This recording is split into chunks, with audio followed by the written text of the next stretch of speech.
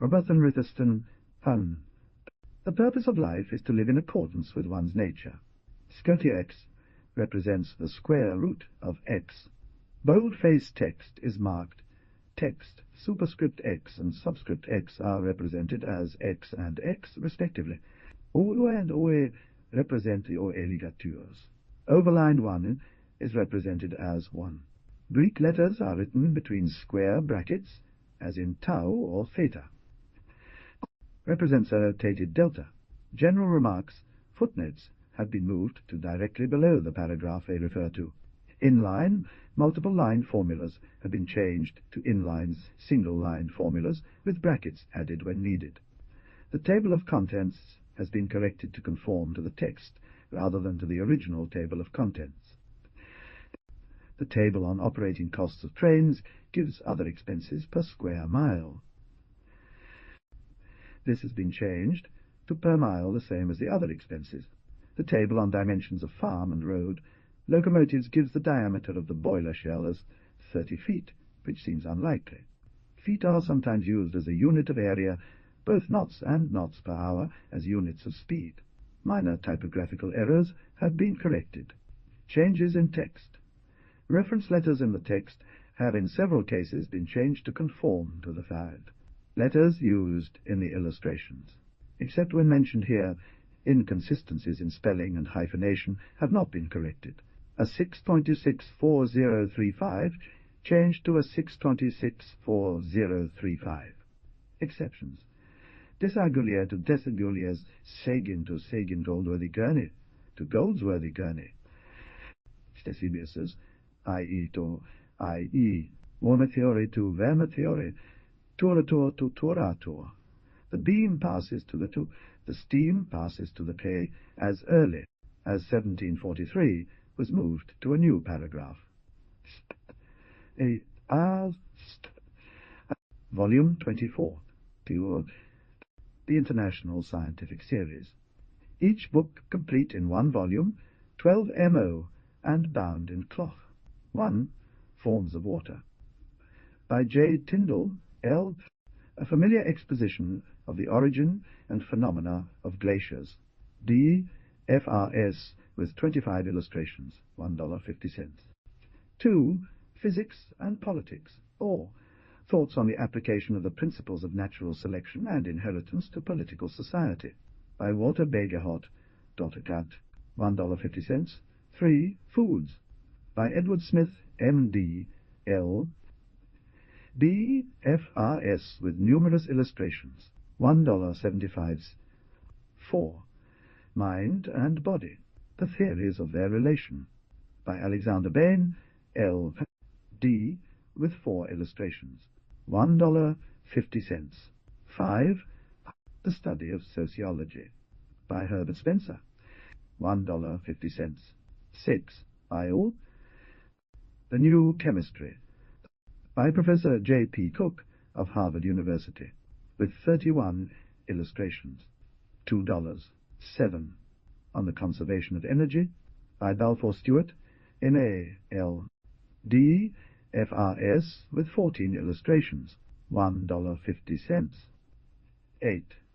Animal Locomotion, or Walking, Swimming, and Flying, by J.B. Pettigrew, M.D., FRS, etc., with 130 illustrations, $1.75.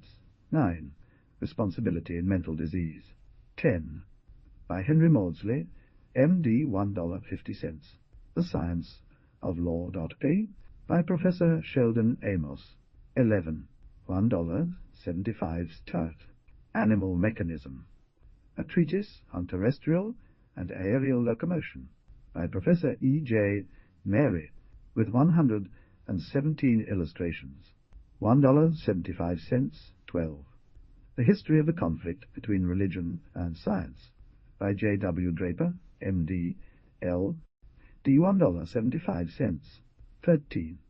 The Doctrine of Descent and Darwinism, with 26 illustrations, by Professor Oscar Schmidt, Strasbourg University, $1.50. 14. The Chemical Effects of Light and Photography, by Dr. Hermann Vogel, Polytechnic Academy of Berlin, Translation thoroughly revised, with 100 illustrations. $2.15. Fungi, Their Nature, Influences, Uses, etc. by N.C. Cook, M.A., L. $1.50. De-edited by the Reverend M. J. Berkeley, M.A., F.L.S., with 109 illustrations. 16. The Life and Growth of Language, by Professor William Dwight Whitney of Yale College, $1.50. 17. Money and the Mechanism of Exchange. 18.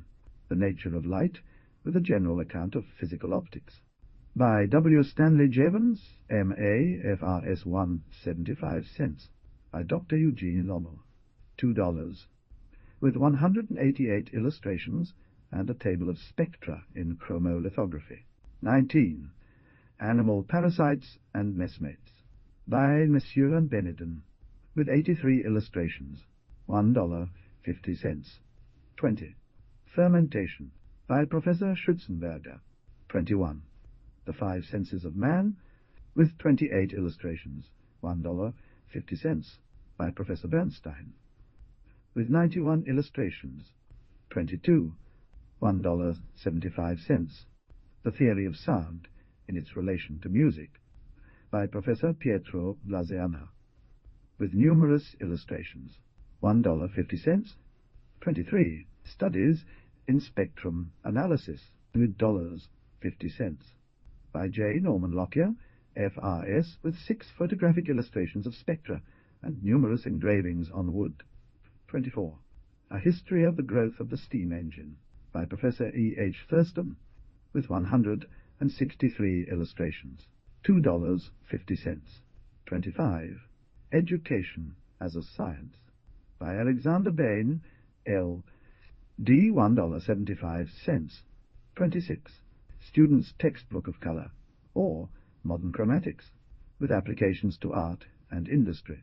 New edition, by Professor Ogden N. Rood, Columbia College, with 130 illustrations, $2.27. The Human Species, by Professor A. de Quatrefages, Membre de l'Institut, $2. 28. The Crayfish, An Introduction to the Study of Zoology, by T. H. Huxley, F.R.S., with 82 illustrations, $1.75.29. The Atomic Theory, by Professor A. Wirtz, 30. Translated by E. Clemenshaw, F.C.S. $1.50. Animal Life as Affected by the Natural Conditions of Existence, by Carl Semper, $2.31. With 2 maps and 106 woodcuts. Sight, an exposition of the principles of monocular and binocular vision, by Joseph LeConte, L. $1.50, D. with 132 illustrations. 32. General Physiology of Muscles and Nerves, by Professor J. Rosenthal, with 75 illustrations, $1.50. 33. Illusions, a Psychological Study, by James Sully, $1.50. 34. The Sun, by C. A. Young, Professor of Astronomy in the College of New Jersey, with numerous illustrations, $2.35. Volcanoes, What They Are and What They Teach, $2.36. By John W. Judd, F.R.S., Professor of Geology in the Royal School of Mines, with 96 illustrations. Suicide, 1.75 cents. An Essay in Comparative Moral Statistics, by Henry Morselli, M.D., Professor of Psychological Medicine, Royal University, Turin, 37, with observations on their habits. Formation of vegetable mold through the action of worms, by Charles Darwin, L. D.F.R.S., with illustrations, $1.50. 38. Concepts and Theories of Modern Physics, The Brain and Its Functions, by J.B. Stallo, $1.75.39, by J. Lewis, $1.50. 40.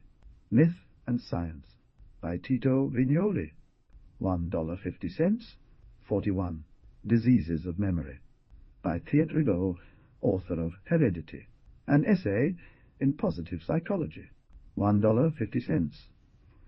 42. Ants, Bees, and Wasps, by Sir John Lubbock, Bart., F.R.S., D.C.L., L.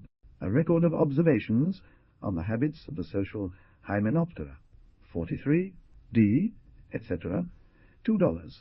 Science of Politics, by Sheldon Amos, $1.75. 44. 45. Animal Intelligence, by George J. Romanes, $1.75. Man Before Metals, by N. Joly, correspondent of the Institute, with 148 illustrations, $1.75. 46. With 47 woodcuts, $1.75. The Organs of Speech and their Application in the Formation of Articulate Sounds, by G. H. von Meyer, Professor in Ordinary of Anatomy at the University of Zurich. 47. Fallacies, A View of Logic from the Practical Side, by Alfred Sidgwick, B.A., Oxon, $1.75. 48. Origin of Cultivated Plants, by Alphonse de Candolle, $2. 49. Jellyfish, Starfish, and Sea Urchins, being a research on primitive nervous systems, by George J. Romanes, $1.75. 50. The Common Sense of the Exact Sciences, by the late William Kingdon Clifford, $1.50. 51. Physical Expression, Its Modes and Principles, $1.75 Tautris. 52. Anthropoid Apes, by Francis Warner, M.D., Assistant Physician and Lecturer on Botany to the London Hospital, etc., with 51 illustrations, by Robert Henry Thurston, Professor in the University of Berlin, with 63 illustrations. 53. $1.75 The Mammalia in Their Relation to Primeval Times, by Oscar Schmidt, $1.50. New York. D. Appleton Company, 135 Bond Street. Illustration. The Grecian Idea of the Steam Engine, the International Scientific Series. A History of the Growth of the Steam Engine. British Institution of Naval Architects, etc., etc., revised edition. New York. D. Appleton and Company, 13 and 5 Bond Street, 1886. By Robert H. Thurston, A.M., C.E., Professor of Engineering, Stevens Institute of Technology, past President American Society of Mechanical Engineers, member of Society of Civil Engineers, Societe des Ingenieurs. Civils, Verein Deutscher Ingenieur, Österreichischer Ingenieur, University of Architects, Associate B. Copyright 1878-1884 by Robert H. Thurston. Preface by These lectures have been rewritten and considerably extended, and have been given a form which is more appropriate to this method of presentation of the subject. This little work embodies the more generally interesting portions of lectures first written for delivery at the Stevens Institute of Technology in the winter of 1871-72, to a mixed audience composed, however, principally of engineers by profession and of mechanics. It comprises also some material prepared for other occasions. The account of the gradual development of the philosophy of the steam engine has been extended and considerably changed, both in arrangement and in method.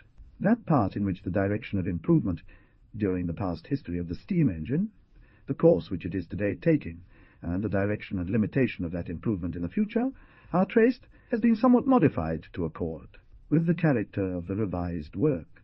The author has consulted a large number of authors in the course of his work, and is very greatly indebted to several earlier writers. Of these, Stuart Owen is entitled to particular mention. His history is the earliest deserving the name, and his anecdotes are of exceedingly great interest and of equally great historical value. The artistic and curious little sketches at the end of each chapter are from John Stuart, as are, usually, the drawings of the older forms of engines. One History of the Steam Engine, London, 1824.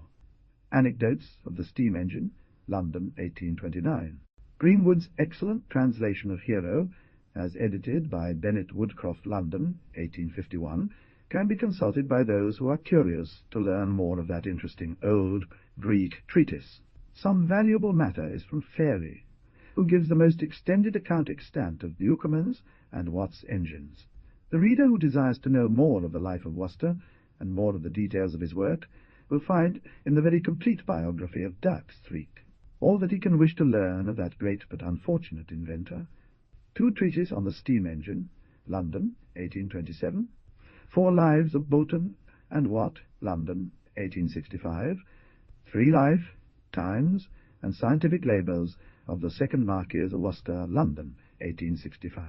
Smiles's admirably written biography of Watford provides an equally interesting and complete account of the great mechanic and his associates, and Muirhead 5 offers a still more detailed description of his invention. 5 Life of James Watt, D. Appleton Company, New York, 1859. Mechanical Inventions of James Watt, London, 1854. The only published sketch of the history of the science of thermodynamics, which plays so large a part in the philosophy of the steam engine, is that of Prosotata, most valuable monograph.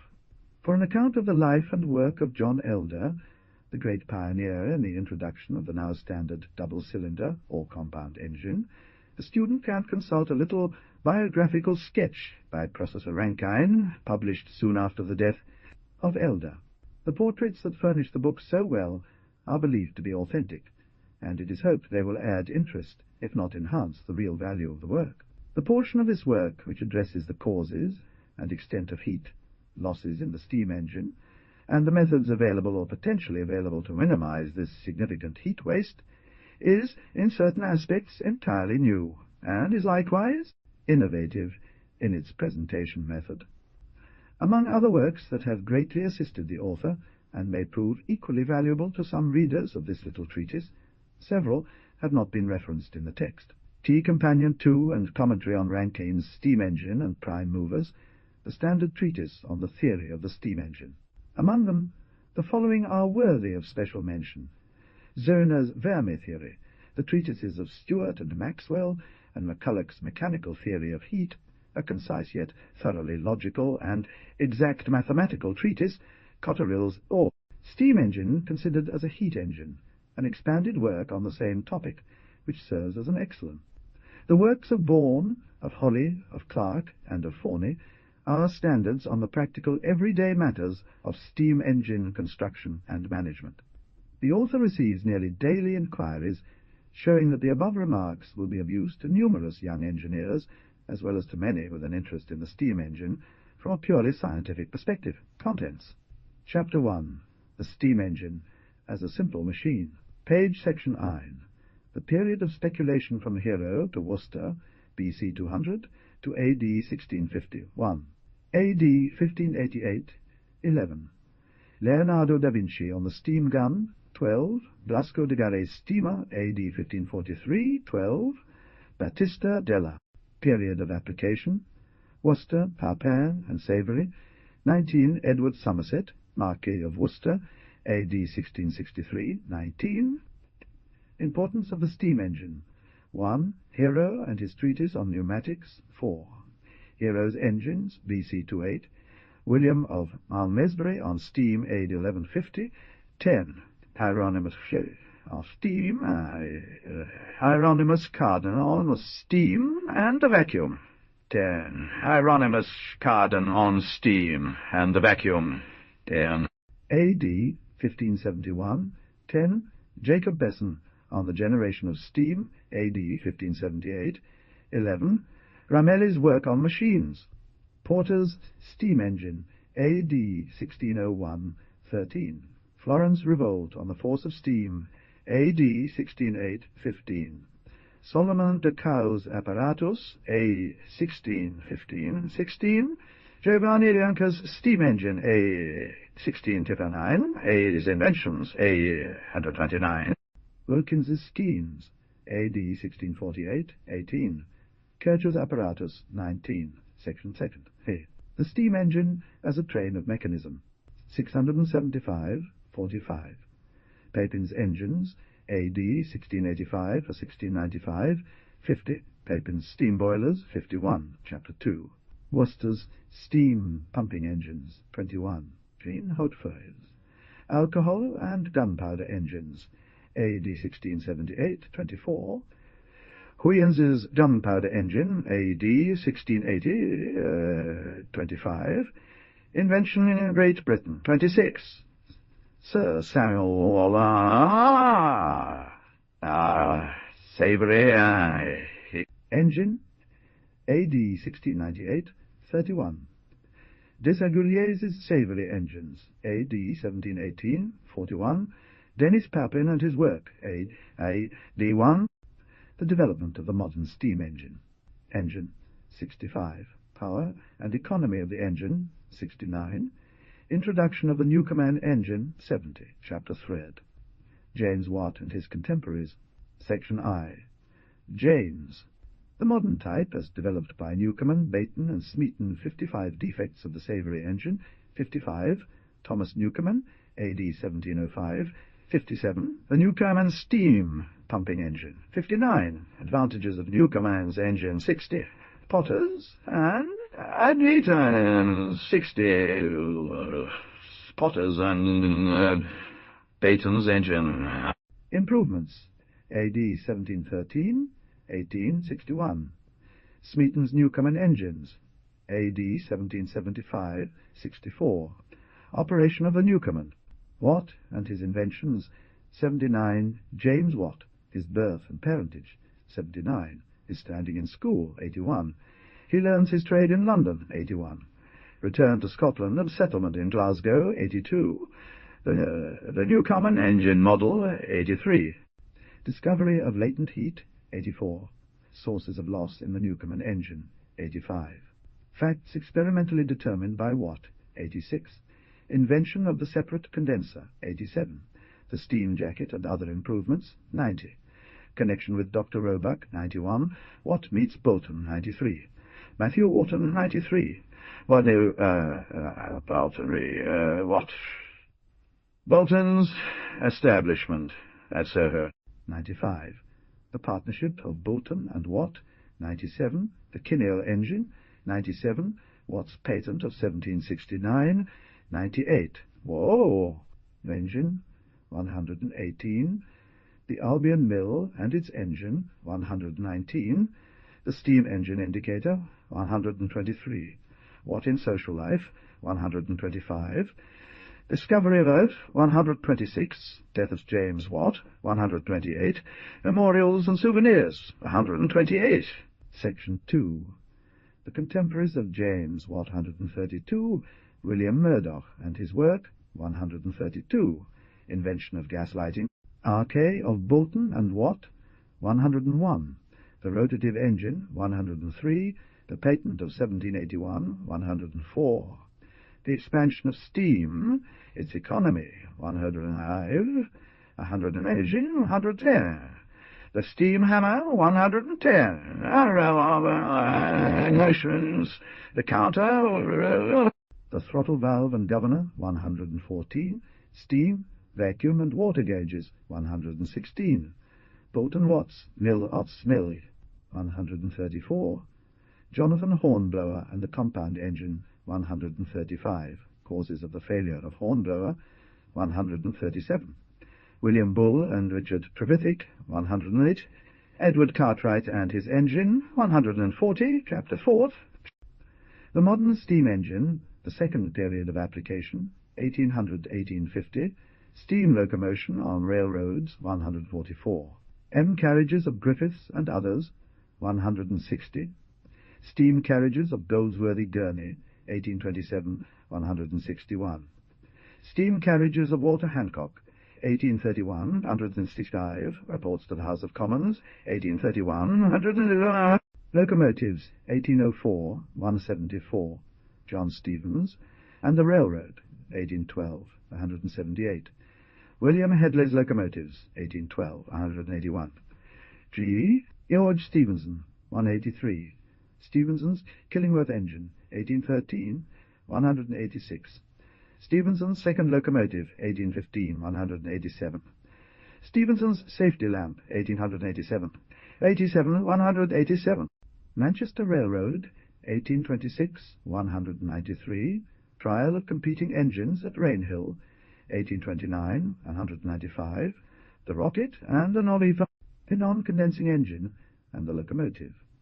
Newton's locomotive, 1680, 149, Nathan Reed's steam carriage, 150, Keogh's steam carriage, 1769, 151, the Mach 700 age of water and haddock, 1784, 100, his plans, that is plans, that is plans, 100, 1786, 153, Evans Arupta Amphibolis, 1804, 157, Richard Trevithick's steam carriage, 1802, 159, Stay. LT, 198, Atmospheric Railways, 201, Character of George Stephenson, 204, the Locomotive of 1833, 204, Introduction of Railroads, 026, Introduction of Railroads in the United States, 207, I'll read right at 25, Horatio Allen and the Stallbridge Lion, 1829, 208, Peter Cooper's Engine, 1829, 209, E. L. Miller, Ann. The second period of application, 1800-1850, the steam engine applied to ship propulsion, 221. The S.C. Railroad, 1830, 210. The American type of engine of John B. Jervis, 1832, 212. Robert L. Stevens, and the T-Rail, 1830, 230, 1814. Matthias Baldwin, his engine, 1831 to 1881, 231, 220. Chapter 5. The Modern Steam Engine. Ancient Prophecies, earliest paddle wheel. Blasco de Garet's steam vessel, 1543. Experiments of Dionysius, Papin, 1707. Jonathan Hull's steamer, 1776. Belfevre, Hausen, 1782. Pontoise de Chauffeur, 700. 1772. 1776. James Rumsey, 1774. John Fitch, 1785. Fitch's Experiments on the Delaware, 1787.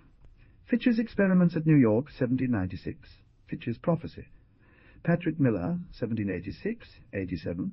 Samuel Morey, 1193. Nathan Red, 1088. Dundas and Symington, 1801. Henry Bell and the Comet, 1811. Henry Haight, Roosevelt, 8 hours and 198. Robert Fulton on Lakehausen, 1801. Fulton's first steamboat, 1803. Clermont, 1807. Voyage of the Clermont to Alba. Nye, Fulton's later steamboats. Fulton's war steamer, 1815. Oliver Evans, 1804. John Stevens' screw steamer, 1804. Stevens' steam boilers, 1804. Stevens' ironclad, 1804. Robert L. Stevens' improvements. Stevens' cut-off, 1841. Stevens' cut-off, 1841. Stevens' ironclad, Robert L. Thurston and John Babcock, 1821. James P. Allaire and the Messrs. Copeland, Air. Advantages of the screw. Screw on the ocean. Obstacles to improvement. Changes in engine construction. Conclusion. Stoss W. Smith's compound engine. Steam navigation on western rivers, 1811. Ocean steam navigation, 1808. Savannah, 1819. Sirius and Great Western, 1838. Cunard Line, 1848. Collins Line, 1851. Side lever end. Ericsson's screw vessels, 1836. Francis Pettit Smith, 1837. Princeton, 1841. The steam engine of today. The period of refinement, 1850 to date, 303 cup. AM boiler, 338. Sectional steam boilers, 343. Performance of boilers, 344. Section 2. Portable and locomotive engines. The condition of the steam engine, at this time, 303. The later development of the engine, 304. Stationary steam engines, 307. The steam engine for small powers, 307. The horizontal engine with performance, 316. The detachable valve gear, 316. The sickles cut off, 317. Expansion adjusted by the Gover, Nor, 318. The Corliss engine, 319. The Green engine, 321.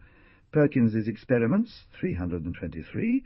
Dr. Alban's work, 325. The Perkins compound engine, 327. The modern, 28. The Cornish engine, 330 worth. The steam, 328. Pumping engine, 333. The compound beam and crank engine, 335. The Levitt pumping engine, 336. The stationary set. The semi-portable engine, 348. Performance of portable engines, 350. Their efficiency, 352. The Hode linen, 354. The Mills Farm and Road engine, 356. Fisher's steam carriage, 356. Performance of road engine, 300. By the author, 358. Conclusions, 358. The steam fire engine, 360. The rotary steam engine and pour, MP, 365. The modern locomotive, 368. Dimensions and performance, 373. Compound engines or locomotives, 376. Extent of modern railroads, 378. Sectional thread. And engines, 379. The modern marine engine, 379. The American beam engine, 379. The oscillating engine, feathering wheel, 381. 382. Riverboat engines on the Mississippi, 384. Steam launches and yachts, 386. Screw engines, 389. The marine compound engine, 390. Its introduction by John Elder and others, 393. Chapter 7. Merchant steamers, 406. Naval steamers. Classification, 409.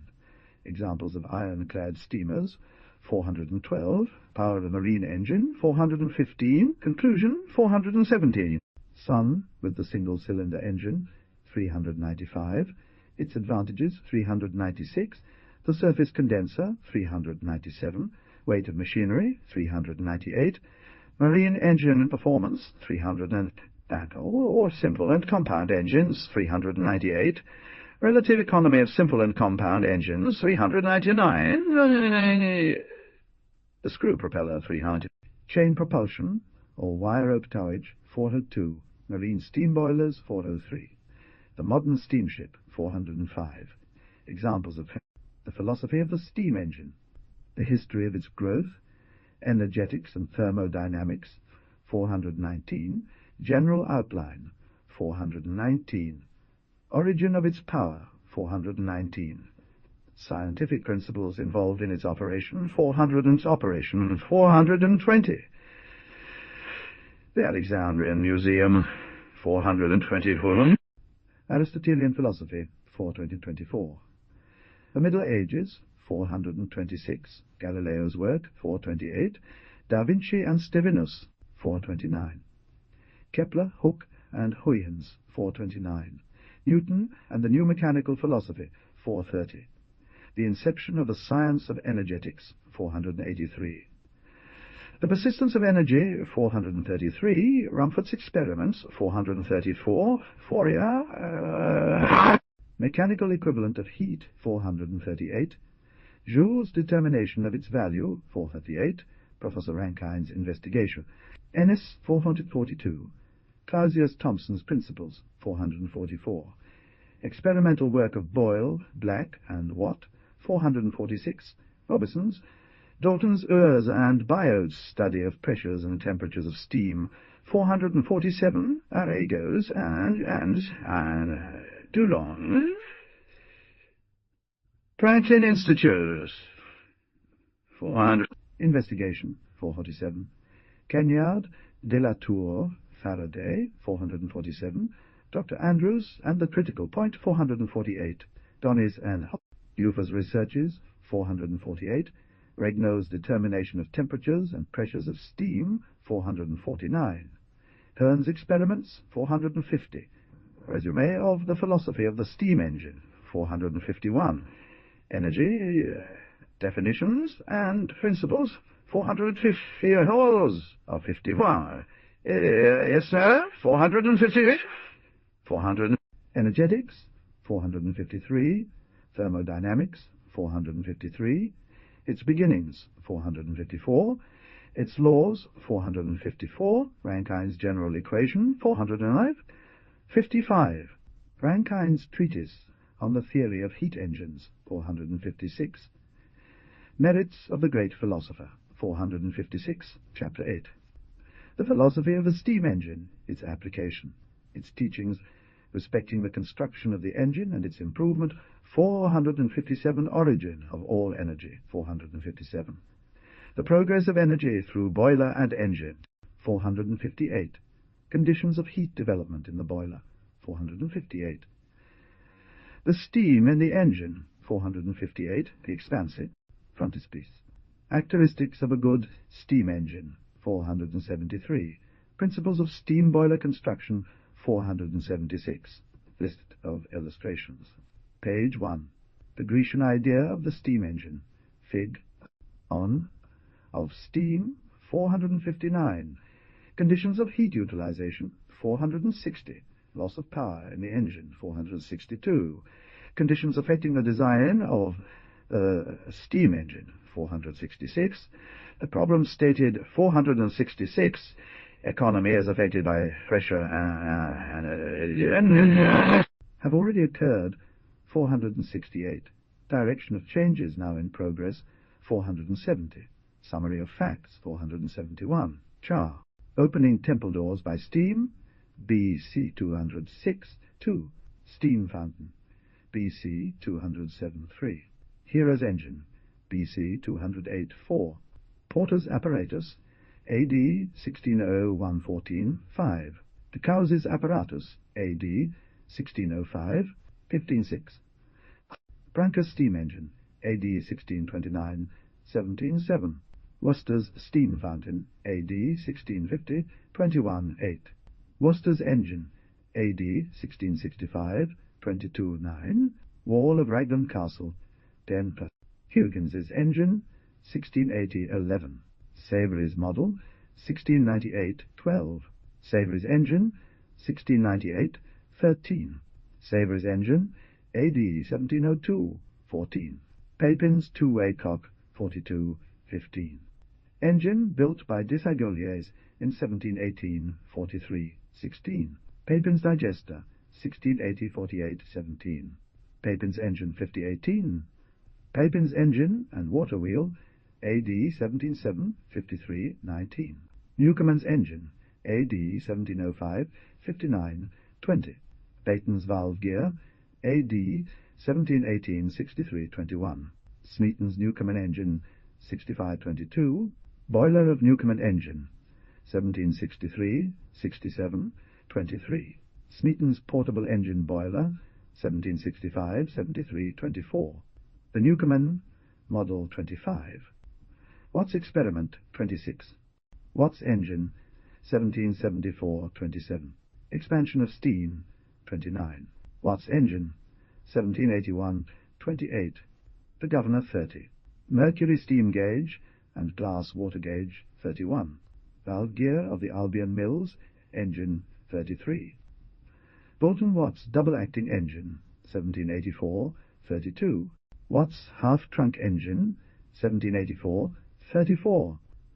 The Watt hammer, 1784-35. James Watt's workshop, 36. Murdoch's oscillating engine, 1785-37. Hornblower's compound engine, 1781-38.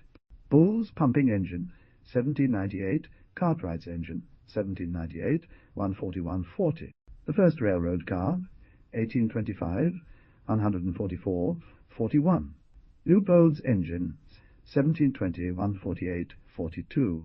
Newton's steam carriage, 1680, 149-43. Reed's steam carriage, 1790, 150-44. Kilknell's steam carriage, 1770, 151.45. Murdoch's model, 1784, 153.46. Evans's non-condensing engine, 1800, 156.47. Evans's Oructa Amphibolis, 1804, 157.48. Gurney's steam carriage, 163.49. Hancock's autopsy, 1833, 168.50. Trevithick's locomotive, 1804, 175.51. Stephenson's locomotive of 1815. Section 187.52. Stephenson's No. 1 engine, 1825, 191.53. Opening of the Stockton and Darlington Railroad, 1815, 192.54. The Novelty, 1829, 197.55. The Rocket, 1829, 198.56. The Atmospheric Railroad, 202.57. Stephenson's locomotive, 1833, 203.58. The Stephenson valve gear, 1833, 206.59. The Atlantic, 1832, 210.60. The Best Friend, 1830, 211.61. The West Point, 1831, 212.62. The South Carolina, 1831, 213.63. The Stevens Rail, and enlarged section 215.64. Old Ironsides, 1832, 216.65. The E. L. Miller, 1834 to 1766. Hull's Steamboat, 1736, 226.67. Fitch's Model, 1785, 236.68. Fitch-Voight's Boiler, 1787, 238.69. Fitch's First Boat, 1787, 238.70. John Fitch, 1788, 239.71. John Fitch, 1796, 240.72. Miller, Taylor Symington, 1788, 242.73. Reed's Boiler, in section, 1788, 245.74. Reed's Multitubular Boiler, 1788, 245.75. The Charlotte Dundas, 1801, 247.76. The Comet, 1812, 248.77. Fulton's Experiments, 253.78. Fulton's Table of Resistances, 254.79. Barlow's Water Tube Boiler, 1793, 256.80. The Clermont, 1807, 258.81. Engine of the Clermont, 1808, 258.82. Section of Steam Boiler, 1804, 264.84. Launch of the Fulton, the first, 1804, 262.83. Engine, boiler, and screw propellers used by Stevens, 1804, 265.85. Stevens's screw steamer, 1804, 265.86. The feathering paddle wheel, 272.88. John Stevens's twin screw steamer, 1805, 269.87. The North America and Albany, 1827, 3274.89. Stevens's return, tubular boiler, 1832, 275.90. Stevens's valve motion, 276.91. The Atlantic, 1851, 290.92. The side lever engine, 1849, 291.93. Vertical stationary steam engine, 38.94.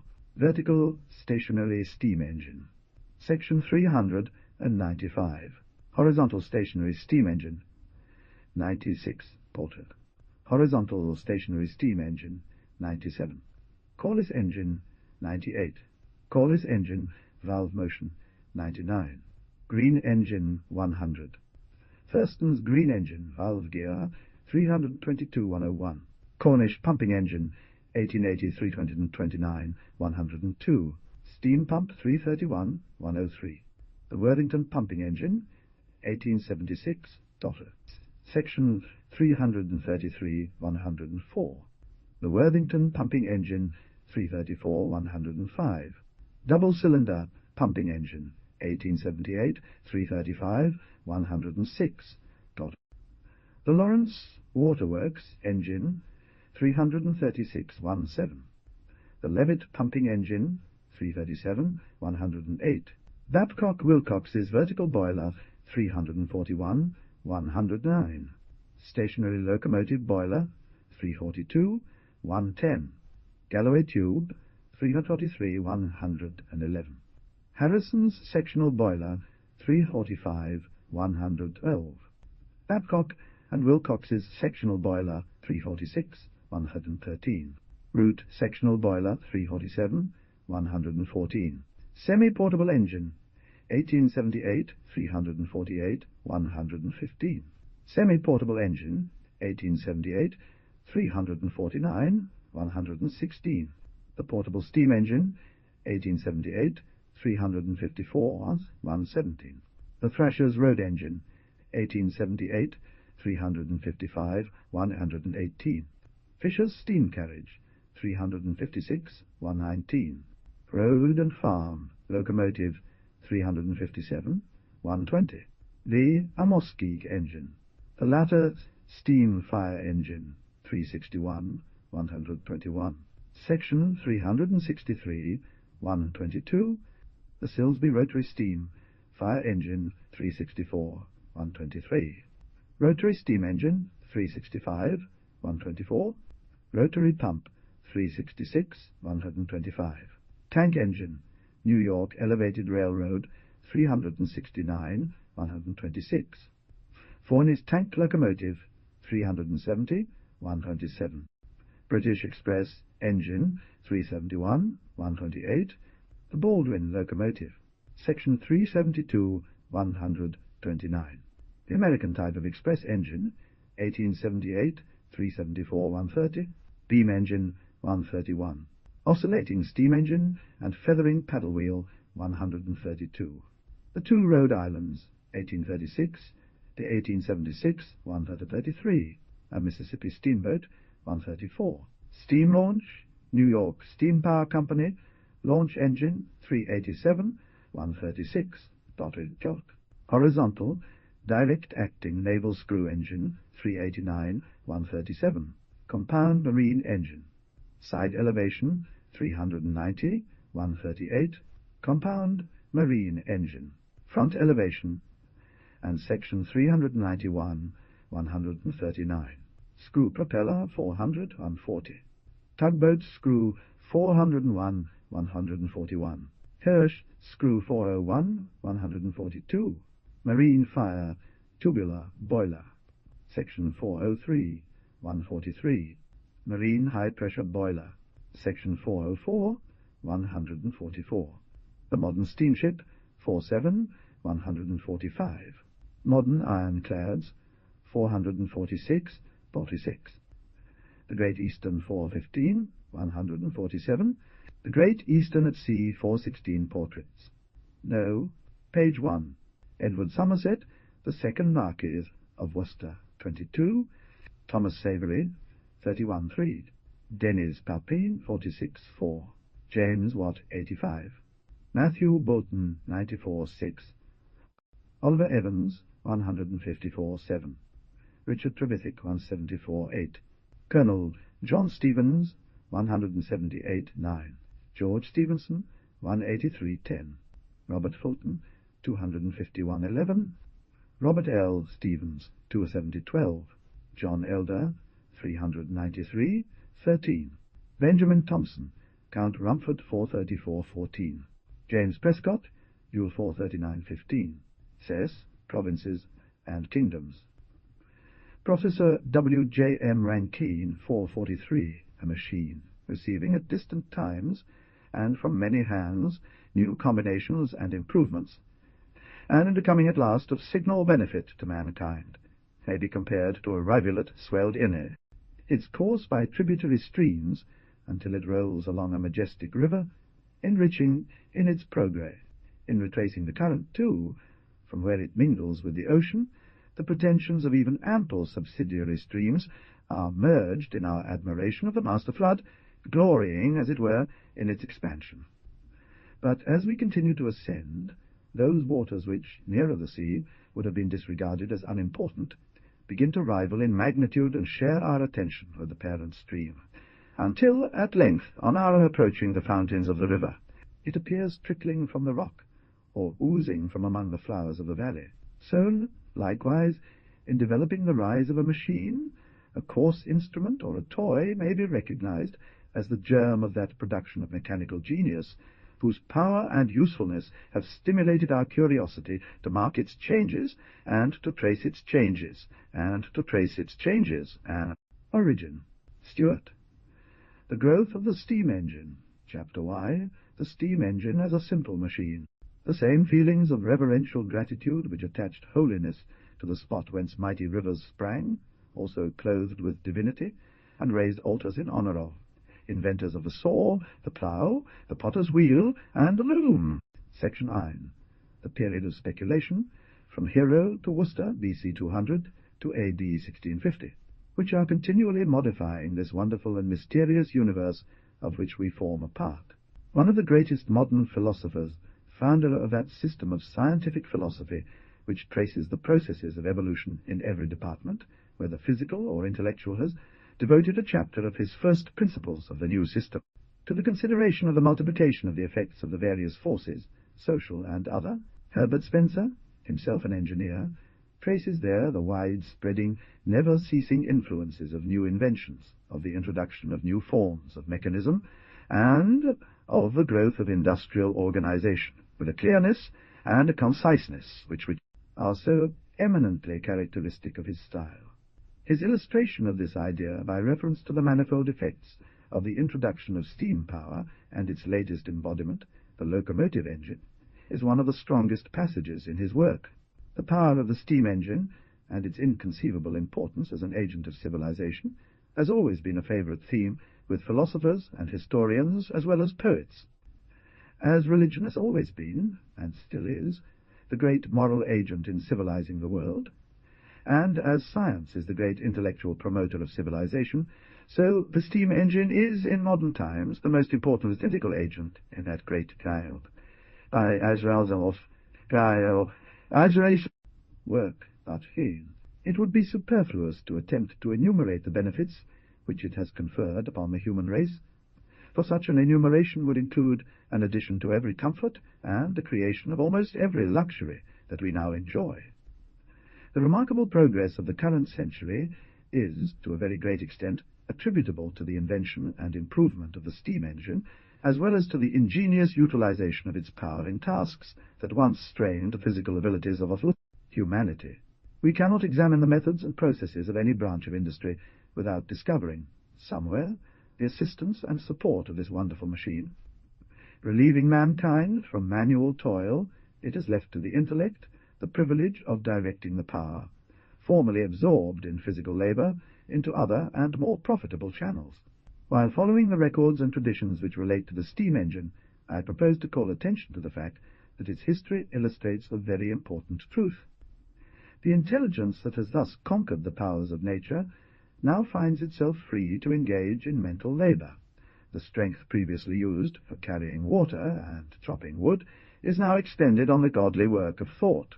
What, then, can be more interesting than to trace the history of the growth of this wonderful machine, the greatest among the many great creations of one of God's most beneficent gifts to man, the power of invention? Great inventions are never, and great discoveries are seldom, the work of any one mind. It is not a creation, but a growth as truly so as is that of the trees in the forest. Every great invention is really either an aggregation of minor inventions or the final step of a progression. Hence, the same invention is frequently brought out in several countries, and by several individuals simultaneously. Frequently an important invention is made before the world is ready to receive it, and the inventor is taught by his failure that it is as unfortunate to be in advance of his time as to be behind it. Inventions only become successful when they are not only needed, but when mankind is so far advanced in intelligence as to appreciate and to express the necessity for them, and to at once make use of them. More than half a century ago, an able New England writer, in a communication to an English engineering periodical, described the new machinery which was built at Newport, R.I., by John Babcock and Robert L. Thurston, for one of the first steamboats that ever ran between that city and New York. He prefaced his description with a frequently quoted remark to the effect that, as Minerva sprang, mature in mind, in full stature of body, and completely armed, from the head of Jupiter, so the steam engine came forth, perfect at its birth, from her faith, at its birth. Brain of James Watt Tull almost ceased to admire it, or to wonder at the workings of the still more admirable intelligence that has so far perfected it. 2001 centuries ago, the political power of Greece was broken, although Grecian civilization had reached its zenith. But we shall see, as we examine the records of its history, that although James Watt was an inventor, and probably the greatest of the inventors of the steam engine, he was still but one of the many men who have aided in perfecting it, and who have aided in perfecting it, and who have now made us so familiar with it, and its tremendous power and its facile adaptations, that we have. Rome, more brutal than her refined neighbour, was constantly growing stronger, rapidly gaining territory by absorbing weaker states. Egypt, older in civilization than either Greece or Rome, fell but 2 centuries later before the assault of the younger states, and became a Roman province. It had now become a great and prosperous city, the centre of the commerce of the world, the home of students and of learned men. Her principal city was, at this time, Alexandria, founded by the great soldier whose name it bears, when in the full tide of his prosperity. It is among the relics of that ancient Egyptian civilization that we find the first records in the early history of the steam engine. It is quite uncertain whether Hero was the inventor of any number of the contrivances described in his work. In Alexandria, the home of Euclid, the great geometrician, and possibly contemporary with that talented engineer and mathematician, Archimedes, a learned writer, called Hero, produced a manuscript which he entitled Spiritalia so Pneumatica. Hero states, in his introduction, his intention to describe existing machines and earlier inventions, and to add his own. It is most probable that the apparatus described are principally devices which had either been long known, or which were invented by Ctesibius, an inventor who was famous for the number and ingenuity of the hydraulic and pneumatic machines that he devised. Nothing in the text, however, indicates to whom the several machines are to be ascribed. 6. The British Museum contains 4 manuscript copies of Hero's pneumatics, which were written in the 15th and 16th centuries. This is, so far as the author is aware, the only existing English translation of any portion of Hero's works. These manuscripts have been examined with great care, and a translation from them prepared by Professor J.G. Greenwood, and published at the desire of Mr. Bennett Woodcroft, the author of a valuable little treatise on steam navigation. The initial section of Hero's work focuses on siphon applications. The 11th proposition introduces the use of heat to generate fluid movement. An altar and its base are hollow and airtight. A liquid is poured into the pedestal, and a pipe inserted, of which the lower end passes beneath the surface of the liquid, and the upper extremity leads through a figure standing at the altar, and terminates in a vessel inverted above this altar. When a fire is made on the altar, the heat produced expands the confined air, and the liquid is driven up the tube, issuing from the vessel in a hand of the figure standing by the altar, which thus seems to be offering a libation. This toy embodies the essential principle of all modern heat engine exchange of energy from the form known as heat energy into mechanical energy or work. It is not at all improbable that this prototype of the modern wonder-working machine may have been known centuries before the time of Hero. They demand no description here. Many forms of hydraulic apparatus, including the hand-fire engine, which is familiar to us and is still used in many of our smaller cities, are described, the greater number of which are probably attributable to Ctesibius. A hot-air engine, however, which is the subject of his 37th proposition, is of real interest. The sketch from Greenwood's translation exhibits the device very plainly. Beneath the temple doors, in the space, Hero sketches and describes a method of opening temple doors by the action of fire on an altar, which is an ingenious device, and contains all the elements of the machine of the Marquis of Worcester, which is generally considered the first real steam engine, with the single and vital defect that the expanding fluid is air instead of steam. A BCD is placed a spherical vessel, H, containing water. A pipe, FG, connects the upper part of this sphere with the hollow and airtight shell of the altar above, DE.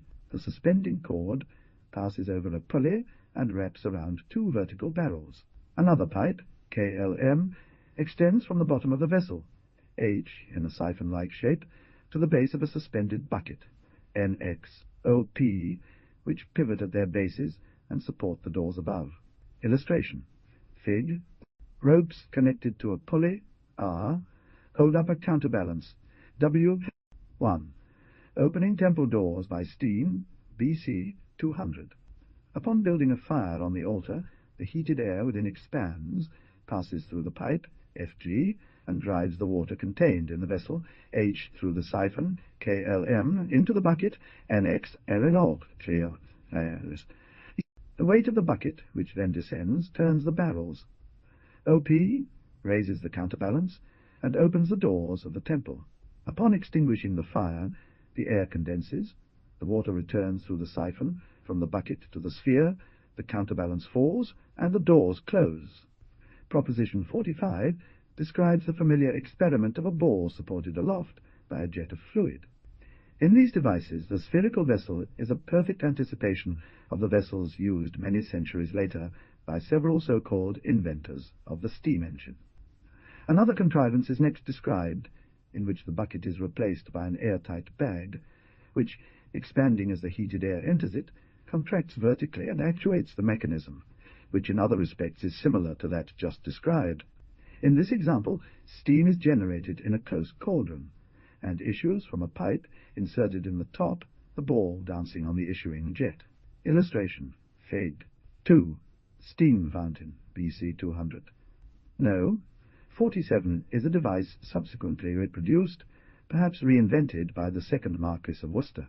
A strong, close vessel, a BCD, forms a pedestal on which are mounted a spherical vessel, EF, and a basin. A D, a drain pipe, NO, leads from the basin to the reservoir. A pipe, HK, is led from the bottom of the larger vessel into the upper part of the sphere, and another pipe from the lower part of the latter, in the form of a siphon, over to the basin. M, it is operated thus: the vessel, the whole contrivance, is called a fountain, which is made to flow by the action of the sun's rays. ABCD. EF, being filled nearly to the top with water or other liquid, and exposed to the action of the sun's rays, the air above the water expands and drives the liquid over through the siphon, G, into the basin M, and it will fall into the pedestal. This can, evidently, only occur when the pipe G is closed prior to the start of this cooling. Hero goes on to state that, upon the removal of the sun's rays, the air in the sphere will contract, and that the water will be returned to the sphere from the pedestal. No such cock is mentioned, and it is not unlikely that the device only existed on paper. This blast is either directed into the fire, or it makes a blackbird sing, blows a horn for a triton, or does other equally useless work. Several steam boilers are described, usually simple pipes or cylindrical vessels, and the steam generated in them by the heat of the fire on the altar forms a steam blast. In one device, No. 70, steam issues from a reaction wheel revolving in the horizontal plane, causing dancing images to circle around the altar. A more mechanical and more generally known form of this device is that which is frequently described as the first steam engine. Illustration. Fig. 3. Hero's engine, BC 200. The cauldron, a B, contains water and is covered by the steam-tight cover, CD up. The sketch from Stewart is similar in general form, but more elaborate in detail than that copied by Greenwood, which is here also reproduced as representing more accurately the simple form which the mechanism of the aeolipile, or ball of aeolipile, assumed in those early times. Short, bent pipes, H, and a globe is supported above the cauldron by a pair of tubes, terminating, the one, CM, in a pivot, L, and the other, EF, opening directly into the sphere at GF. K issue from points diametrically opposite each other, and are open at their extremities. A fire being made beneath the cauldron, steam is formed and finds exit through the pipe, EFG, into the globe, and thence rushes out of the pipes, HK, turning the globe on its axis, GL, by the unbalanced pressure thus produced. The more elaborate sketch which forms the frontispiece represents a machine of similar character. Its design and ornamentation illustrate well the characteristics of ancient art, and the Greek idea of the steam engine. This aeolipile consisted of a globe, X, suspended between trunnions, O's, through one of which steam enters from the boiler, P, below. The hollow, bent arms, W and Z, cause the vapour to issue in such directions that the reaction produces a rotary movement of the globe, just as the rotation of reaction water wheels is produced by the outflowing water. It is quite uncertain whether this machine was ever more than a toy, although it has been supposed by some authorities that it was actually used by the Greek priests for the purpose of producing motion of apparatus in their temples. Say that, from the time of Hero, we meet with no good evidence of its application to practical purposes for many hundreds of years. It seems sufficiently remarkable that while the power of steam had been, during all the many centuries that man has existed upon the globe, so universally displayed in so many of the phenomena of natural change, mankind lived almost up to the phase. Christian era without making it useful in giving motion even to a toy, but it excites still greater surprise. Triumphs and improvements in the mechanic arts. 7. Stuart's anecdotes. Here and there in the pages of history, and in special treatises, we find a hint that the knowledge of the force of steam was not lost, but it is not at all to the credit of biographers and of historians that they have devoted so little time to the fulfilled task of seeking and recording information relating to the progress of this and other important invent. Malmesbury states 7 that, in the year A.D. 1125, there existed at Rheims, in the church of that town, a clock designed or constructed by Gerbert, a professor in the schools there, and an organ blown by air escaping from a vessel in which it was compressed by heated water. Hieronymus Cardan, a wonderful mathematical genius, a most eccentric philosopher, and a distinguished physician, about the middle of the 16th century, called attention, in his writings, to the power of steam and to the facility with which vacuum can be obtained by its condensation. This Cardan was the author of Cardan's formula, or rule for the solution of cubic equations, and was the inventor of the smoke-jack. He has been called a philosopher, juggler, and madman. He was certainly a learned mathematician, a skilful physician, and a good mechanic. 8 Bergpostila, oder Sarepta von Bergwerk und Metallen. Another author utilized Hero's steam aeolipe to rotate a spit, rivaling and surpassing Cardan's introduction of his smoke-jack. Many traces are found, in the history of the 16th century, of the existence of some knowledge of the properties of steam, and some anticipation of the advantages to follow its application. Mathesius, in one of his sermons in A.D. 1571, describes a device that can be termed a steam engine, elaborating on the tremendous results which may follow the volcanic action of a small quantity of confined vapour. 888, Nuremberg, 1571. As Stuart notes, the inventor described its excellent qualities in great detail. 9 History of the Steam Engine, 1825. He claimed it would eat nothing, and giving, withal, an assurance to those partaking of the feast, whose suspicious natures nurse queasy appetites, that the haunch has not been pawed by the turnspit in the absence of the housewife's eye, for the pleasure of licking his unclean fingers, to encourage him to pay great attention to applied mechanics and to mechanism. There was at this time a marked awakening of the more intelligent men of the age to the value of practical mechanics. Jacob Besson, a professor of mathematics and natural philosophy at Orleans, and who was in his time distinguished as a mechanician, and for his ingenuity in contriving illustrative models for use in his lecture room, left evidence which Beroldus collected and published in 1578, point 1, that he had found the spirit of his time sufficiently enlightened. A scientific tract, published at Orleans in 1569, and probably written by Besson, describes very intelligently the generation of steam by the communication of heat to water, and its peculiar properties.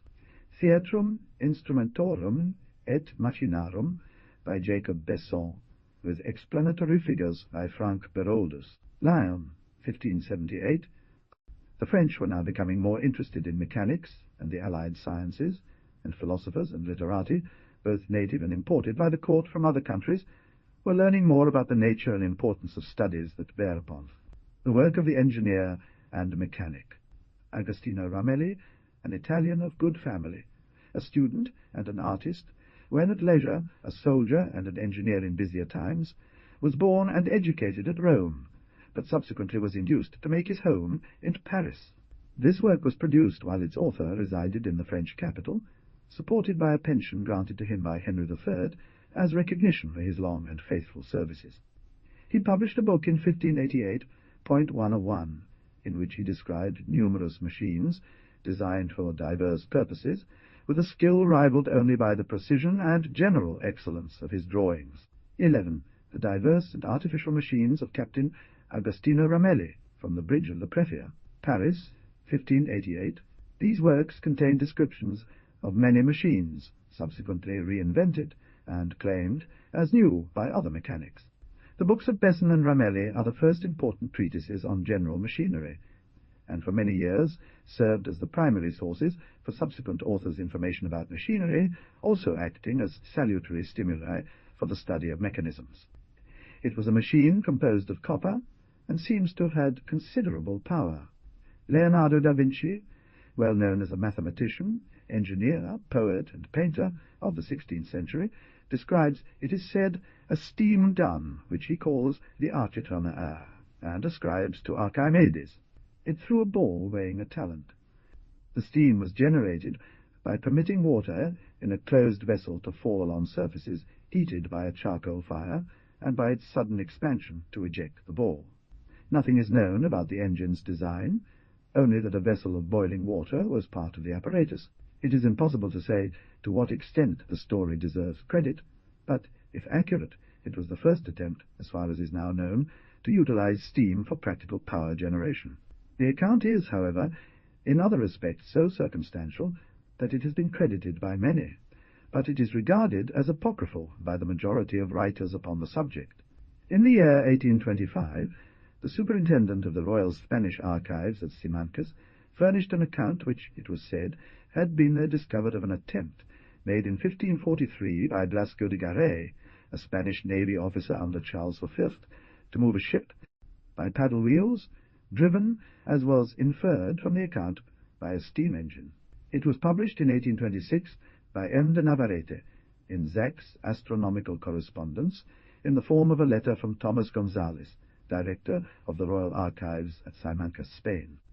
In 1601, Giovanni Battista della Porta, in a work called Spiritali, described an apparatus by which the pressure of steam might be made to raise a column of water. It included the application of the condensation of steam to the production of a vacuum into which the water would flow. Porta is described as a mathematician, chemist, and physicist, a gentleman of fortune, and an enthusiastic student of science. His home in Naples was a rendezvous for students, artists, and men of science distinguished in every branch. He invented the magic lantern and the camera obscura, and described it in his commentary on the Pneumatica. 12 Pneumaticorum, Libri 3, etc., 4. In his work 12 he described this machine for raising water as shown in Fig. 4, which differs from one shown by Hero in the use of steam pressure instead of the pressure of heated air for expelling a liquid. Naples, 1601. Ai 3 Libri de Spiritali. Napoli, 1606. The retort, or boiler, is fitted to a tank from which the bent pipe leads into the external air. This was called by Porta an improved Hero's fountain, and was named his steam fountain. A fire being kindled under the retort, the steam generated rises to the upper part of the tank, and its pressure on the surface of the water drives it out through the pipe, and it is then led to any desired height. He described with perfect accuracy the action of condensation in producing a vacuum, and sketched an apparatus in which the vacuum thus secured was filled by water, forced in by the pressure of the external atmosphere. His contrivances were not apparently ever applied to any practically useful purpose. We have not yet passed out of the age of speculation, and are just approaching the period of application. Illustration. Fig. Porter is, nevertheless, entitled to credit as having proposed an essential change in this succession, which begins with hero, and which did not end with what. 4. Porter's apparatus, A.D. 1601. The use of steam in Hero's fountain was as necessary a step as, although less striking than any of the subsequent modifications of the machine. The rude engraving Fig. 4 is copied from Porter's book, clearly depicting a boiler positioned above a furnace with a flame emerging from its door, and above it a tank holding water. In Porter's contrivance, too, we should note particularly the separation of the boiler from the forcing vessel, a plan often claimed as original with later inventors, and as constituting a fair ground for special distinction. The opening at the top is sealed by the plug, as illustrated, and the steam, emerging from the boiler into the tank, near the top forces out the water through the pipe on the left, which ascends from the bottom of the tank. Illustration. Fig. Hebrews. 5. De Cause's apparatus, A.D. 1605.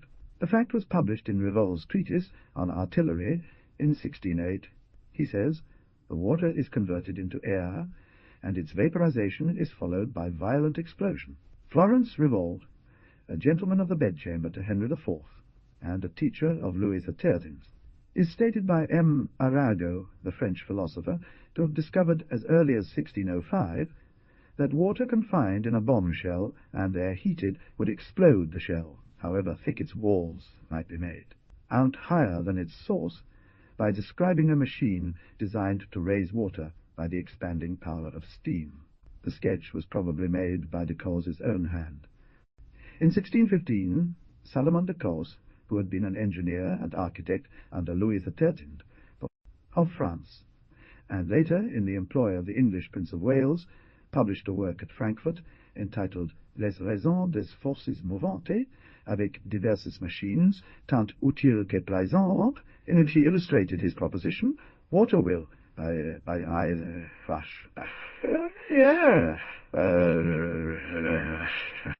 aid of fire, M, in the sketch here given Fig. 5, and which is copied from the original in Les raisons des forces mouvantes, etc. A is the copper ball containing water, B the cock at the extremity of the pipe taking water from the bottom, C of the vessel, D the cock through which the vessel is filled. The machine of Descartes, like that of Porter, thus consisted of a metal vessel partly filled with water, and in which a pipe was fitted, leading nearly to the bottom, and open at the top. Fire being applied, the steam formed by its elastic force drove the water out through the vertical pipe, raising it to a height limited only by either the desire of the builder or the strength of the vessel. This was proposed for many useful applications. In 1629, Giovanni Branca, from the Italian town of Loreto, described, in a work 13 published at Rome, several ingenious mechanical contrivances, including a steam engine, Fig. 6, where steam emerging from a boiler impinged upon the vanes of a horizontal wheel. 13. The machine devised by Signor Giovanni Branca, citizen of Rome, engineer and architect of the Holy House of Loreto, Rome, 1629. Illustration, Fig. At this time, experiments were in progress in England, which soon resulted in the useful application of steam power to raising water. 6. Branca's steam engine, A.D. 1629. These were 1. A patent, dated January 21st, 1630, was granted to David Ramsier 14 by Charles I, which covered several distinct inventions. To multiply and make saltpetre in any open field, within 4 acres of ground, sufficient to serve all our dominions. 2. To raise water from low pits by fire. 3. 4. To make any sort of mills to operate on standing waters by continuous motion, without aid from wind, water, or horse. 5. To create all kinds of tapestry without any weaving loom, or way ever used in this kingdom. 6. to construct boats, ships, and barges capable of travelling against strong winds and tides, to make the earth more fertile than usual. 7. To raise water from low places and mines and coal pits by a new way never yet in use. 8. To make hard iron soft, and likewise copper to be tough and soft, which is not in use in this kingdom. 9. To make yellow wax white very speedily. 14 Reimer's Föderer, Sanderson. Eubanks Hydraulics, p. 419. This appears to have been the first authentic reference to the use of steam in the arts which has been found in English literature. To the Crown. The patentee held his grant for 14 years, on condition of paying an annual fee of 3,680D. The steam engine, in all its forms, was at that time known as the fire engine. The second claim is distinct as an application of steam, the language being that which was then, and for a century and a half subsequently, always employed in speaking of its use. It would seem not at all improbable that the third, fifth, and seventh claims are also applications of steam power. Thomas Grant in 1632 and Edward Ford in 1640 also patented schemes, which have not been described in detail, for moving ships against wind and tide by some new and great force. He says, "Might not a high pressure be applied with advantage to move wings as large as those of the rucks or the chariot? The engineer might probably find a corner that would do for a coal station near some of the castles in the air." Dr. John Wilkins, Bishop of Chester, an eccentric but learned and acute scholar, described, in 1648, Cardan's smoke-jack, the earlier Aeolipeles, and the power of the confined steam, and suggested, in a humorous discourse, what he thought to be perfectly feasible, the construction of a flying machine. The Reverend Witt proposed the application of the smoke-jack to the chiming of bells, the reeling of yarn, and to rocking the cradle. Lents, Dwight. They are, the bishop adds, frequently used for the exciting and contracting of heat in the melting of glasses or metals. Bishop Wilkins writes, in 1648, Mathematical Magic, of Aeolipeles as familiar and useful pieces of apparatus, and describes them as such material as may endure the fire, having a small hole at which they are filled with water, and a small hole at which they are filled with water, and out of which, when the vessels are heated, the air doth issue forth with a strong and lasting vial. They may also be contrived to be serviceable for sundry other pleasant uses, as for the moving of sails in a chimney corner, the motion of which sails may be applied to the turning of a spit, or the like. Kircher provides an engraving Mundus Subterraneus depicting the aforementioned use of the Aeolipile, while Aula Subterranea, 1672, offers an illustration showcasing its application in creating a blast during ore smelting. Section 2. Fey. The latter application is revived very frequently by the modern inventor. They seem to have been frequently used, and in all parts of Europe during the 17th century, for blowing fires in houses, as well as in the practical work of the various trades, and for improving the draught of chimneys. Period of application: Worcester, Palpin, and Savory. We next encounter the first instance where the expansive force of steam is purported to have been utilized to accomplish significant and useful labor. One of these inventions is an apparatus for raising water by steam. In 1663, Edward Somerset, 2nd Marquess of Worcester, published a curious collection of descriptions of his inventions, couched in obscure and singular language, and called A Century of the Names and Scantlings of Inventions by me already practised. The description was not accompanied by a drawing, but the sketch here given fig.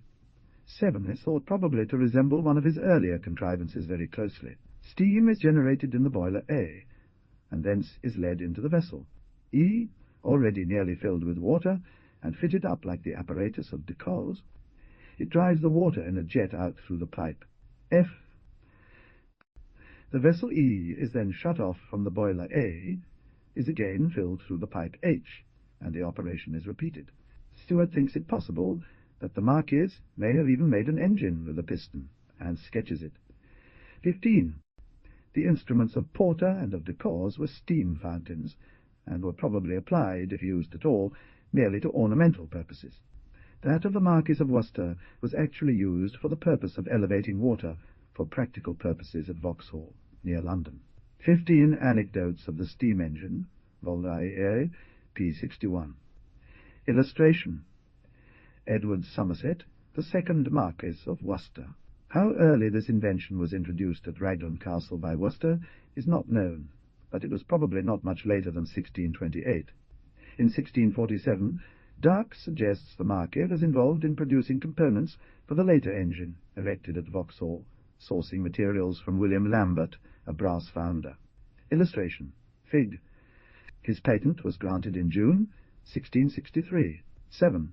Worcester's steam fountain, A.D. 1650. Specifications. We find no illustrated description of the machine, nor an account detailed enough for a mechanic to replicate it. The two vessels. Fortunately, the cells and grooves Fig. 9 remaining in the wall of the citadel of Raglan Castle indicate the general dimensions and arrangement of the engine, and Dirks, the biographer of the inventor, has suggested the form of apparatus shown in the sketch Fig. 8, as most perfectly in accord with the evidence there found, and with the written. A, are connected by a steam pipe, BB, with the boiler, C, behind them. D is the furnace. A vertical water pipe, E, is connected with the cold water vessels, A, by the pipes, FF, reaching nearly to the bottom. Water is supplied by the pipes, GG, with valves, AA, dipping into the well or ditch, HP.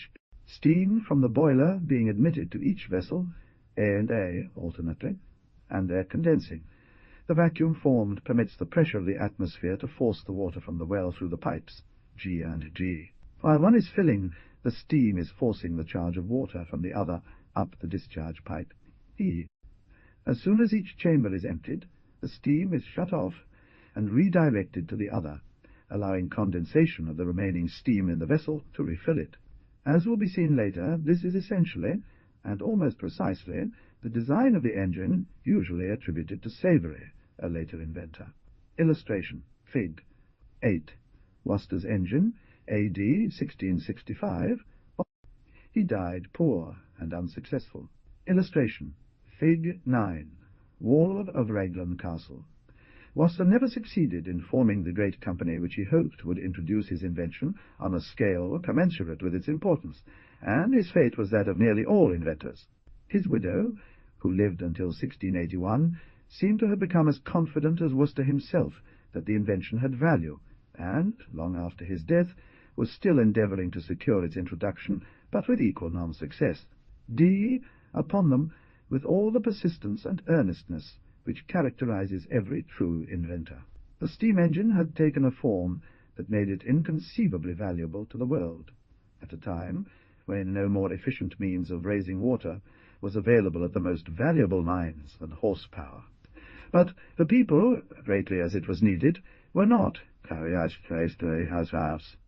yet sufficiently intelligent to avail themselves of the great boon, the acceptance of which was urge, ingenuity, and of clear, almost intuitive apprehension. Worcester is described by his biographer as having been a learned, thoughtful, studious, and good-manner Romanist without prejudice or bigotry, a loyal subject, free from partisan intolerance, as a public man upright, honourable, and humane, as a public man upright, honourable, and humane. Scholar, learned without being pedantic, as a mechanic, patient, skilful, persevering, and of wonderful. N of a device which was needed more than any other. Yet, with all these natural advantages, reinforced as they were by immense wealth and influence in his earlier life, and by hardly lessened social and political influence when a large fortune had been spent in experiment, and after misfortune subdued his spirits and left him without money or a home, the inventor failed to secure the introduction. Worcester had attained practical success, but the period of speculation was but just closing, and that of the application of steam had not quite yet arrived. The second Marquis of Worcester stands on record as the first steam-engine builder, and his death marks the termination of the first of those periods into which we have divided the history of the growth of the steam engine. The water-commanding engine, as its inventor called it, was the first instance in the history of the steam engine in which the inventor is known to have reduced his invention to practice. Somerset was simply one of those whose works collectively made the steam engine. It is evident, however, that the invention of the separate boiler, important as it was, had been anticipated by Porta, and does not entitle the Marquis to the honour, claimed for him by many English authorities, of being the inventor of the authorities, of being the inventor of the real steam engine. After the time of Worcester, we enter upon a stage of history which may properly be termed a period of application, and from this time forward, steam continued to play a more and more important part in social economy, and its influence on the welfare of mankind augmented with a rapidly increasing growth. The existing knowledge of the immense, expansive force of steam, and the belief that it was destined to be controlled by man and to provide its vast power in every sector of industry, was evidently not limited to any one nation. Thus it happened that at this time the speculative study of the steam engine was confined to no part of Europe. Inventors and experimenters were busy everywhere developing this promising scheme. From Italy to northern Germany, and from France to Great Britain, the distances, measured in time, were vastly greater then than now, when this wonderful genius has helped us to reduce weeks to hours. But there existed, notwithstanding existed, perfect system of communication, and the learning of every centre was promptly radiated to every other. He studied the many schemes then brought forward by inventors with the greatest interest, and was himself prolific of new ideas. 16. The first recorded plan, probably, for surface condensation and the complete retention of the working fluid. In 1678 he proposed the use of alcohol in an engine in such a manner that the liquid should evaporate and be condensed, tour à tour, without being wasted. Jean Hautefeuille, son of a French baker, born in Orleans, adopted by the Duchess of Bouillon at de Sourdis' suggestion, seizing the great opportunities presented to him, he entered the church, and he entered one of the most learned men, greatest faith, and became one of the most learned men, mechanicians of his era. He proposed a gunpowder engine, of which 17 he described 3 varieties, 16 Stuart's anecdotes, 17 perpetual pendulum, with a method of elevating water by means of gunpowder, Paris, 1678. In one of these engines he displaced the atmosphere with gases produced by the explosion, and the vacuum thus obtained was utilized in raising water by the pressure of the air. In the second machine, the pressure of the gases evolved by the combustion of the powder acted directly upon the water, forcing it upward, and in the third design the pressure of the vapour drove a piston, and this engine was described as fitted to supply power for many purposes. Its early appearance should evidently have been anticipated. There is no evidence that he constructed these machines, however, and they are here referred to simply as indicating that all the elements of the machine were becoming well known, and that an ingenious mechanic, combining known devices, could at this time have produced a steam engine.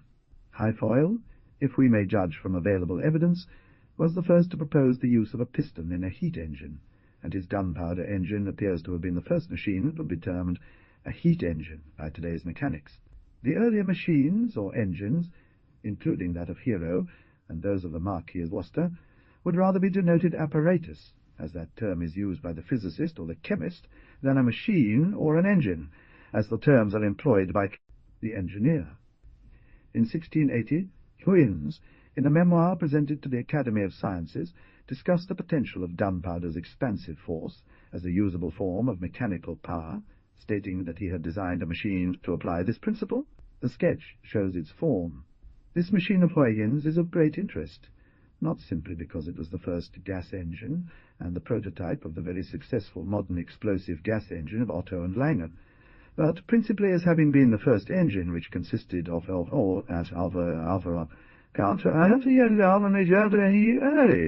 cylinder and piston. It consisted of a cylinder. The explosion of the powder at H expels the air from the cylinder. A piston. B, 2 relief pipes, CC, fitted with check valves and a system of pulleys, F, by which the weight is raised.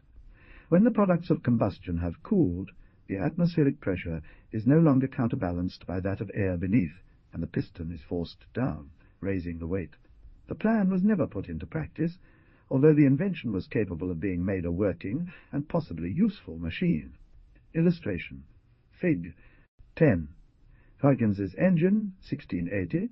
Around this time, the English gained some advantage over their continental neighbours in the practical application of science and the development of useful arts, an edge that has never been lost since.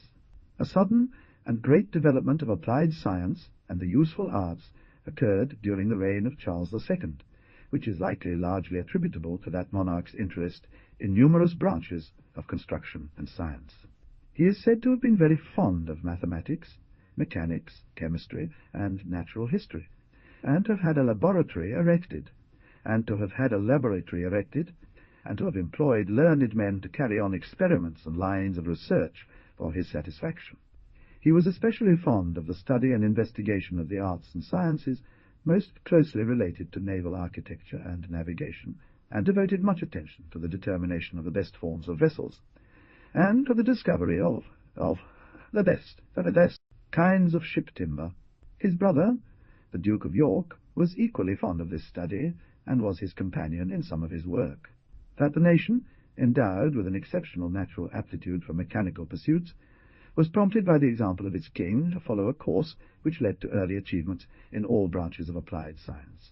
Great as is the influence of the monarch today in shaping tastes and habits, and guiding the direction of studies and labours among the people, his power was vastly greater in earlier days, and it may well be believed that the rapid strides made by Great Britain from that time were, to a great extent, due to the well-known habits of Charles II, and he was the son of a Berkshire clergyman, was educated at Cambridge, where he studied mathematics with great interest, and entered public life soon after. The appointment, under Sir Robert Moray, the superintendent of the laboratory of the king, of master mechanic, was conferred upon Sir Samuel Morland, a nobleman who, in his practical knowledge of mechanics, and his ingenuity and fruitfulness of our invention, was apparently almost equal to Worcester. He served the Parliament under Cromwell, and afterward went to Geneva.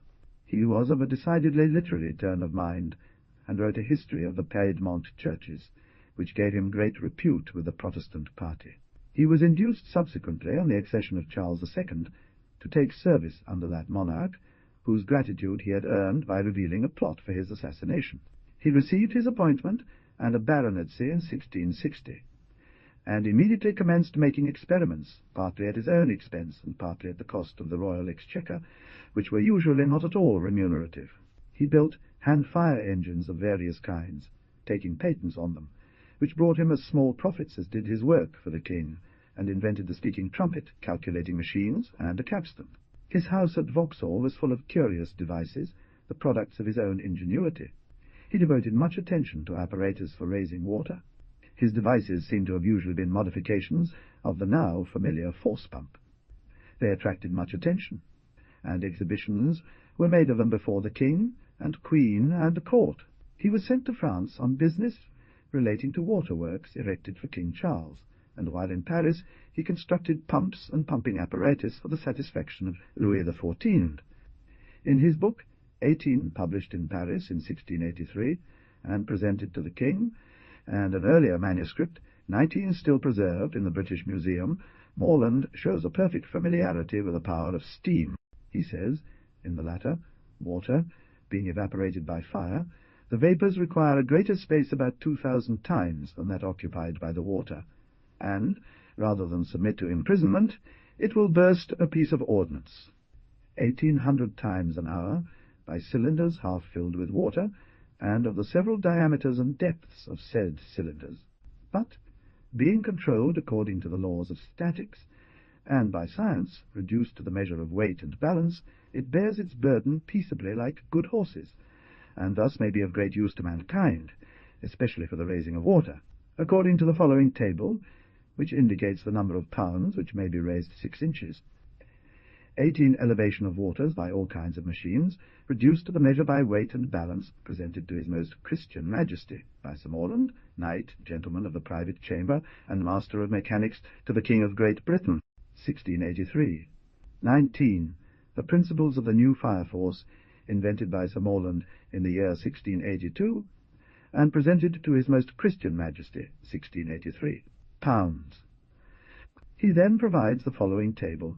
Comparing it with modern tables, demonstrates that Morland had gained a very significant and reasonably accurate understanding of the volume and pressure of saturated steam.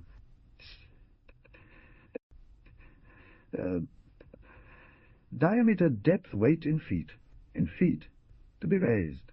Indus having a diameter of 6 feet and a depth of 12 feet.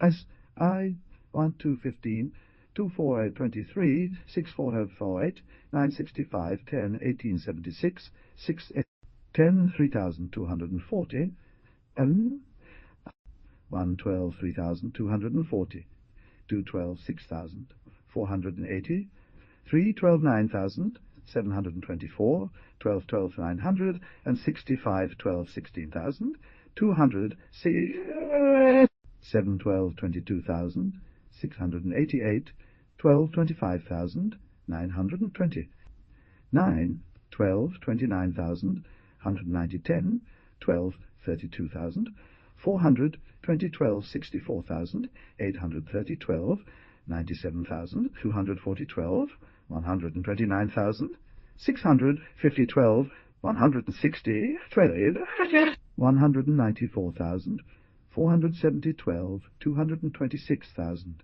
880 12 2. Desaguliers gave the volume ratio at 14,000, and this was accepted as correct for many years, until Watt's experiments, which were quoted by Dr. Robeson as giving a ratio between 1801 and 900, 59,290 12 291,600 6 yen. The rate of enlargement of volume in the conversion of water into steam, as given in Morland's book, appears remarkably accurate when compared with accurate statements made by other early experimenters. Morland also states the duty of his engines in the same manner as engineers do today. Morland must undoubtedly have been acquainted with the work of his distinguished contemporary Lord Worcester, and his apparatus seems most likely to have been a modification, perhaps improvement, of Worcester's engine. His house was at Vauxhall, and the establishment set up for the king was in the neighbourhood. It may be that Morland is to be credited with greater success in the introduction of his predecessor's apparatus than the inventor himself. Morland died in 1696 at Hammersmith, not far from London, and his body lies in Fulham Church.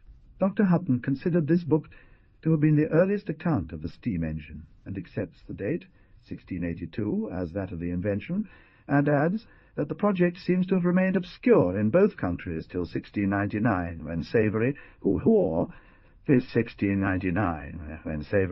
who probably knew more of Morland's invention than he owned, obtained a patent, etc.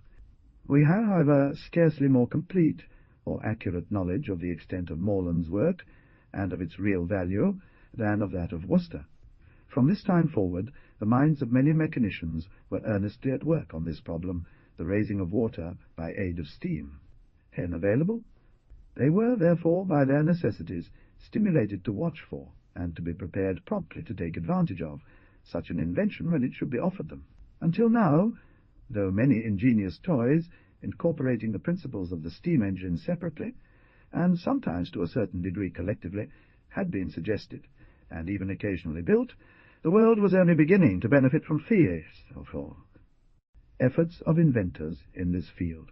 But at the end of the 17th century, English miners were beginning to find the greatest difficulty in clearing their shafts of the vast quantities of water which they were meeting at the considerable depths to which they had penetrated, and it had become a matter of vital importance to them to find a more powerful aid in that work than was tea.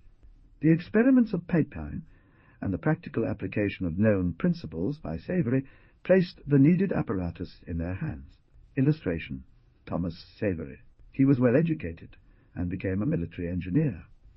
Thomas Savary was a member of a well-known family of Devonshire, England, and was born at Shilston, about 1650.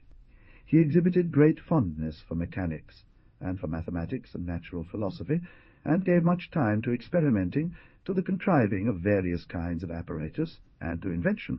He constructed a clock which still remains in the family, and is considered an ingenious piece of mechanism, and is said to be of excellent workmanship. He invented and patented an arrangement of paddle wheels driven by a capstan for propelling vessels in calm weather, and spent some time endeavouring to secure its adoption by the British Admiralty and the Navy Board, but met with no success. The invention was never introduced into the Navy, however. Savery then fitted his apparatus into a small vessel and exhibited its operation on the Thames.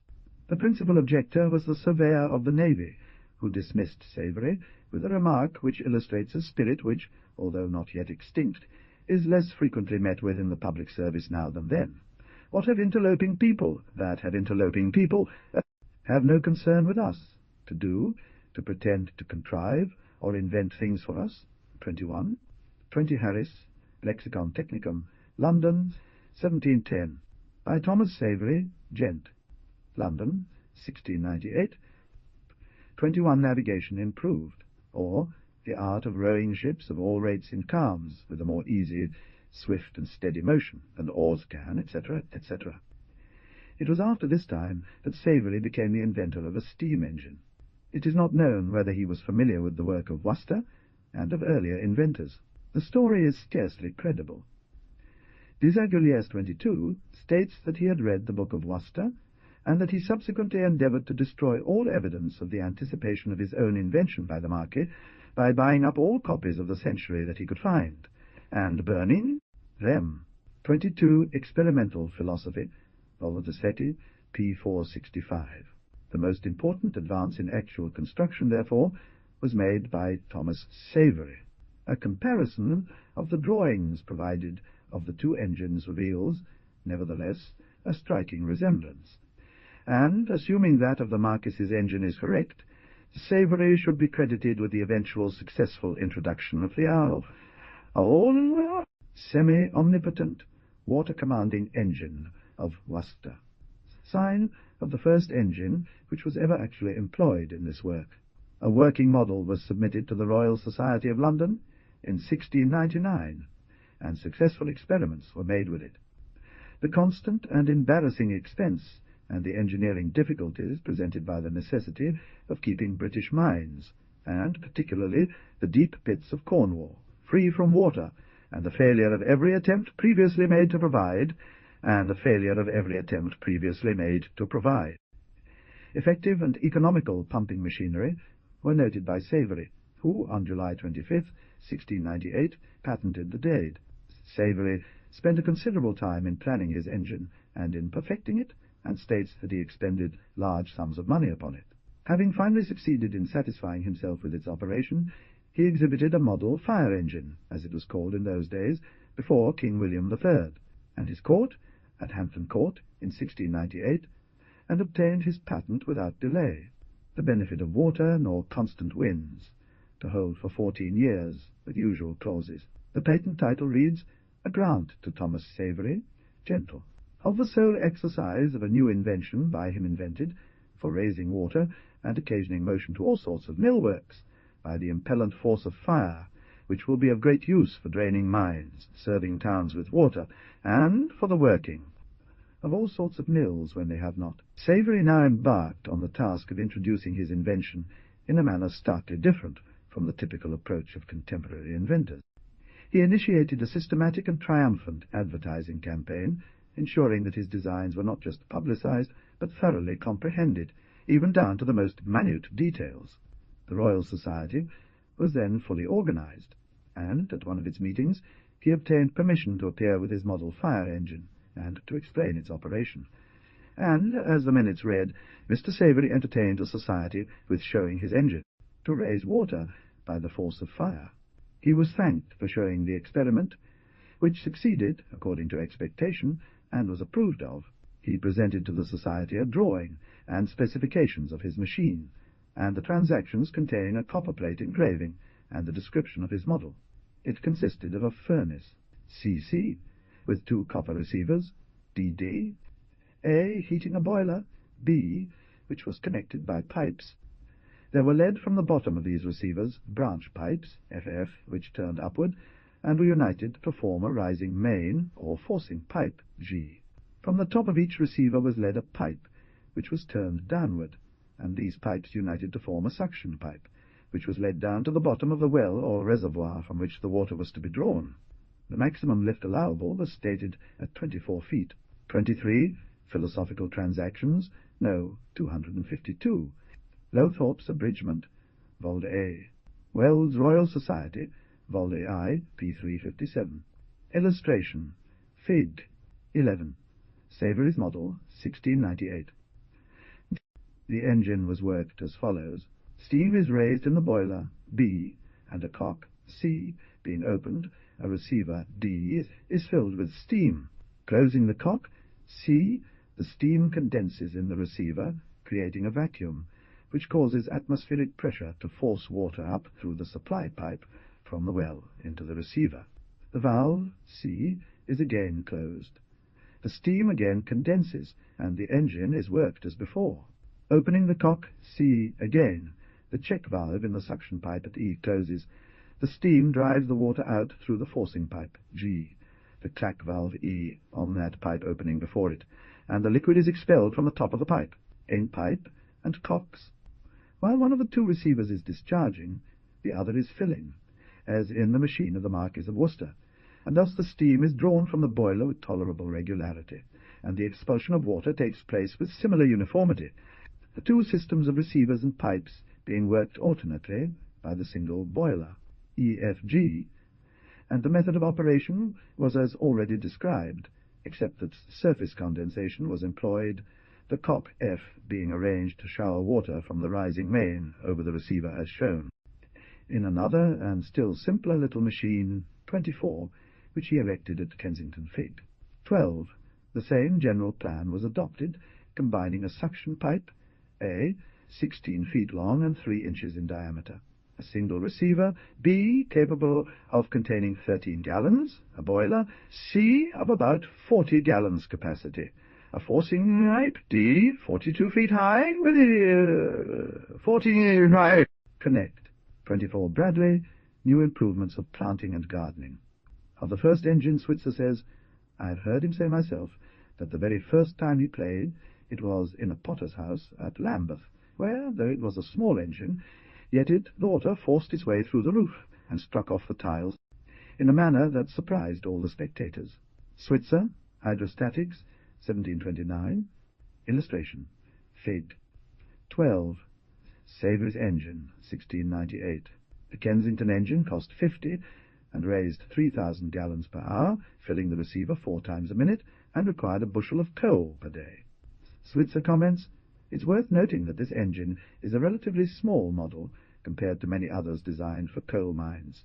However, it's ample for any typical household and can also be used for other purposes, such as irrigating medium-sized gardens.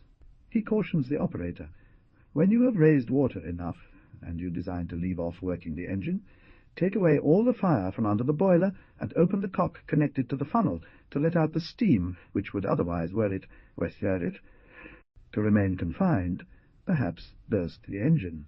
In an effort to widely disseminate his invention, Savery authored a prospectus aimed at introducing it as a pumping engine within Cornwall's mining regions, featuring the initial description of what would later prove to be a more efficient engine. Design. He entitled his pamphlet The Miner's Friend, or a description of an engine to raise water by fire described, and the manner of fixing it in mines, with an account of the several uses it is applicable to, and an answer to the objections against it. It was printed in London in 1702 for S. Crouch, and was distributed among the proprietors and managers of mines, who were then finding the flow of water at depths so great as to bar further progress. In many cases, the cost of drainage left no satisfactory margin of profit. In one mine, 500 horses were employed to raise water by the then usual method of using horse gin and buckets. The approval of the King and of the Royal Society, and the support of English mine adventurers, were acknowledged by the author, who addressed his pamphlet to them. The following sketch is a more refined engraving of the same machine. Savery's engine is depicted in Fig. 13, as described by Savery himself in 1702 in The Miner's Friend. The engraving and description of the engine were reproduced in Harris's Lexicon Technicum, 1704, Switzer's Hydrostatics, 1729, and Desaguliers' Experimental Philosophy, 1744. Illustration, Fig. L is the boiler in which steam is raised, and through pipes O it is alternately let into vessels PP. Suppose it to pass into the left-hand vessel first. 13. Savery's engine, AD, 1702. The valve R is then closed, and the valve in the pipe. The valve M being closed, and R being opened, the water contained in P is driven out and up pipes to the desired height, where it is discharged. O is shut. The valve M is next opened, and condensing water is turned upon the exterior of P by the cock. Y leading water from the cistern X, T, as the steam contained in P is condensed, forming a vacuum there, a fresh charge of water is driven by atmospheric pressure up the pipe. O. Meantime, steam from the boiler has been let into the right-hand vessel, P, the cock, W having been first closed, and R opened. The charge of water is driven out through the lower pipe and the cock, R, and up the pipes as before, while the other vessel is refilling preparatory to acting in its turn.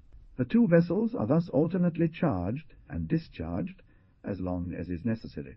Savery's method of supplying his boiler with water was at once simple and ingenious, thus fed without interrupting the work. G and N are gauge cocks by which the height of water in the boilers is determined. They were first adopted by Savery. The small boiler D is filled with water from any convenient source, as from the standpipe, as a fire is then built under it, and when the pressure of steam in D becomes greater than in the main boiler, L, a communication is opened between their lower ends, and the water passes under pressure from the smaller to the larger boiler, which is, here we find, therefore, the first really practicable and commercially valuable steam engine. Thomas Savery is entitled to the credit of having been the first to introduce a machine in which the power of heat, acting through the medium of steam, was rendered generally useful. It will be noticed that Savery, like the Marquis of Worcester, used a boiler separate from the water reservoir. The machine was thus made capable of working uninterruptedly for a period of time only limited by its own decay. He added to the water-commanding engine of the Marquis the system of surface condensation, by which he was enabled to charge his vessels when it became necessary to refill them, and added also the secondary boiler, which enabled him to supply fair working boiler with water without interrupting its work. Savery never fitted his boilers with safety valves, although it was done earlier by Palpin, and in deep mines he was compelled to make use of higher pressures than his rudely constructed boilers could safely bear. Savery's engine was used at a number of mines, and also for supplying water to towns. Some large estates, country houses, and other private establishments employed them for the same purpose. They did not, however, come into general use among the mines, because, according to Desaguliers, they were apprehensive of danger from the explosion of the boilers or receivers. Oh, such a strength as to be ready to tear all the vessels to pieces. As Desaguliers wrote subsequently, Savery made a great many experiments to bring this machine to perfection, and did erect several which raised water very well for gentlemen's seats, but could not succeed for mines or supplying towns, worth a fine pound. Water was to be raised very high and in great quantities, for then the steam required being boiled up to, or hard solder. I have known Captain Savery, at York's Buildings, to make steam 8 or 10 times stronger than common air, and then its heat was so great that it would melt common soft solder, and its strength so great as to blow open several joints of field machine, so that he was forced to be at the pains, and charged to have all his joints soldered with spelter. Although there were other difficulties in the application of the Savery engine to many kinds of work, this was the most serious one, and explosions did occur with fatal results. To increase steam pressure and speed his work, he added a heavy plumber's iron to the steelyard's end. The writer, Robert Henry Thurston, quotes in his Experimental Philosophy that a man ignorant of engine mechanics attempted to operate a machine equipped with a safety valve designed to prevent such hazards. Consequently, the steam, unable to lift the load due to the closed safety valve, caused an explosion that shattered the boiler and claimed the man's life. This is probably the earliest record of a steam boiler explosion. Savery proposed to use his engine for driving mills, but there is no evidence that he actually made such an application of the machine, although it was afterwards so applied by others. The engine was not well adapted to the drainage of surface land, as the elevation of large quantities of water through small heights required great capacity of receivers, or compelled the use of several engines for each case. The filling of the receivers, in such cases, also compelled the heating of large areas of cold and wet metallic surfaces by the steam at each operation, and thus made the work comparatively wasteful of fuel. Where used in mines, they were necessarily placed within 30 feet or less of the lowest level, and were therefore exposed to danger of submergence whenever, by any accident, the water should rise above that level. In many cases, this would result in the loss of the engine, and the mine would remain drowned, unless another engine should be procured to pump it out. Where the mine was deep, water was forced by the pressure of steam from the level of the engine station to the top of the lift. This difficulty was met by setting a separate engine at every 60 or 80 feet, and pumping the water from one to the other. If any one engine in the set became disabled, the pumping was interrupted until that one machine could be repaired. This compelled the use of pressures of several atmospheres in many cases, and a pressure of 3 atmospheres, or about 45 pounds per square inch, was considered in those days as about the maximum pressure allowable. The size of Savery's largest boilers was not great, their maximum diameter not exceeding 2.5 feet. This made it necessary to supply several of his engines, usually for a single mine and at each level. The initial cost and the expense of repairs were exceedingly serious items. The expense and danger, either real or apparent, were thus sufficient to deter many from their use, and the old method of raising water by horsepower was adhered to. The consumption of fuel with these engines was very great. The great mass of the liquid was not, however, heated by the steam, and was expelled at the temperature at which it was raised from below. The steam was not generated economically, as the boilers used were of such simple forms as only could then be produced, and presented too little heating surface to secure a very complete transfer of heat from the gases of combustion to the water within the boiler. This waste in the generation of steam in these uneconomical boilers was followed by still more serious waste in its application, without expansion, to the expulsion of water from a metallic receiver, the cold and wet sides of which absorbed heat with it, the greatest avidity. Savery quaintly relates the action of his machine in The Miner's Friend, and so exactly that a better description could scarcely be asked. The steam acts upon the surface of the water in the receiver, which surface only being heated by the steam, it does not condense, but the steam gravitates or presses with an elastic quality like air, and stay on it, which cold and moisture vanish as fast as the steam takes the place of the water in its descent, here increasing its elasticity or spring until it counterpoises, or rather exceeds, the weight of the column of water in the force pipe, which then it will necessarily drive up that pipe. The steam then takes some time to recover its power, but it will at last discharge the water out at the top of the pipe. You may see on the outside of the receiver how the water goes out, as well as if it were transparent. For, so far as the steam is contained within the vessel, it is dry without, and so hot as scarcely to endure the least touch of the hand. As the water is inside the vessel, it will be cold and wet on the outside, where any water has fallen. After Savery's death, in 1716, several of these engines were erected in which some improvements were introduced. Dr. Desarguliers, in 1718, built a Savery engine, in which he avoided some defects which he, with Dr. Gravesand, had noted 2 years earlier. Illustration, Fig. In their arrangement, the steam was shut back in the boiler while the receiver was filling with water, and a high pressure thus accumulated instead of being turned into the second receiver, and the pressure thus kept comparatively low. They had then proposed to adopt the arrangement of a single receiver which had been used by Savery himself, as already described, finding, by experiment on a model which they had made for the purpose, that one could be discharged 3 times, while the same boiler would empty 2 receivers at once each, 14, Papin's 2-way cock. In the engine, built in 1718, Desaguliers employed a spherical boiler, which he equipped with the lever safety valve already utilized by Papin, and opted for a relatively small receiver, own fifth the capacity of the boiler-off slender cylindrical design. He attached a pipe to direct water for condensation into the vessel, and achieved its distribution via a rose or sprinkling plate, similar to those still commonly used in modern engines with jet condensers.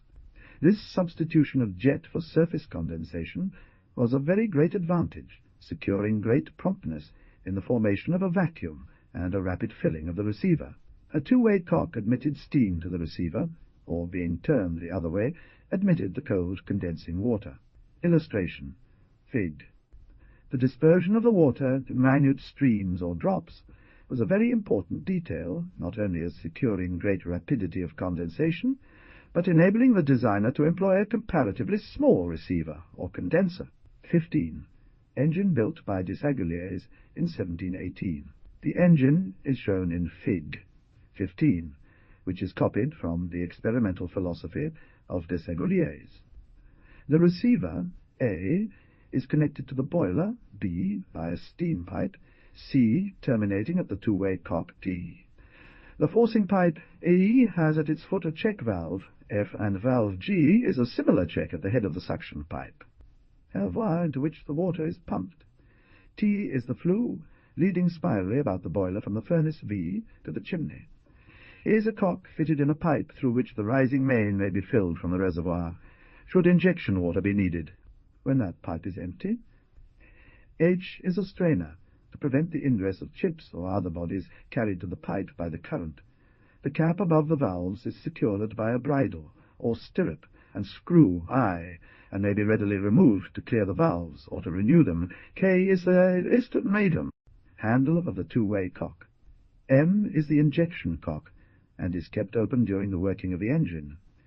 L is the chimney flue. N and O are gauge cocks fitted to pipes, leading to the proper depths within the boiler, the water line being somewhere between levels of their vice versa. Lower ends. P is a lever safety valve, as first used on the digester of Papin. R is the res. 7 of these engines were built, the first of which was made for the Tsar of Russia. The water was raised by suction 29 feet and forced by steam pressure 11 feet higher. Its boiler had a capacity of 5 or 6 hogsheads, and the receiver, holding one hogshead, was filled and emptied 4 times a minute. Another engine built about this time to raise water 29 feet by suction, and force it 24 feet higher, made 6 strokes per minute, and when forcing water but 6 or 8 feet, made 8 or 9 strokes per minute.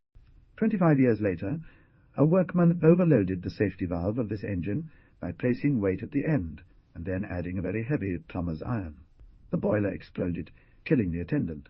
Desaguliers says that one of these engines, capable of raising 10 tons an hour 38 feet in 1728 or 1729, cost 80, exclusive of the piping. He also used air for the same purpose, sometimes in double receivers, one supported on the other. Such an arrangement was in operation for many years at the works of a Mr. Kears, St. Pancras, London. In 1766, Blakely patented an improved savoury engine, attempting to prevent significant loss from steam condensation due to direct contact with water by introducing a layer of oil that floated on top, thus preventing steam from touching the surface below. These plans did not, however, prove satisfactory. Wrigley, of Manchester, England, soon after erected savoury engines and applied them to the driving of mills by pumping water into reservoirs, from whence it returned to the wells or ponds from which it had been raised, turning water wheels as it has always descended. It is described in detail and illustrated in Nicholson's Philosophical Journal, Vol I, p. 419. In this engine, Blakely's plan of injecting air was adopted. The injection valve was a clapper, which closed automatically when the vacuum was formed. It had a wagon boiler 7 feet long, 5 wide, and 5 deep. The wheel was 18 feet in diameter and drove the lathes and other machinery of the works. The engine consumed 6 or 7 bushels of good coals and made 10 strokes per minute, raising 70 cubic feet of water 14 feet, and developing nearly 3 horsepower. Many years after Savery's death, in 1774, Smeaton made the first duty trials of engines of this kind. Its duty was, therefore, £5,250,000, raised 1 foot per bushel of 84 pounds of coals, or 62,500 foot-pounds of work per pound fuel. An engine of slightly greater size gave a duty about 5% greater. He found that an engine having a cylindrical receiver 16 inches in diameter and 22 feet high, discharging the water raised 14 feet above the surface of the water in the well, making 12 strokes, and raising 100 cubic feet per minute, developed 223 per minute, developed 223 horsepower, and consumed 300 weight of coals in 4 hours. When Louis XIV at Theatins revoked the Edict of Nantes, by which Henry IV, among these was Denis Papin, had guaranteed protection to the Protestants of France, the terrible persecutions at once commenced drove from the kingdom some of its greatest men. It was at about this time that the influence of atmospheric pressure on the boiling point began to be observed, Dr. Hooke having found that the boiling point was a fixed temperature under ordinary atmospheric pressure, and the increase in temperature and pressure of steam, when confined, had been demonstrated by Papin with his digester. Denis Papin belonged to a family associated with the Protestant Church. However, he received his education at the Jesuit school in Blois, where he learned mathematics. His medical education was given him at Paris, although he probably received his degree at Orleans. He settled in Paris in 1672 with the intention of practicing his profession, and devoted all his spare time, apparently, to the study of physics. Illustration: Denis Papin. Papin became an assistant to Huygens, and aided him in his experiments in mechanics, having been introduced by Madame Colbert, who was also a native of Blois. Meantime, that distinguished philosopher, Huygens, the inventor of the clock and of the gunpowder engine, had been induced by the linen-draper's apprentice, Colbert, now the most trusted adviser of the king, to take up his residence in Paris, and had been made one of the earliest members of the Academy of Science, which was founded at about that tea. Here he devised several modifications of the instruments of Guericke, and printed a description of them, 25. This little book was presented to the Academy, and very favourably noticed. Papin now became well known among contemporary men of science at Paris, and was well received everywhere. 25 new experiments on vacuum, with the description of the machines used for producing it. Boyle speaks of Papin as having gone to England in the hope of finding a place in which he could satisfactorily pursue his favourite studies. Soon after, in the year 1675, as stated by the Journal des Savants, he left Paris and took up his residence in England, where he very soon made the acquaintance of Robert Boyle, the founder, and of the members of the Royal Society. Paris, 1674. He admitted young Papin into his laboratory, and the two philosophers worked together at these attractive problems. Boyle himself had already been long engaged in the study of pneumatics, and had been especially interested in the investigations which had been original with Guericke. It was while working with Boyle that Papin invented the double air pump and the air gun. Papin and his work had now become so well known, and he had attained so high a position in science, that he was nominated for membership in the Royal Academy, and was elected December 16th, 1680. He at once took his place among the most talented and distinguished of the great men of his time. It was subsequently published in Paris. He probably invented his digester while in England, and it was first described in a brochure written in English under the title The New Digester. A. To the temperature due to any desired safe pressure of steam. The pressure was determined and limited by a weight, W, on the safety valve lever, G. 26. This was a vessel B fig. 16. Capable of being tightly closed by a screw D and a lid C, in which food could be cooked in water raised by a furnace. It is probable that this essential attachment to the steam boiler had previously been used for other purposes, but Papin is given the credit of having first made use of it to control the pressure of steam. Illustration: Fig. 26. La manière d'amollir les os et de faire cuire toutes sortes de viandes, etc. 16.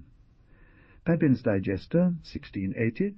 From England, Papin went to Italy, where he accepted membership and held an official position in the Italian Academy of Science. Papin remained in Venice for 2 years, and then returned to England. Here, in 1687, he announced one of his inventions, which is just becoming of great value in the arts. He proposed to transmit power from one point to another, over long distances, by the now well-known pneumatic method. Ude was proportionate to the size of the piston and the degree of exhaustion. At the point where power was available, he exhausted a chamber by means of an air pump, and, leading a pipe to the distant point at which it was to be utilized, there withdrew the air from behind the piston, and the pressure of the air upon the latter caused it to recede into the cylinder in which it was fitted, raising a weight of which the magnet. Papin was not satisfactorily successful in his experiments, but he had created the germ of the modern system of pneumatic transmission of power. His disappointment at the result of his efforts to utilize the system was very great, and he became despondent, and anxious to change his location again. In 1687 he was offered the chair of mathematics at Marburg by Charles, the Landgrave of Upper Hesse, and, accepting the appointment, went to Germany. He remained in Germany many years, and continued his researches with renewed activity and interest. His papers were published in the Acta Eruditorum at Leipzig, and in the Philosophical Transactions at London.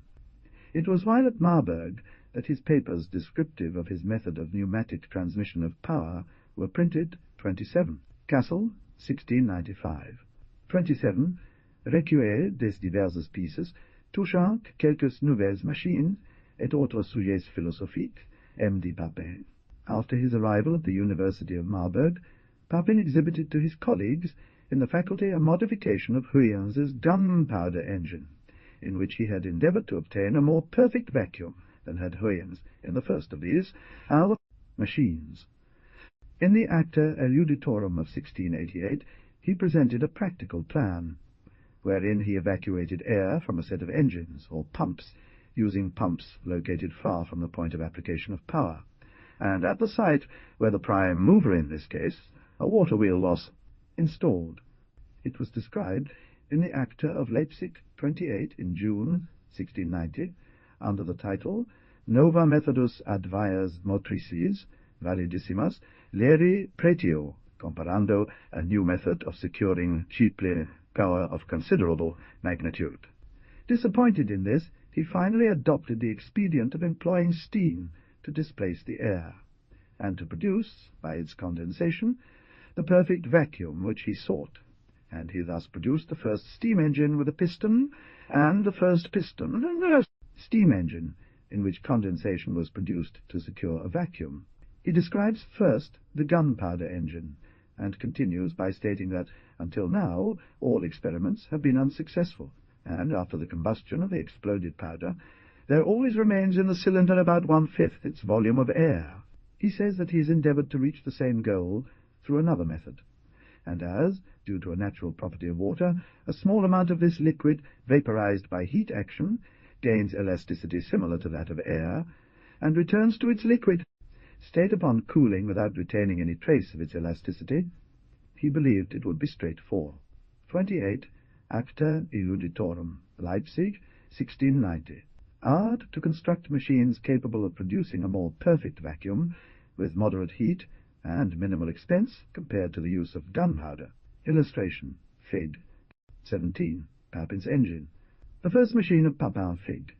17, was very similar to the gunpowder engine, already described as the invention of Huygens. With the fire removed, steam condenses, creating a vacuum below the piston. In place of gunpowder, a small quantity of water is placed at the bottom of the cylinder. A fire is built beneath it, the bottom being made of very thin metal, and the steam formed soon raises the piston. B, to the top, where a latch, E, engaging a notch in the piston rod, H, holds it up until it is desired that it shall drop. With the latch, E, disengaged, the piston is forced downward by the atmospheric pressure, and lifts the weight, which has been attached to a rope, L, running over pulleys, TT. The machine had a cylinder 2½ inches in diameter, and raised 60 pounds once a minute, and Papin calculated that a machine of a little more than 2 feet diameter of cylinder and of 4 feet stroke would raise £8,000, 4 feet per. Minute tai, that it would yield about 1 horsepower, shech, were to engage ratchet wheels on the paddle shafts. The principal difficulty, he says, addressing anticipated objections, is that of making these large cylinders. The inventor claimed that this new machine would be found useful in relieving mines from water, in throwing bombs, in ship propulsion, attaching revolving paddles, i.e., paddle wheelstow, the sides of the vessel, which wheels were to be driven by several of his engines in order to secure continuous motion, the piston rods being fitted with racks, Ys. Papin also proposed the use of a peculiar form of furnace with this engine, which, embodying as it does some suggestions that very probably have since been attributed to later inventors, deserves special notice.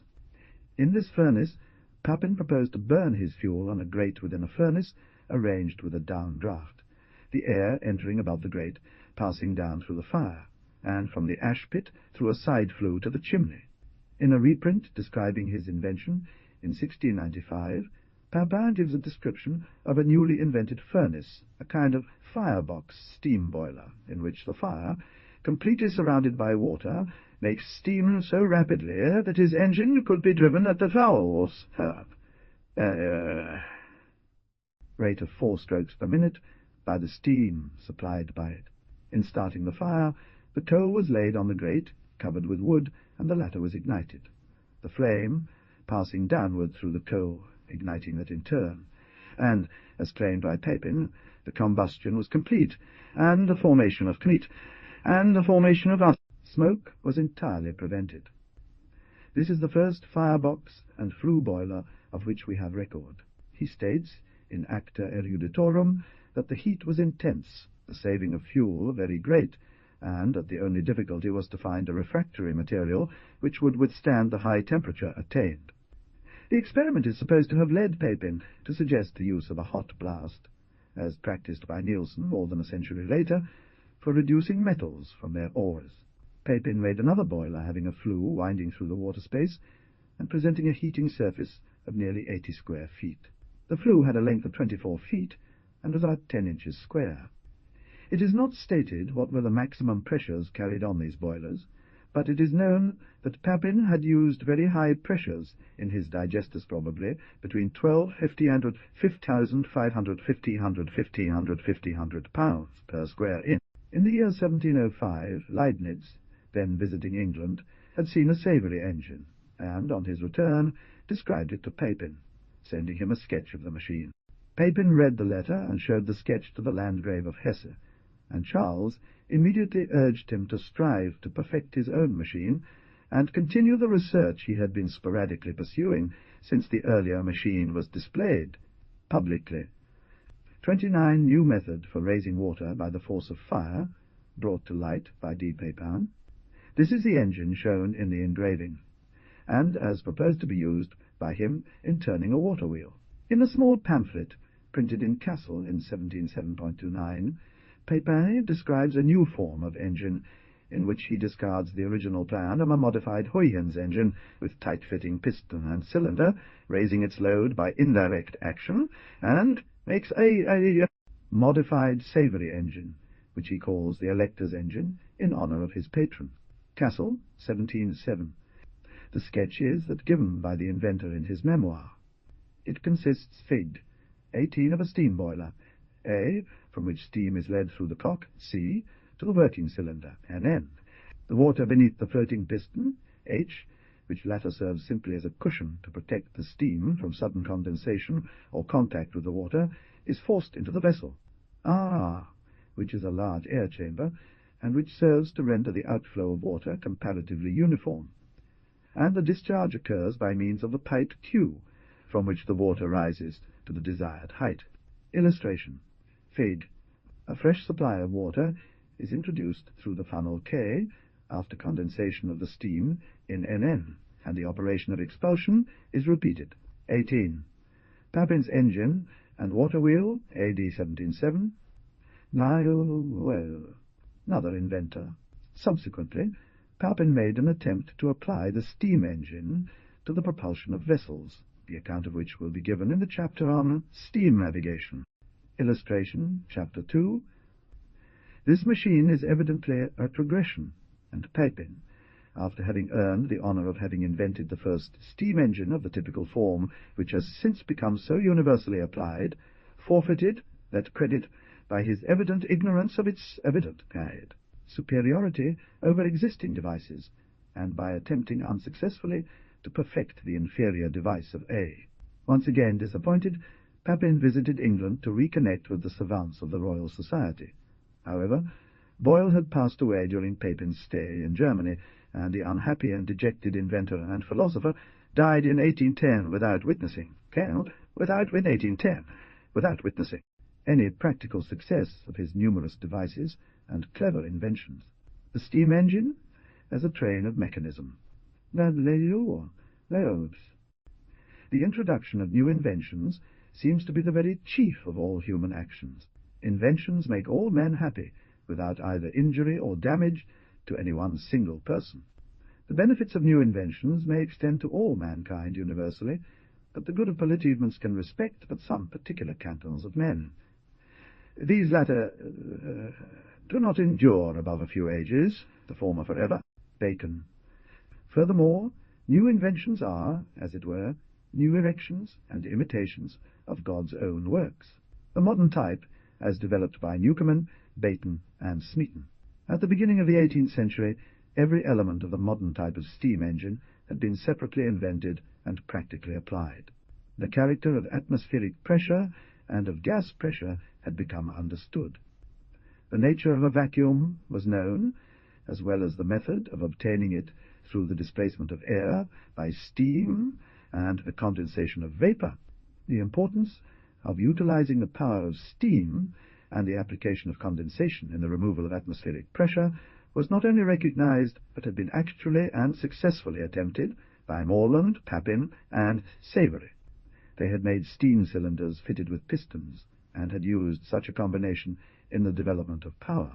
Mechanicians had succeeded in making steam boilers capable of sustaining any desired or any useful pressure, and Papin had shown how to make them comparatively safe by the attachment of the safety valve. It now only remained for the engineer to combine known forms of mechanism in a practical machine which should be capable of economically and conveniently utilizing the power of steam through the application of now well-understood principles, and by the intelligent combination of physical phenomena already familiar to scientific investigators. Every essential fact and every vital principle had been learned, and every one of the needed mechanical combinations had been successfully effected. The defects of the simple engines constructed up to this time have been noted as each has been described. It was only requisite that an inventor should appear capable of perceiving that these known facts and combinations of mechanism, properly illustrated in a working machine, would present to the world its greatest physical blessing. None of them could be depended upon for safe, economical, and continuous work.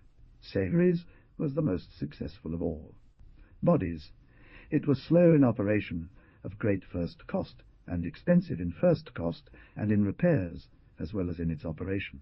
But the engine of Savery, even with the improvements of Desaguliers, was unsafe where most needed, because of the high pressures necessarily carried in its boilers when pumping from considerable depths. It was uneconomical in consequence of great loss of heat in its forcing cylinders when the hot steam was surrounded at its entrance by colder. It could not be relied upon to do its work uninterruptedly, and was thus in many respects a very unsatisfactory machine. Her end was Thomas Newcomen, an ironmonger and blacksmith of Dartmouth, England, the man who finally effected a combination of the elements of the modern steam engine and produced a machine which is unmistakably a true engine, i.e., a train of mechanism consisting of several elementary pieces combined in a train capable of transmitting a force applied at one end, and of communicating it to the resistance to be overcome at the term. The engine invented by him, and known as the atmospheric steam engine, is the first of an entirely new type. The old type of engineering steam engine, as a simple machine, had been given as great a degree of perfection by the successive improvements of Worcester, Savery, and Desaguliers, as it was probably capable of attaining by any modification of its valve. Details. but little is known of the personal history of Newcomen. The next step necessarily involved a complete change of type, and to effect such a change it was only necessary to combine devices already known and successfully tried. His position in life was humble, and the inventor was not then looked upon as an individual of even possible importance in the community. He was considered as one of an eccentric class of schemers, and of an order which, concerning itself with mechanical matters, held the lowest position in the class. It is supposed that Savery's engine was perfectly well known to Newcomen, and that the latter may have visited Savery at his home in Modbury, which was but 15 miles from the residence of Newcomen. Some biographers of these inventors believe that Newcomen was employed by Savery to create the more complex forgings for his engine. Harris, in his Lexicon Technicum, states that drawings of the engine of Savery came into the hands of Newcomen, who made a model of the machine, set it up in his garden, and then attempted its improvement. But Switzer says that Newcomen was as sassy, early in his invention as Mr. Savery was in his. Newcomen was assisted in his experiments by John Calley, who, with him, took out the patent. It has been stated that a visit to Cornwall, where they witnessed the working of a Savery engine, first turned their attention to the subject. But a friend of Savery has stated that Newcomen was as early with his general plans as Savery. After some discussion with Calley, Newcomen entered into correspondence with Dr. Hooke, proposing a steam engine to consist of a steam cylinder containing a piston similar to that of Papin's, and to drive a separate pump, similar to those generally in use where water was raised by horse or wind power. P.S. Dr. Hooke advised and argued strongly against their plan, but, fortunately, the obstinate belief of the unlearned mechanics was not overpowered by the disquisitions of their distinguished correspondent, and Newcomen and Calley attempted an engine on Calley, attempted an engine on their peculiar plan. This succeeded so well as to induce them to continue their labours, and, in 1705, to patent 30 in combination with Savery, who held the exclusive right to practice surface condensation, engine combining a steam cylinder and piston, surface condensation, a separate boiler, and separate pump. 30, it has been denied that a patent was issued, but there is no doubt that Savery claimed and received an interest in the new engine. An improvement was, however, soon effected, which immensely increased the rapidity of condensation.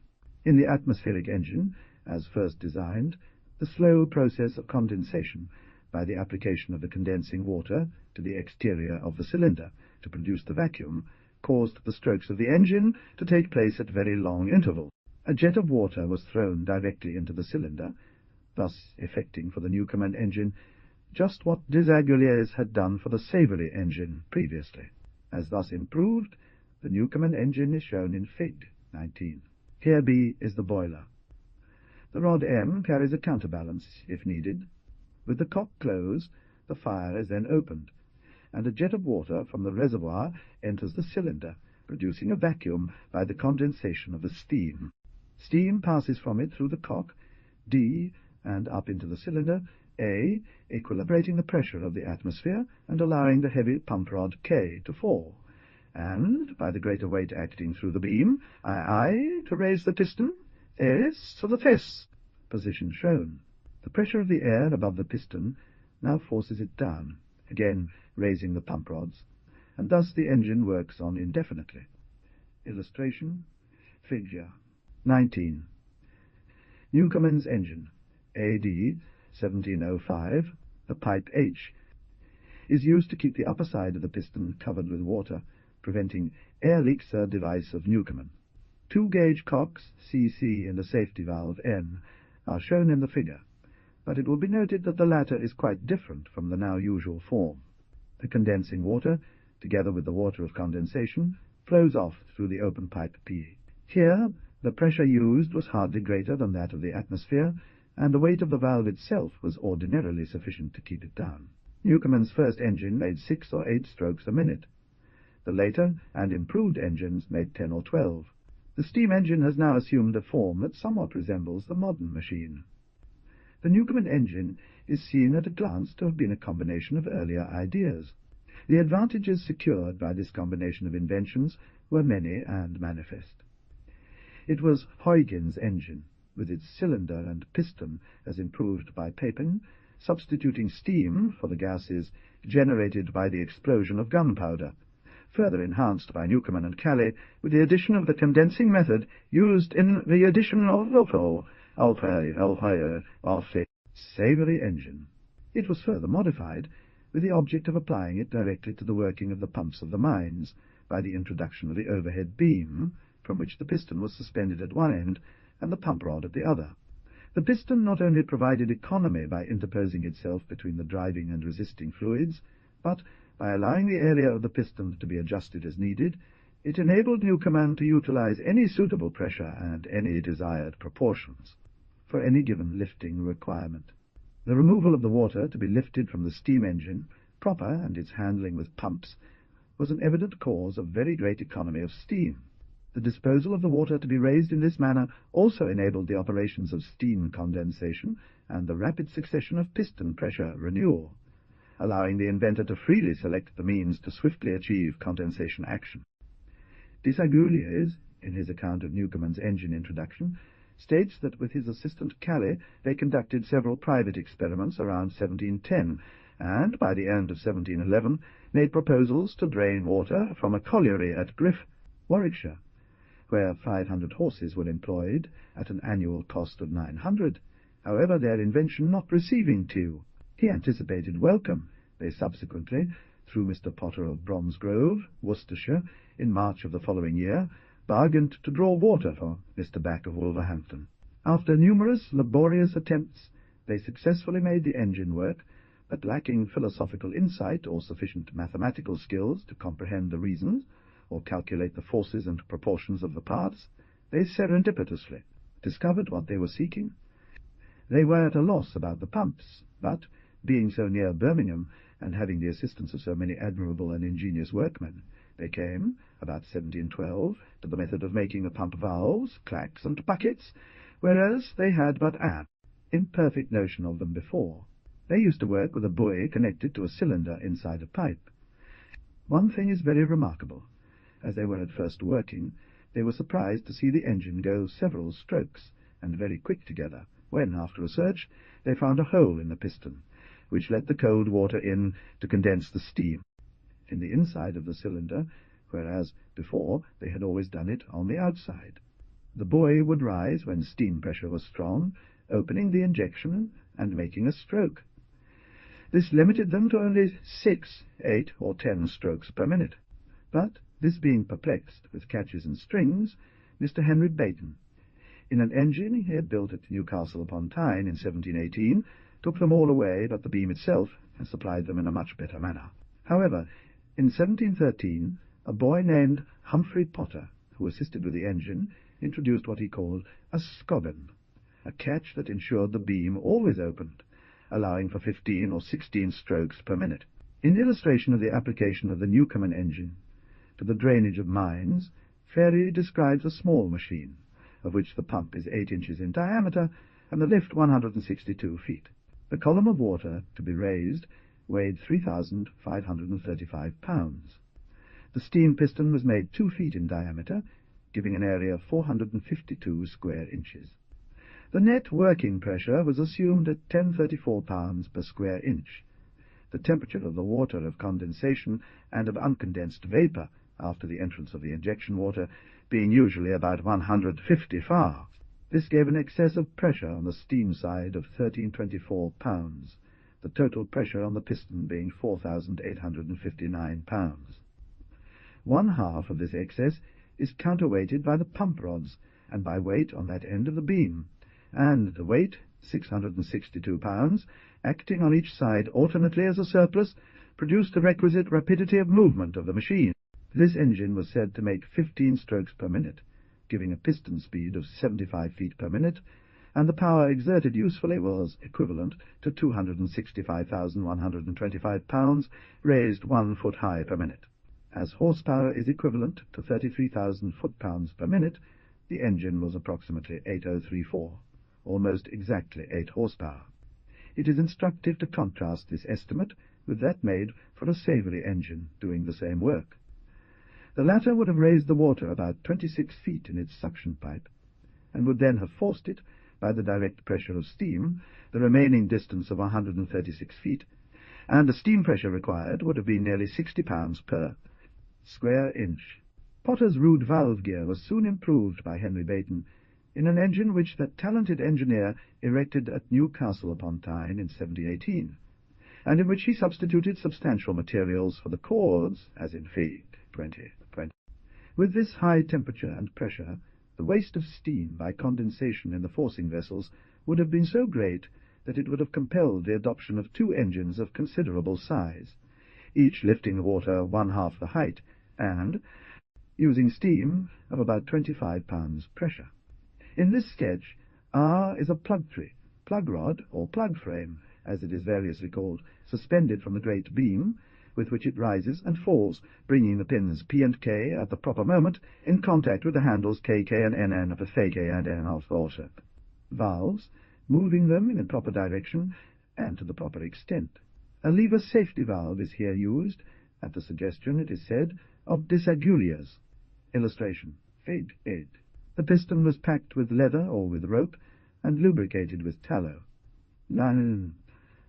20. Bayton's valve gear, AD 1718. It was also occasionally employed for draining wet lands, supplying water to towns, and even ship propulsion was proposed by hulls. After Bayton's death, Newcomen's atmospheric engine retained its standard form for many years, and saw extensive use in all mining districts, particularly in Cornwall. The proportions of the engines had been determined in a haphazard way, and they were in many cases very unsafe. John Smeaton, the most distinguished engineer of his time, finally, in 1769, experimentally determined proper proportions, and built several of these engines of very considerable size. The first of his new style of engine was erected at Long Benton, near Newcastle upon Tyne, in 1774. Fig. 2131 illustrates its principal characteristic features. He built his engines with steam cylinders having a longer stroke than was customary, and designed them with dimensions that, by allowing for increased pressure on the steam side, enabled him to achieve a significantly higher piston speed. The boiler is not shown. 31. A facsimile of a sketch in Galloway's on the steam engine, etc. The steam cylinder, about 10 feet in length, is fitted with a carefully made piston, G, having a flange rising 4 or 5 inches and extending completely around its circumference and nearly in contact with the interior surface of the cylinder. Between this flange and the cylinder is driven a packing of oakum, which is held in place by weights.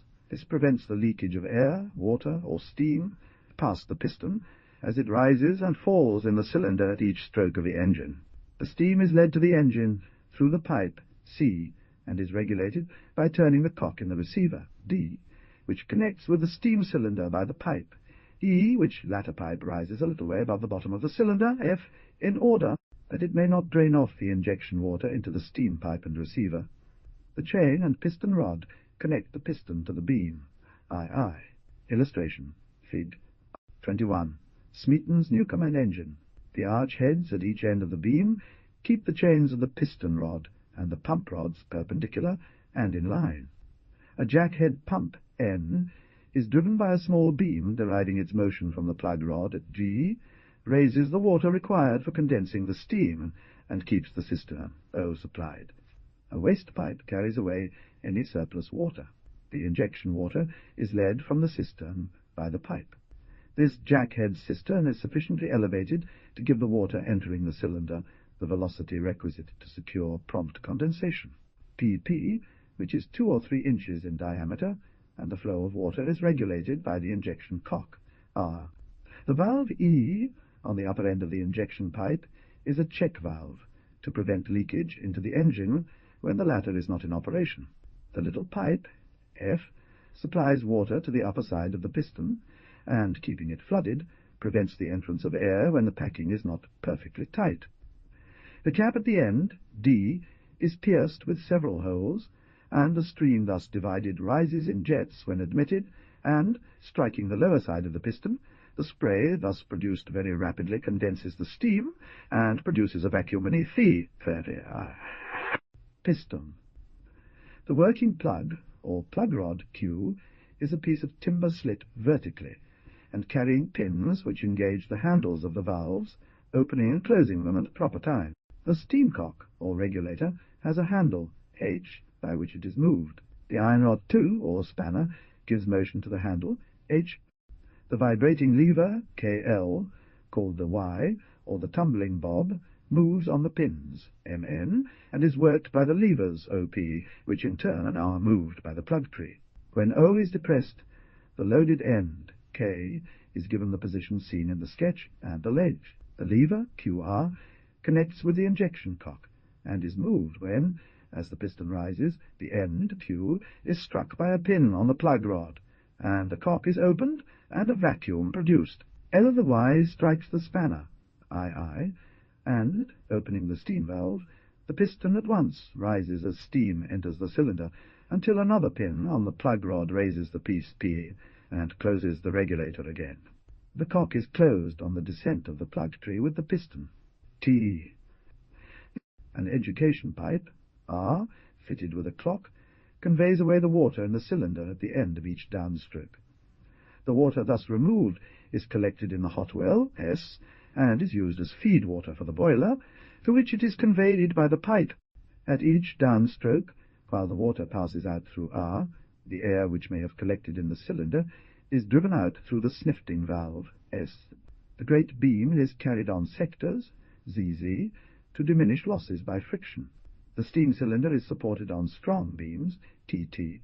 It has around its upper edge a guard V of lead, which prevents the overflow of the water on the top of the piston. The excess of this water flows away to the hot well through pipe W catch pins, X, are provided to prevent the beam from descending too far should the engine make a too long stroke. 2 wooden springs, IA, receive the blow. The boilers of Newcomen's earlier engines were made of copper, were in contact with the products of combustion, and their upper parts were of lead. Subsequently, sheet iron was substituted.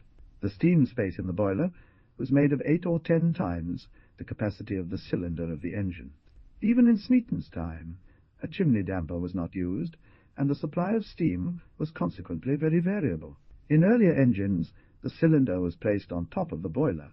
Later, they were separated and supported on a masonry foundation. Illustration, Fig. The injection or jackhead cistern was positioned between 12 to 30 feet above the engine, with the higher altitude resulting in more efficient water distribution and quicker condensation. 22. Newcomen engine boiler, 1768. Smeaton covered the lower side of his steam pistons with a wooden plank about 2 14 inches thick, to enable it to absorb and waste less heat than when the iron was directly exposed to the steam. Mr. Baton was the first to use the condensation water for feeding the boiler, taking it directly from the adduction pipe or the hot well. Ferry first proposed the use of the coil heater, a pipe, or worm, which, forming a part of the feed pipe, was set in the hot well, where only a sufficient amount of pure water could be obtained for feeding the boiler, and the injection water was hard. Mr. Smeaton applied a heater, immersed in the hot well, through which the feed passed, absorbing heat from the water of a suction. Condensation, en route to the boiler. The earlier engines had been fitted with brass cylinders. As early as 1743, the metal used for the cylinders was cast iron. Desaguliers recommended the iron cylinders, as being smoother, thinner, and as having less capacity for heat than those of brass. One was put up in Hungary in 1723. The first engine in Scotland was erected in 1720 at Elphinstone, in Stirlingshire. In a very few years after the invention of Newcomen's engine, it had been introduced into nearly all large mines in Great Britain, and many new mines, which could not have been worked at all previously, were opened, when it was found that the new machine could be relied upon to raise the large quantities of water to be handled. The first mine engine, erected in 1712 at Griff, was 22 inches in diameter, and the second and third engines were of similar size. Smeaton and others finally made them as large as 6 feet in diameter. That erected at Ansthorpe was 23 inches in diameter of cylinder, and it was a long time before much larger engines were constructed. Tear was above 30 inches, and the air heavy. Desaguliers found the rule quite exact. In allowing for frictional and other losses, he deducted from 1/4 to 1/3. In calculating the lifting power of his engines, Newcomen's method was to square the diameter of the cylinder in inches, and, cutting off the last figure, he called it long hundredweights. Then, writing a cipher on the right hand, he called phi, number on that side, odd pounds. This he reckoned tolerably exact at a mean, or rather when the barome, the usual mean pressure, resisting the motion of the piston, averaged, in the best engines, about 8 pounds per square inch of its area. The speed of the piston was from 150 to 175 feet per minute. The temperature of the hot well was from 145 to 175 far. Smeaton made a number of test trials of Newcomen engines to determine their duty, i.e., to ascertain the expenditure of fuel required to raise a definite quantity of water to a stated height. Its load capacity was 712 pounds per square inch of piston area, with an effective power output of approximately 40 horsepower.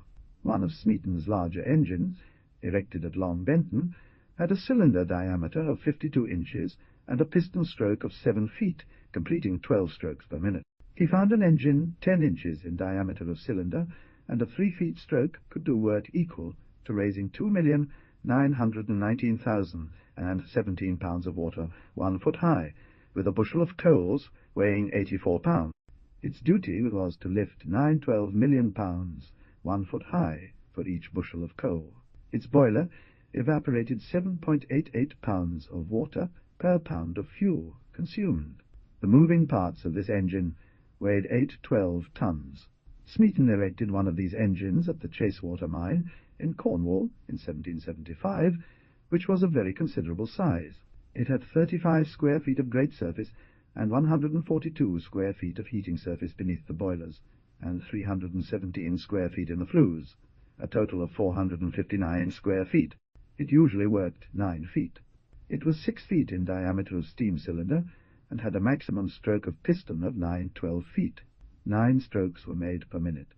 The pumps were in 3 lifts of about 100 feet each, and were 1634 inches in diameter.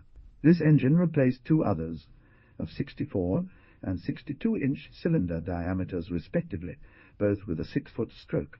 One engine at the lower lift supplied the second, which was set above it. The later engine, replacing them, exerted 76 to 12 horsepower.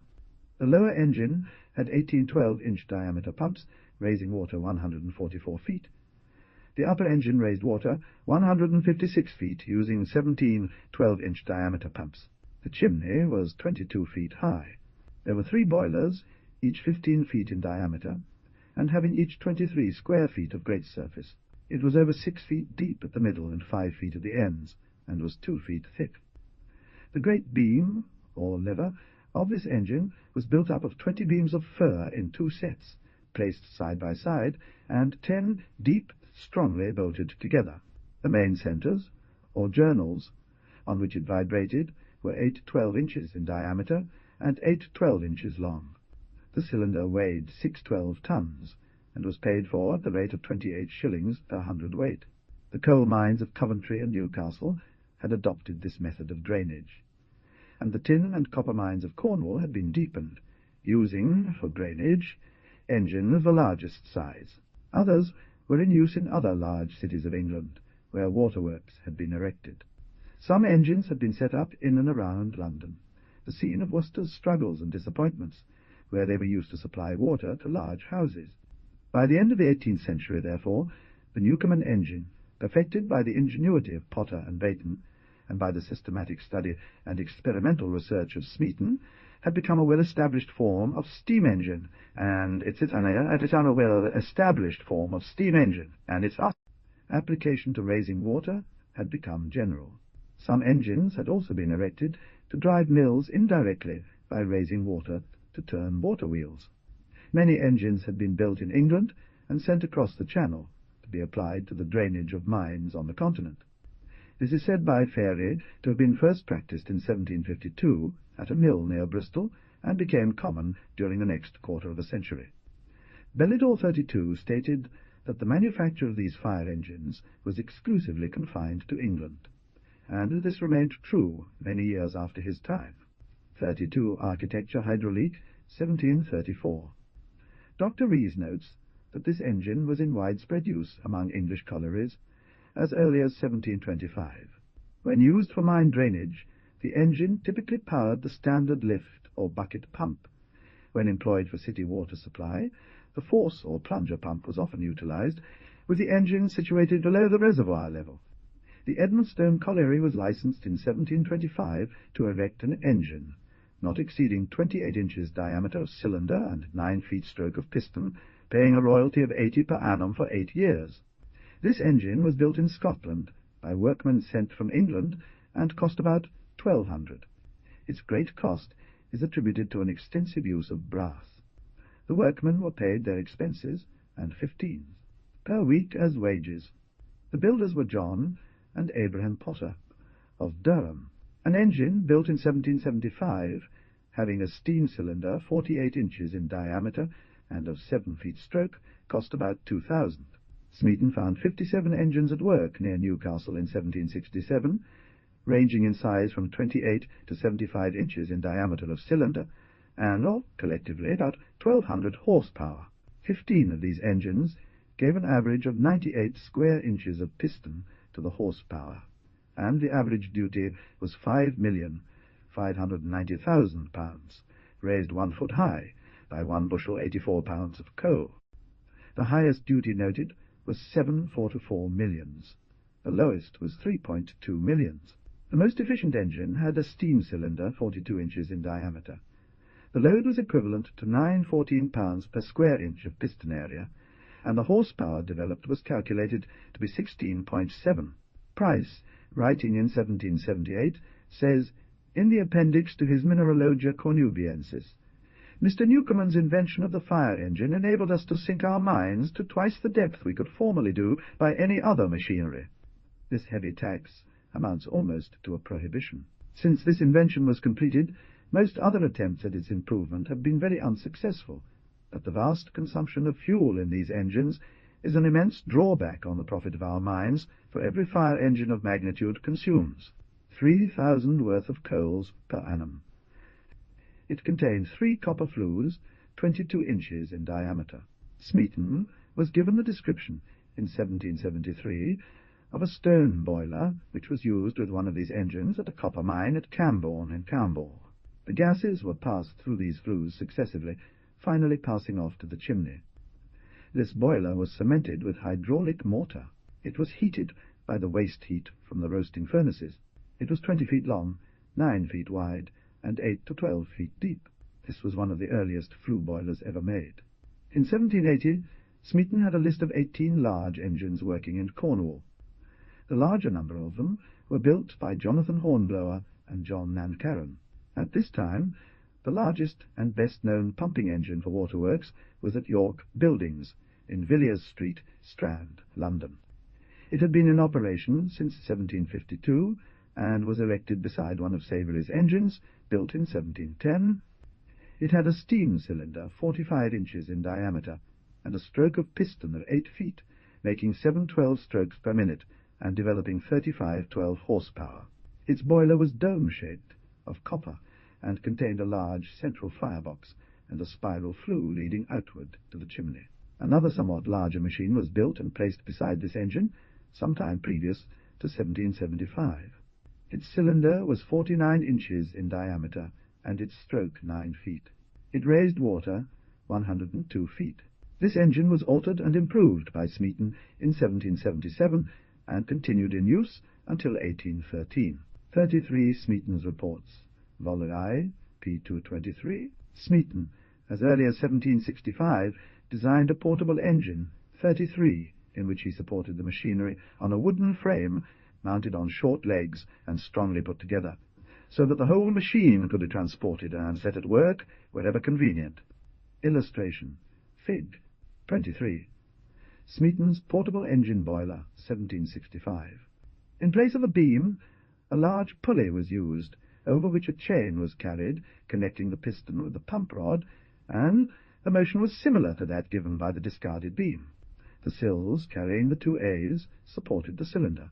The wheel was supported on A-frames. resembling somewhat the gallows frames still used with the beam engines of American riverboats. The injection cistern was supported above the great pulley wheel. The valve gearing and the injection pump were operated by a smaller wheel, mounted on the same axis with the larger one. The boiler was placed apart from the engine, with which it was connected by a steam pipe, in which was placed the regulator or throttle valve. The boiler Fig. 23 was shaped like a large tea kettle, and contained a firebox, B, or internal furnace, of which the sides were made of cast iron. The fire door, C, was placed on one side and opposite the flue, D, through which the products of combustion were led to the chimney, E, a short, large pipe, F, leading downward from the shell of the boiler, A, was made of iron plate 1/4 of an inch thick. The steam cylinder of the engine was 18 inches in diameter, the stroke of pistons 6 feet, the great wheels 6/12 feet in diameter, and the A-frames 9 feet high. The boiler was made 6 feet, the furnace 34 inches, and the grate 18 inches in diameter. The piston was intended to make 10 strokes per minute, and the engine to develop 418 horsepower. This great dock was begun in 1719. In 1773, Smeaton prepared plans for a pumping engine to be set up at Kronstadt, the port of St. Petersburg, to empty the great dry dock constructed by Peter the Great and Catherine, or his successor. It was large enough to dock 10 of the ships of that time, and had previously been imperfectly drained by 2 great windmills 100 feet high. So imperfectly did they do their work, that a year was required to empty the dock, and it could therefore only be used once in each summer. The engine was built at the Carron Iron Works in England. It had a cylinder 66 inches in diameter, and a stroke of piston of 8 to 12 feet. The lift varied from 33 feet when the dock was full to 53 feet when it was cleared of water. The load on the engine averaged about 813 pounds per square inch of piston area. There were 3 boilers, each 10 feet in diameter, and 16 feet 4 inches high to the apex of its hemispherical dome. The engine was started in 1777, and worked very successfully. They contained internal fireboxes with grates of 20 feet area, and were surrounded by flues helically traversing the masonry setting. The lowlands of Holland were, before Smeaton's time, drained by windmills. The uncertainty and inefficiency of this method precluded its application on anything like the scale that steam power has since achieved. In 1440 there were 150 inland lakes, or meres, in that country, of which nearly 100, covering over 200,000 acres, have since been drained. The beds of these lakes are from 10 to 20 feet lower than the water level in the adjacent canals. The Haarlemmer Meer alone covers nearly 50,000 acres, and forms the basin of a drainage area between 200,000 and 300,000 acres, receiving a rainfall of 54 million tons, which must be raised 16 feet in discharging it. In 1840, 12,000 windmills were still employed in this work. In the following year, William II, at the suggestion of a commission, decreed that only steam engines should be employed to do this immense work. Up to this time, the average consumption of fuel for the pumping engines in use is said to have been 20 pounds per hour per horsepower. The first engine used was erected in 1777 and 1778 on the Newcomen plan, to assist of 34 windmills employed to drain a lake near Rotterdam. This lake covered 7,000 acres, and its bed was 12 feet below the surface of the River Meuse, which passes it, and empties into the sea in the immediate neighbourhood. The iron components of the engine were manufactured in England, and the machine was assembled in Holland. The steam cylinder had a diameter of 52 inches and a piston stroke of 9 feet. The boiler measured 18 feet in diameter and featured a double flue. The main beam extended 27 feet. There were 6 pumps, consisting of 3 cylindrical and 3 square-crossed types. 2 pumps only were operated at high tide, and the others were added one at a time as the tide fell, until, at low tide, all 6 were in operation. The size of this engine, and the magnitude of its work, seem insignificant when compared with the machinery installed 60 years later to drain the Haarlemmer Meer, and with the work done by the latter. These engines are 12 feet in diameter of cylinder and 10 feet stroke of piston, and work they are 3 and number the 111 pumps of 63 inches diameter and 10 feet stroke, the others 8 pumps of 73 inches diameter and of the same length of stroke. The modern engines do a duty of 75 million to 87 million, with 94 pounds of coal, consuming 214 pounds of coal per hour and per horsepower. The first steam engine applied to working the blowing machinery of a blast furnace was erected at the Carron Iron Works in Scotland, near Falkirk, in 1765, and proved very unsatisfactory.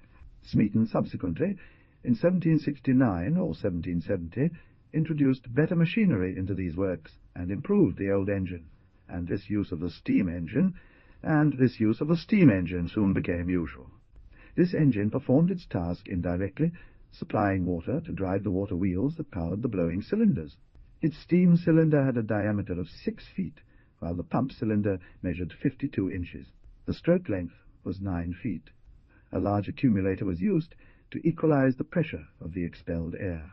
The piston of the air cylinder was loaded with the weights needed to force it down, expelling the air, and the engine did its work in raising the loaded piston, the air cylinder filling as the piston rose. A direct-acting engine, used as a blowing engine, was not constructed until about 1784, at which time a single-acting blowing cylinder, or air pump, was placed at the outboard end of the beam, where the pump rod had been attached. This consisted of another air cylinder, having a loaded piston which was left free to rise and fall. At each expulsion of air by the blowing engine, this cylinder was filled, the loaded piston rising to the top. This piston was called the floating piston, or fly piston, and its action was, in effect, precisely that of the upper portion of the common blacksmith's bellows. While the piston of the former was returning, and the air cylinder was taking in its charge of air, the accumulator would gradually discharge the stored air, the piston slowly falling under its load. Dr. Robertson, the author of Mechanical Philosophy, one of the very few works even now existing deserving such a title, describes one of these engines 34 as working in Scotland in 1790. It had a steam cylinder 40 or 44 inches in diameter, a blowing cylinder 60 inches in diameter, and the stroke of piston was 6 feet. 34 Encyclopaedia Britannica, first edition. Making 15 or 18 strokes per minute, this engine delivered approximately 1,600 cubic feet of air, weighing 112 pounds per minute, and developed 20 horsepower. The air pressure was 2.77 pounds per square inch as a maximum in the blowing cylinder, and the floating piston in the regulating cylinder was loaded with 2.63 pounds per square inch. Around the same time, a change was made to the blowing cylinder. The lower edge of the inner tank is supported on piers a few inches above the bottom of the large one. This consists of a tank, usually made of sheet iron, set with an open end downward in a large vessel containing water. 4 years later, the regulating cylinder, or accumulator, was given up, and the now familiar water regulator was substituted for it. The air entered at the bottom as before, but was forced out at the top, the piston being fitted with valves, as in the common lifting pump, and the engine thus arranged to do the work of expulsion during the downstroke of the steam piston. The regulator, receiving surplus air to be delivered as needed, greatly assists in regulating pressure. The pipe carrying air from the blowing engine passes above this water regulator, and a branch pipe is led down into the inner tank. The larger the regulator, the more perfectly uniform the pressure. As air pressure varies, the water level within the inverted tank changes, rising as pressure falls and slowing the motion of the piston, and falling as pressure rises while the piston moves with accelerated velocity. The water level outside the inner tank is usually 5 or 6 feet higher than within it. Thus, by the end of the third quarter of the 18th century, the steam engine had become generally introduced, and had been applied to nearly all of the purposes for which a single-acting engine could be used. This apparatus was found much more satisfactory than the previously used regulator, and with its introduction, the establishment of the steam engine as a blowing engine for iron works and at blast furnaces may be considered as having been fully established. The path which had been opened by Worcester had been fairly laid out by Savery and his contemporaries, and the builders of the Newcomen engine, with such improvements as they had been able to effect, had followed it as far as they were able. The real and practical introduction of the steam engine is as fairly attributable to Smeaton as to any one of the inventors whose names are more generally known in connection with it. Illustration, Chapter 3. As a mechanic, he was unrivalled. As an engineer, he was head and shoulders above any constructor of his time engaged in general practice. There were very few important public works built in Great Britain at that time, in relation to which he was not consulted, and he was often visited by foreign engineers, who desired his advice regarding works in progress on the continent. The development of the modern steam engine. James Watt and his contemporaries. The world is now entering the mechanical epoch. There is nothing in the future more sure than the great triumphs that epoch will achieve. It has already advanced to some glorious conquests. What miracles of invention now crowd upon us? Look abroad, and contemplate the infinite achievements of the steam power. And yet we have only begun. We are but on the threshold of this epoch, shed into the hearts of this and future generations. Kennedy. Section I. James Watt and his inventions. The success of the Newcomen engine naturally attracted the attention of mechanics, and of scientific men as well, to the possibility of making other applications of steam power. What is it but the marking of the great distinctive seal upon the 19th century? A sign that society has ascended to a higher level than ever before, a declaration from high, bestowing eternal honour upon the workers who adorn the world with eternal honour upon the workers who are beauty, comfort, and power honour to be forever enshrined in history, perpetuated in monuments and et. Of the personal history of the earlier inventors and improvers of the steam engine, very little is ascertained. But that of Watt has become well known. The best men of the time gave much attention to the subject, but until James Watt began the work that has made him famous, nothing more was done than to improve the proportions and slightly alter the details of the Newcomen and Calley engine, even by such skilful engineers as Brindley and Smeaton. Illustration, James Watt, Font, 1736. His father was a prominent citizen of Greenock, and was at various times chief magistrate and treasurer of the town. His grandfather, Thomas Watt, of Crawfordsdyke, near Greenock, was a well-known mathematician about the year 1700, and was for many years a schoolmaster at that place. James Watt was of humble lineage, and born at Greenock, then a little Scotch fishing village, but now a considerable and busy town, which annually launches upon the waters of the Clyde a fleet of steamships, whose engines are probably in aggregate, far more powerful than were all the engines in the world at the date of Watt's birth, January 19th. James Watt was a bright boy, but exceedingly delicate in health, and quite unable to attend school regularly, or to apply himself closely to either study or play. His early education was given by his parents, who were respectable and intelligent people, and the tools borrowed from his father's carpenter bench served at once to amuse him, and to give him a dexterity and familiarity with their use that must undoubtedly have been of inestimable value to him in after life. M. Arago, the distinguished French philosopher, who penned one of the earliest and most captivating biographies of Watt, shares anecdotes about him that, if accurate, exemplify his meticulousness, intellect, and the boy's innate interest in Mechanics, 35. The same story is told of Savary and of Worcester. He is said, at the age of 6 years, to have occupied himself during leisure hours with the solution of geometrical problems, and Arago discovers, in a story in which he is described as experimenting with the tea-kettle 35, his earliest eyes, investigations of the nature and properties of steam.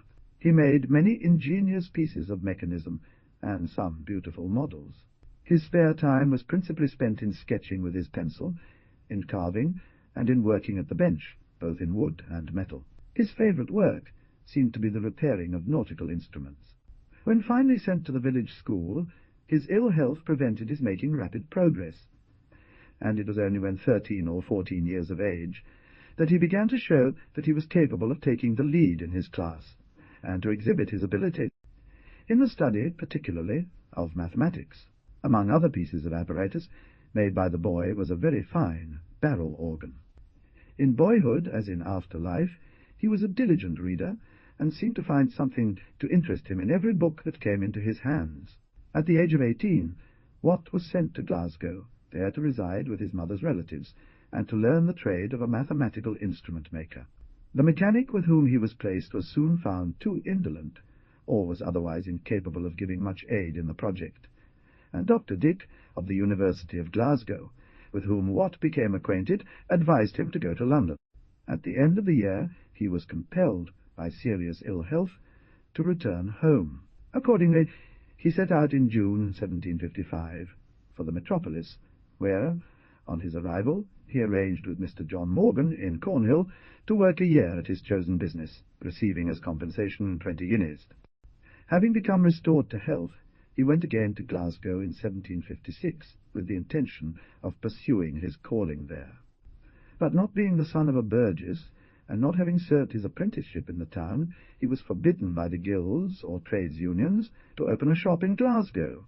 Dr. Dick came to his aid, and employed him to repair some apparatus which had been bequeathed to the college. He was finally allowed the use of 3 rooms in the university building, its authorities not being under the municipal rule.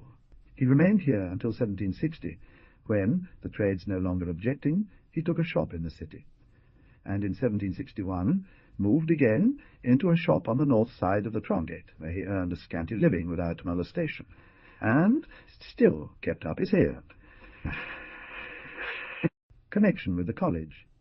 He did some work as a civil engineer in the neighbourhood of Glasgow, but soon gave up all other employment and devoted himself entirely to mechanics.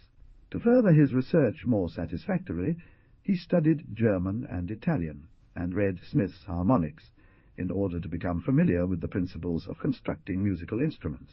He spent much of his leisure time off, which he had, at first, more than was desirable in making philosophical experiments, and in the manufacture of musical instruments, in making himself familiar with the sciences, and in devising improvements in the construction of organs. Us, N, of carriages. His reading remained very desultory, but the introduction of the Newcomen engine in the vicinity of Glasgow, and the availability of a model in the college collections, placed in his hands in 1763 for repair, prompted him to study the history of field, steam engine, and conduct experimental research into the properties of steam, using improvised apparatus. Watt was at once interested, and went to work on a little model, having tin steam cylinders and pistons connected to the driving wheels by an intermediate system of gearing. Dr. Robinson, then a student at the university, who found Watt's shop a pleasant place to spend his leisure, and whose tastes aligned so strongly with those of Watt that they became friends immediately upon meeting, brought the attention of instrument maker to the steam engine as early as 1759, and suggested it might be applied to the propulsio.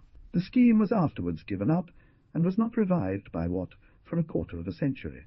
Watt studied chemistry, and was assisted by the advice and instruction of Dr. Black, who was then making the researches which resulted in the discovery of latent heat. His proposal to repair the model Newcomen engine in the college collections led to his study of Desaguliers' treatise, and of the works of Switzer and others. He thus learned what had been done by Savery and by Newcomen, and by those who had improved the engine of the latter. In his own experiments he used at first apothecaries' phials and hollow canes for steam reservoirs and pipes, and later a Papin's digester and a common syringe. The latter combination made a non-condensing engine in which he used steam at a pressure of 15 pounds per square inch. The valve was worked by hand, and Watt saw that an automatic valve gear only was needed to make a working machine. This experiment, however, led to no practical result. He finally took hold of the Newcomen model, which had been obtained from London, where it had been sent for repairs, and, putting it in good working order, commenced experiments with that. 24, which is a picture of the model as it now appears. The Newcomen model, as it happened, had a boiler which, although made to a scale from engines in actual use, was quite incapable of furnishing steam enough to work the engine. It was about 9 inches in diameter. The steam cylinder was 2 inches in diameter, and of 6 inches stroke of piston, arranged as in Fig. It is retained among the most carefully preserved treasures of the University of Glasgow. Illustration, Fig. 24, the Newcomen model. Watt made a new boiler for the experimental investigation on which he was about to enter, and arranged it in such a manner that he could measure the quantity of water evaporated, and of steam used at every stroke of the engine. Heat, the discovery of which constitutes also one of Dr. Black's greatest claims to distinction. Watt immediately went to Dr. Black and related the remarkable fact which he had thus detected, and was in turn taught by Black the character of the phenomenon as it had been explained to his classes by the latter some little time previously. He soon discovered that it required but a very small quantity of steam to heat a very large quantity of water, and immediately attempted to determine with precision the relative weights of steam and water in the steam cylinder when condensation took place at the downstroke of the engine, and thus independently proved the existence of that latent. Watt found that, at the boiling point, his steam, condensing, was capable of heating 6 times its weight of water, such as was used for producing condensation. Perceiving that steam, weight for weight even, was a vastly greater absorbent and reservoir of heat than water, Watt saw plainly the importance of taking greater care to economize it than had previously been customary. He also covered his steam pipes with non-conducting materials, and took every precaution that his ingenuity could devise to secure complete utilization of the heat of combustion. He first attempted to economize in the boiler, and made boilers with wooden shells, in order to prevent losses by conduction and radiation, and used a larger number of flues to secure more complete absorption of the heat from the furnace gases. He soon found, however, that he was not working at the most important point, and that the great source of loss was to be found in defects which he noted in the action of the steam in the cylinder. Secondly, the loss of heat consequent upon the necessity of cooling down the cylinder at every stroke in producing the vacuum. Thirdly, the loss of power due to the pressure of vapour beneath the piston, which was a consequence of the imperfect method of condensation. He soon concluded that the sources of heat loss in the Newcomen engine, which would be greatly exaggerated in a small model, were, first, the dissipation of heat by the cylinder itself, which was made of brass, and was both a good conductor and a good radiator dotish. He first made a cylinder of non-conducting material wood soaked in oil, and then baked, and obtained a decided advantage in economy of steam, proximate measures of temperatures less than 212, and pressures less than atmospheric.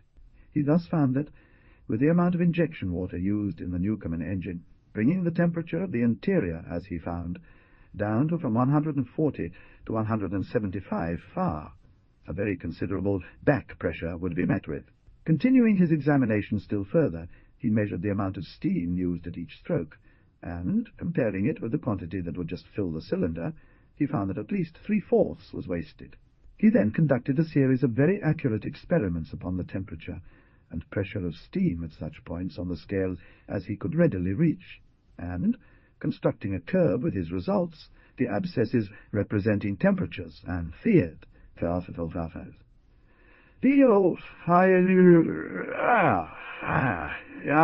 pressures being represented by the ordinates, he ran the curve backward until he had obtained closely say, at each stroke of the Newcomen engine, 4 times as much injection water as should suffice to condense a cylinder full of steam.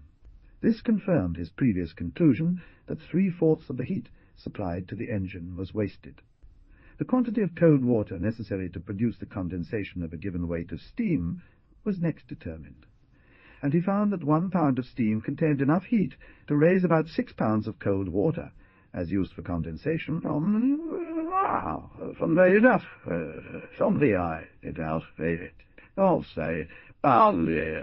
temperature of 52 to the boiling point, and, going still further, he found that he was compelled to yes. Watt had now, therefore, determined by his own researches, as he himself enumerates them, 36 the following facts. 1. 36 Robison's Mechanical Philosophy, edited by Brewster. 2. The capacities for heat of iron, copper, and of some sorts of wood, as compared with water, the bulk of steam compared with that of water. 3. The quantity of water evaporated in a certain boiler by a pound of coal. 4. The elasticities of steam at various temperatures greater than that of boiling water, and an approximation to the law it follows at other temperatures. 6. 5. How much water in the form of steam was required every stroke by a small Newcomen engine, with a wooden cylinder 6 inches in diameter and 12 inches stroke. The quantity of cold water required in every stroke to condense the steam in that cylinder so as to give it a working power of about 7 pounds on the square inch.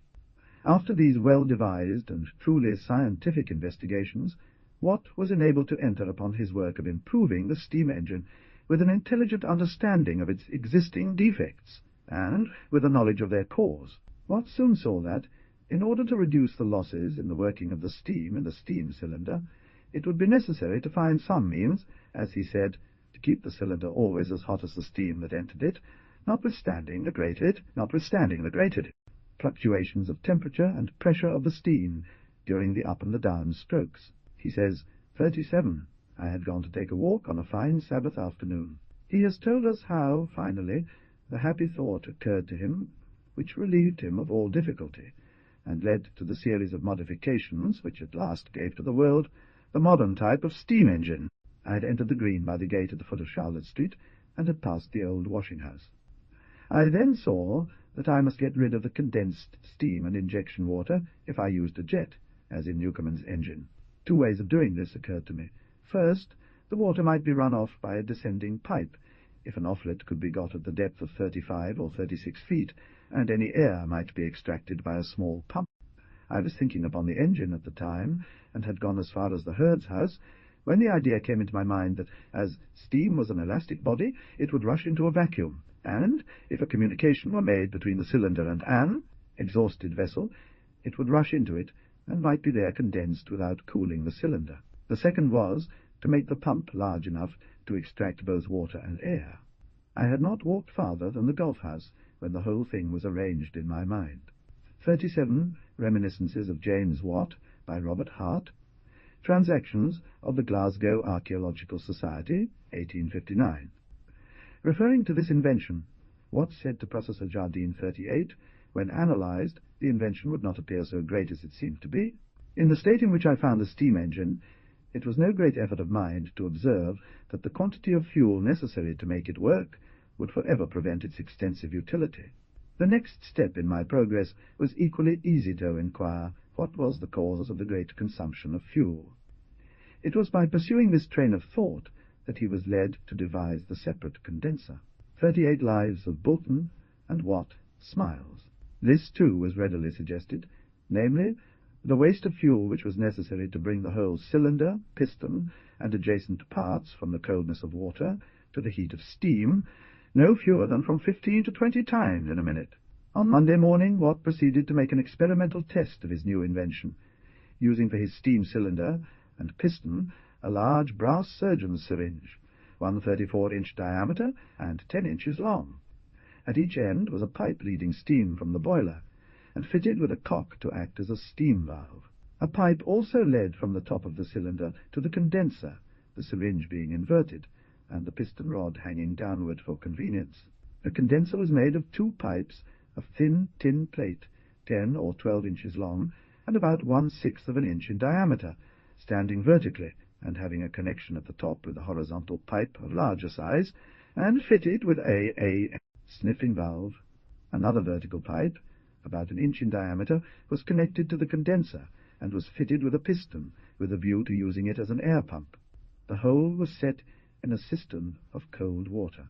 The piston rod of the little steam cylinder was drilled from end to end to permit the water to be removed from the cylinder. Illustration. Fig cut. This small model fig, 25, performed very satisfactorily, and the vacuum's perfection allowed the machine to lift an 18-pound weight hung on the piston rod, as depicted in the sketch. A larger model was promptly constructed afterward, and its test results fully confirmed the expectations raised by the initial experiment. 25.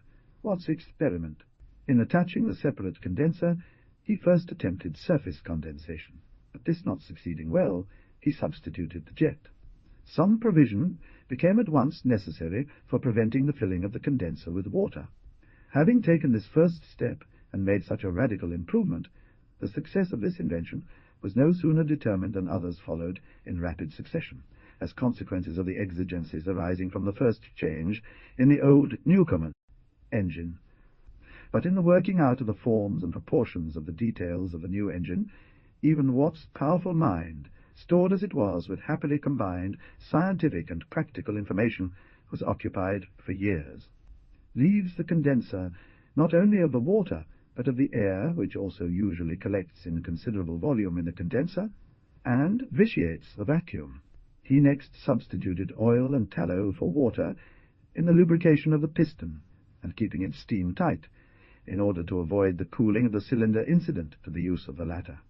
Another cause of refrigeration of the cylinder, and consequent waste of power in its operation, was seen to be the entrance of the atmosphere, which followed the piston down the cylinder at each stroke, cooling its interior by its contact.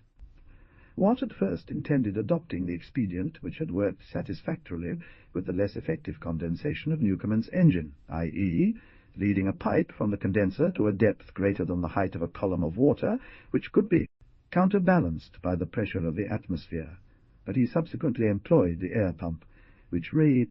This the inventor concluded to prevent by covering the top of the cylinder, allowing the piston rod to play through a stuffing box, which device had long been known to mechanics.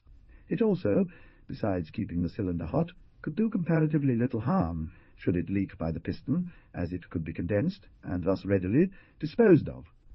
When he had concluded to build the larger experimental engine, Watt determined to give his whole time and attention to the work, and hired a room in an old deserted pottery near the Broomielaw.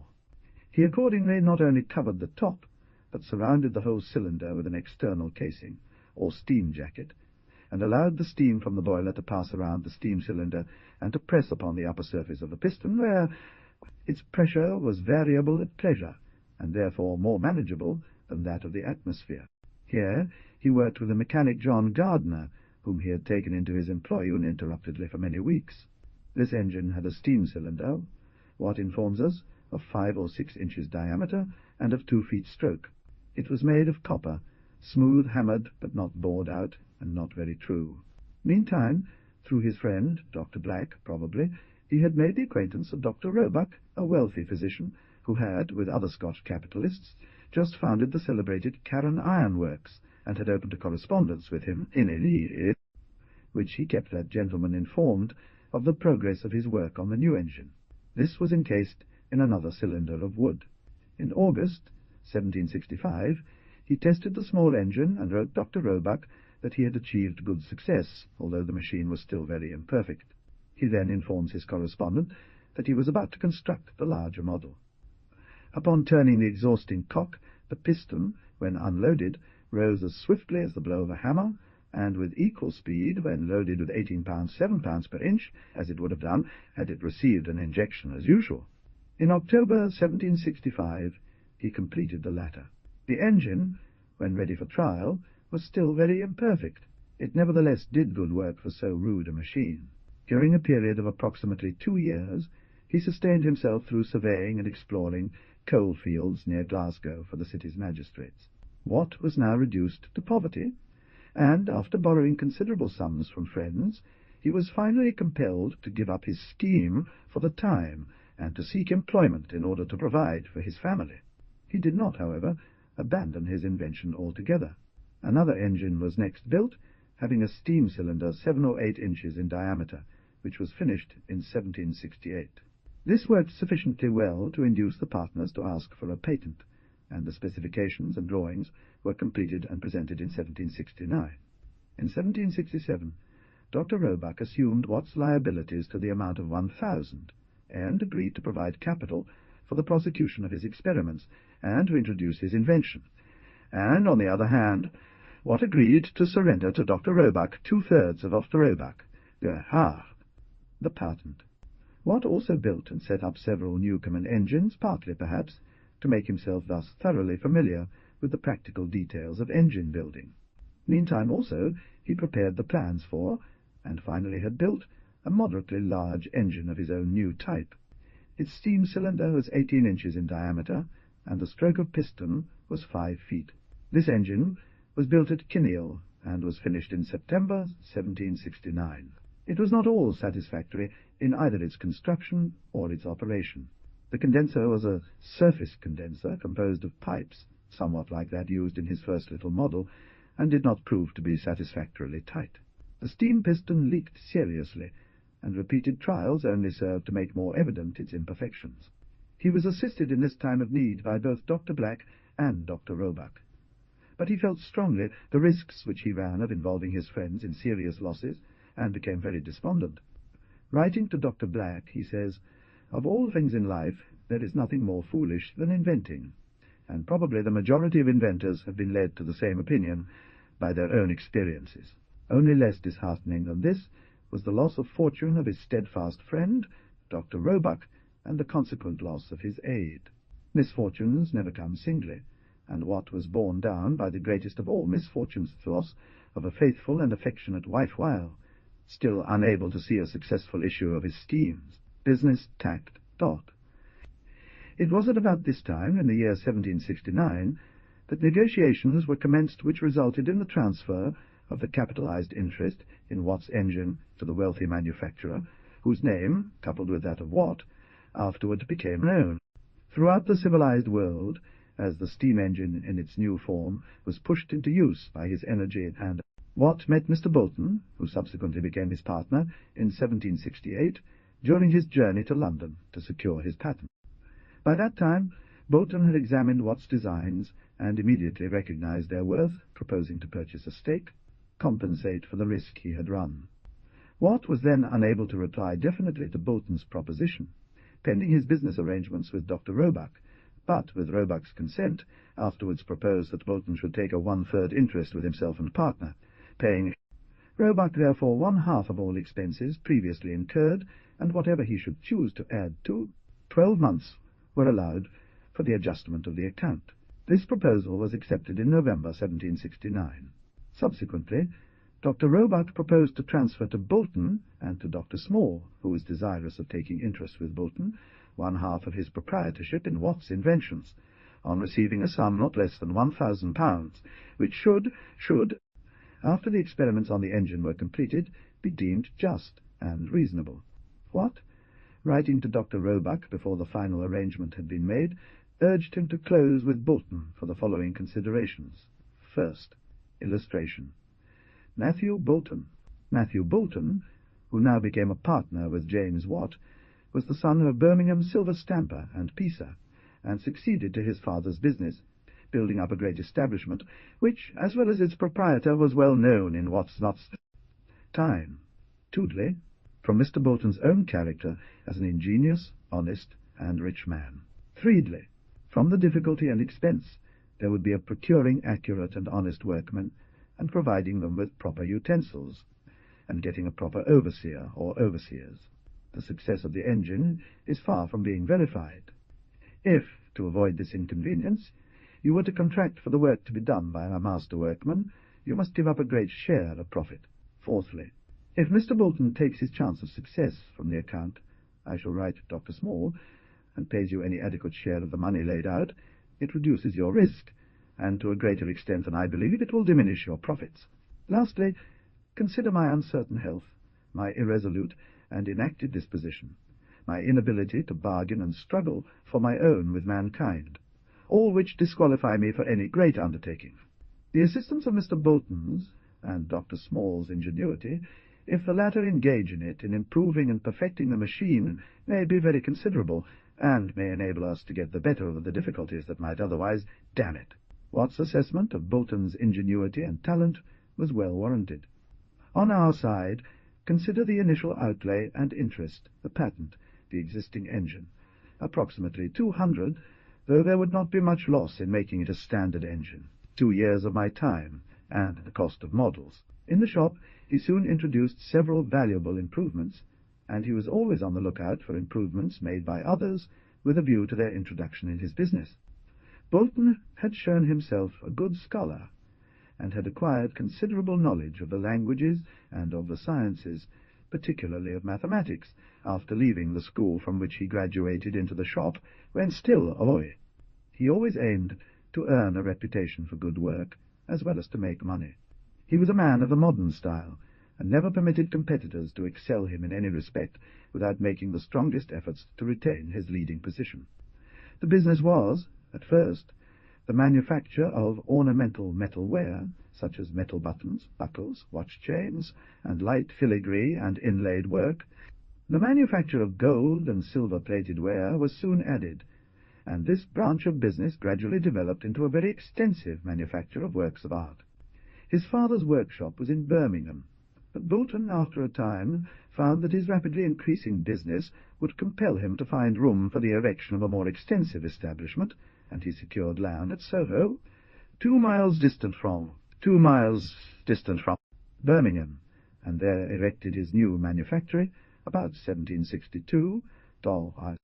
Bolton copied fine work wherever he could find it, and often borrowed vases, statuettes, and bronzes of all kinds from the nobility of England, and even from the Queen, from which to make copies. The manufacture of inexpensive clocks, such as are now well known throughout the world as an article of American trade, was begun by Bolton. He made some fine astronomical and valuable ornamental clocks, which were better appreciated on the continent than in England. He full manipulation of his assets, and to making free use of his credit.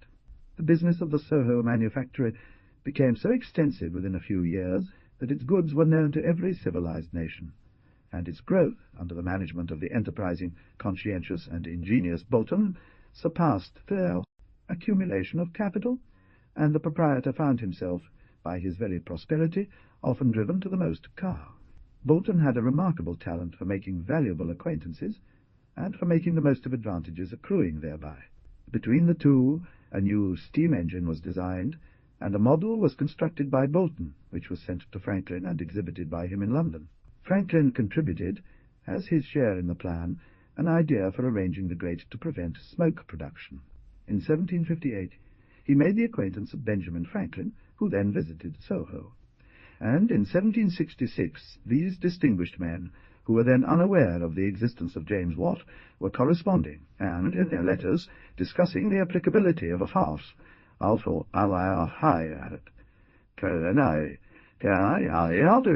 discussing the applicability of steam power to various useful purposes. Dr. Darwin appears to have had a hand in this scheme, and the enthusiasm aroused by the promise of success offered by this model may have been the source of the now famous prophetic rhymes, often quoted from the works of that eccentric physician and poet. He says, "All that is necessary is to make the smoke of fresh coals pass descending through those that are already ignited." His idea has been, by more recent schemers, repeatedly brought forward as new. Nothing resulted from these experiments of Bolton, Franklin, and Darwin, and the plan of Watt soon superseded all less well-developed plans. In 1767, Watt visited Soho and carefully inspected Bolton's establishment. He was very favourably impressed by the admirable arrangement of the workshops and the completeness of their outfit, as well as by the perfection of the organization and administration of the business. In the following year he again visited Soho, and this time met Bolton, who had been absent at the previous visit. The two great mechanics were mutually gratified by the meeting, and each at once acquired for the other the greatest respect and esteem. They discussed Watt's plans, and Bolton then definitely decided not to continue his own experiments, although he had actually commenced the construction of a pumping engine. With Dr. Small, who was also in Soho, Watt discussed the possibility of applying his engine to the propulsion of carriages and to other purposes. On his return home, Watt continued his desultory labours on his engines, as already described, and the final completion of the arrangement with Bolton, which immediately followed the failure of Dr. Roebuck, took place some time later. Before Watt could leave Scotland to join his partner at Soho, it was necessary that he should finish the work which he had in hand, including the surveys of the Caledonian Canal and other smaller works, which he had had in progress some months. He reached Birmingham in the spring of 1774, and was immediately housed in Soho, where he began work on the partially made engines that had been sent from Scotland some time previously. They had lain unused and exposed to the weather at Kinnail for 3 years, and were not in as good a condition as might have been hoped. The block tin steam cylinder was probably in good condition, but the iron parts were, as Watt said, perishing, while he had been engaged in his civil engineering work. At leisure moments during this period, Watt had not entirely neglected his plans for the utilization of steam. He had given much thought, and had expended some time in experiments upon the plan of using it in a rotary or wheel engine. He did not succeed in contriving any plan which seemed to promise success. It was in November 1774 that Watt finally announced to his old partner, Dr. Roebuck, the successful trial of the Kinnale engine. He did not write with the usual enthusiasm and extravagance of the inventor, for his frequent disappointments and prolonged suspense had very thoroughly extinguished his vivacity. The change of the atmospheric engine of Newcomen into the modern steam engine was now completed in its essential details. He simply wrote, "The fire engine I have invented is now going, and answers much better than any other that has yet been made, and I expect that the invention will be very beneficial to me." It is seen in the accompanying sketch. Illustration. Fig. The first engine, which was erected at Kinnale, near Boroughstoners, had a steam cylinder 18 inches in diameter. 26. Watt's engine, 1774. In Fig. 26, the steam passes from the boiler through pipe D and valve C to the cylinder casing or steam jacket. F, open to allow exhaust into condenser H. I, and above piston B, which it follows in its descent in cylinder A with valve, are again opened. The downstroke is repeated. The valve E is next closed, and C and F. Pump rods overbalancing that of the piston, the latter is rapidly drawn to the top of the cylinder, while the steam is displaced above, passing to the underside of the piston. The piston, now being at the lower end of the cylinder, and the pump rods at the opposite end of the beam, Y, being thus raised, and the pumps filled with water, the valves C and F close, while E open, allowing the steam which remains above the piston to flow beneath it until, the pressures becoming equal above and below, the weight of the years. The pump Q supplies condensing water and the pump. The water and air entering the condenser are removed at each stroke by the air pump I, which communicates with the condenser by the passage S, takes away a part of the water of condensation, which is thrown by the air pump into the hot well K, and from it the feed pump supplies the boiler.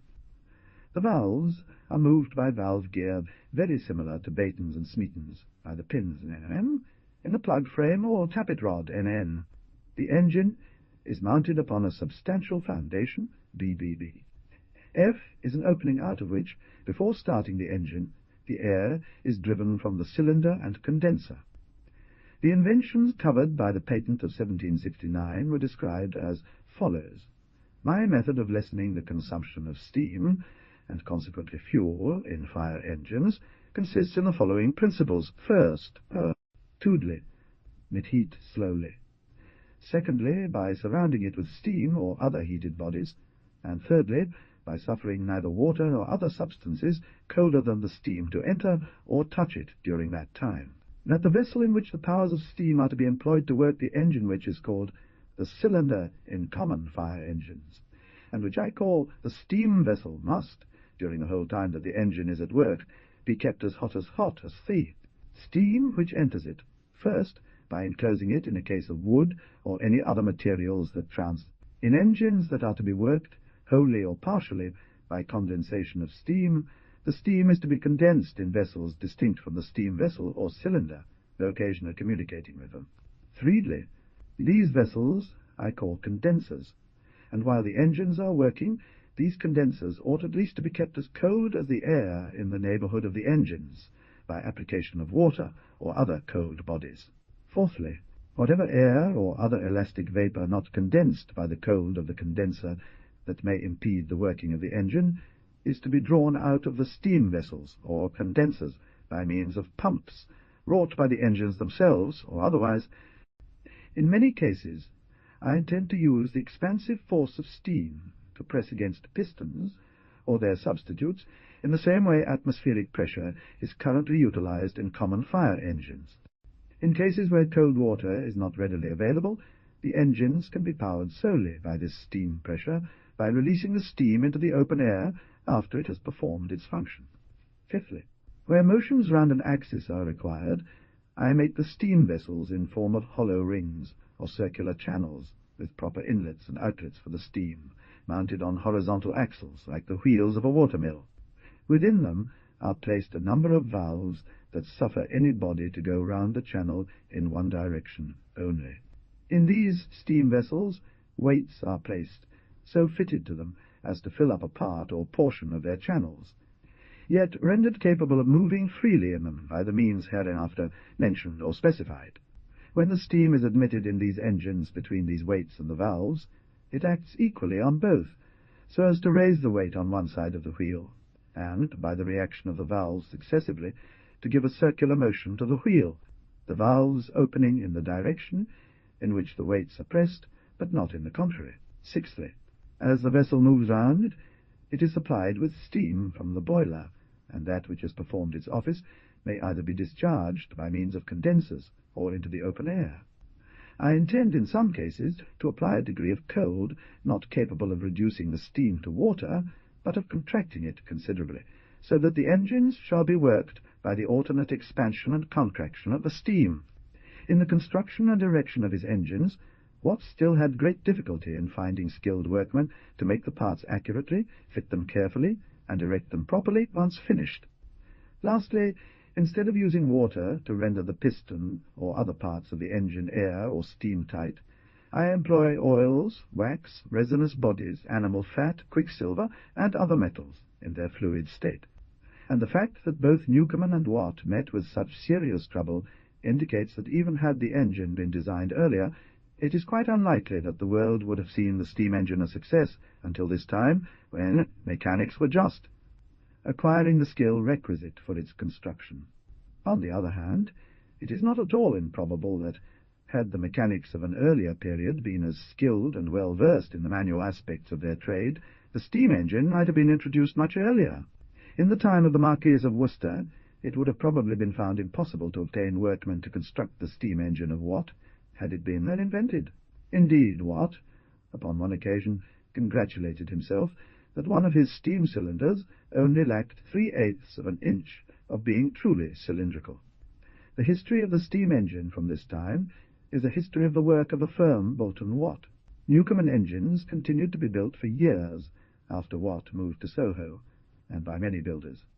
A host of inventors still worked on the most attractive of all mechanical combinations, seeking further improvements.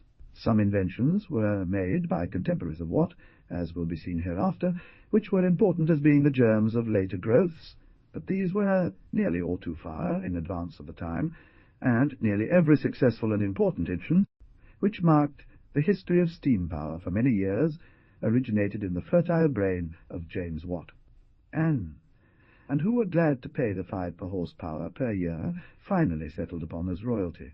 The defects of the Newcomen engine were so serious that it was no sooner known that Boulton of Soho had become interested in a new machine for raising water by steam power than inquiries came to him from all sides, from mine owners who were on the tides, from mine owners who were on the point of being drowned out, and from proprietors whose profits were absorbed by the expense of pumping. The London Municipal Waterworks authorities were also ready to negotiate for pumping engines for raising water to supply the metropolis. The firm was therefore at once driven to make preparations for a large business. The first and most important matter, however, was to secure an extension of the patent, which was soon to expire. If not renewed, the 15 years of study and toil, of poverty and anxiety, through which Watt had toiled, would prove profitless to the inventor, and the fruits of his genius would have become the unearned property of others. Watt saw, at one time, little hope of securing the necessary Act of Parliament, and was greatly tempted to accept a position tendered him by the Russian government upon the solicitation of his old friend, Dr. Robison, then Professor of Mathematics, at the Naval School at Kronstadt. The salary was 1A, princely income for a man in Watt's circumstances, and a peculiar temptation to the needy mechanic. Watt, however, went to London, and, with the help of his own and of Boulton's influential friends, succeeded in getting his bill through. His patent was extended 24 years, and Boulton Watt embarked on the task of introducing their engines throughout the industry and enterprise that permeated all their actions. In the new firm, Bolton managed the general business, while Watt oversaw the design, construction, and installation of their engines. Litigation, or engineering.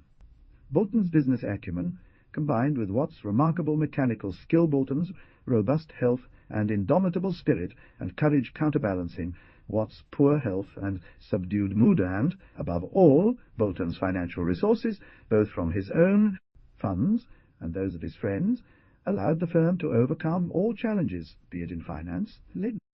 It was only after the successful erection and operation of several engines that Bolton and Watt became legally partners. The understood terms were explicitly stated by Watt to include an assignment to Bolton of 2/3 of the patent right, Bolton paying all expenses, advancing stock in trade at an appraised valuation on which it was to draw interest, Watt making it all drawings and designs, and drawing 1/3 net profits.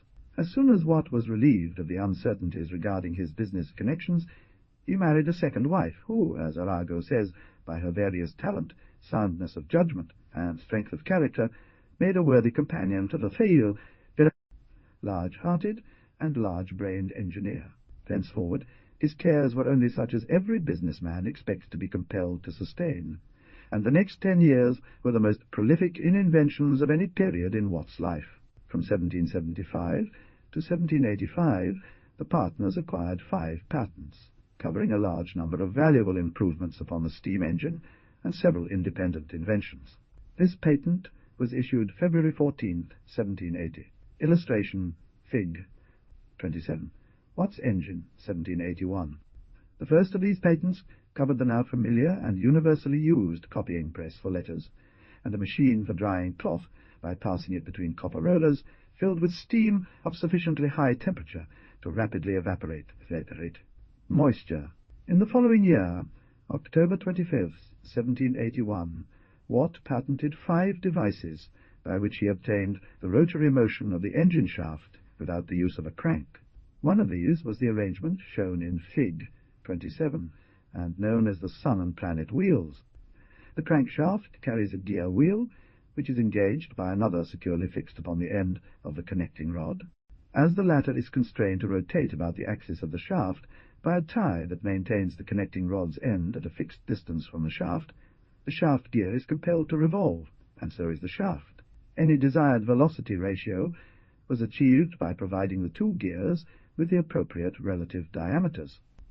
Watt had proposed the use of a crank, it is said, as early as 1771, but Wasbrough anticipated him in securing the patent. A flywheel was used to regulate the motion of the shaft. 39 Bolton Watt used the sun and planet device on many engines, but finally adopted the crank when the expiration of the patent held by Matthew Wasbrough, and which had earlier date than Watt's patent of 1781, permitted them.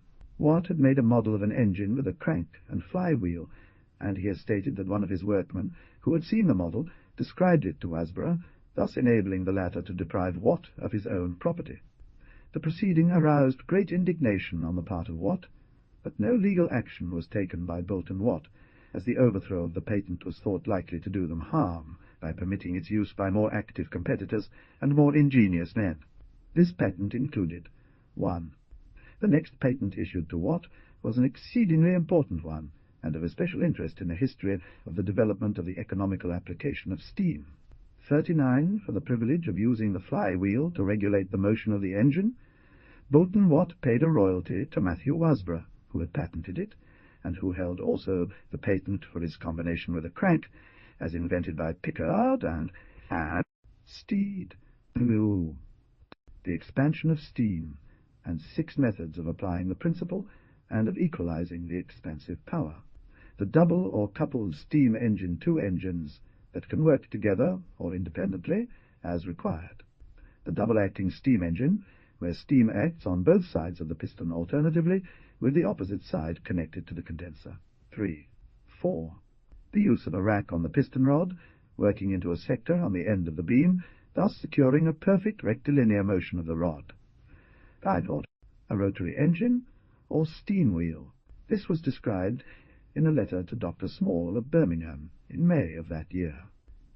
The efficiency to be secured by the expansion of steam had long been known to Watt, and he had conceived the idea of economizing some of that power, the waste of which was so plainly indicated by the violent rushing of the exhaust steam into the condenser as early as 1769. When experimenting at Kinneil, he had tried to determine the real value of the principle by trial on his small engine. Boulton had also recognized the importance of this improved method of working steam, and the earlier Soho engines were, as Watt said, made with cylinders double the size wanted, and cut off the steam at half-stroke. Found? The patent was issued July 17, 1782. But, though this was a great saving of steam, so long as the valves remained as at first, the builders were so constantly annoyed by alterations of the valves by proprietors and their engineers, that they finally gave up that method of working, hoping ultimately to be able to resume it when workmen of greater intelligence and reliability could be. Watt specified a cut-off at 1/4 stroke as usually best. Watt's explanation of the method of economizing by expansive working, as given to Dr. Smallforty, is worthy of reproduction. This would do a little more than double the effect, but it would too much enlarge the vessels to use it all.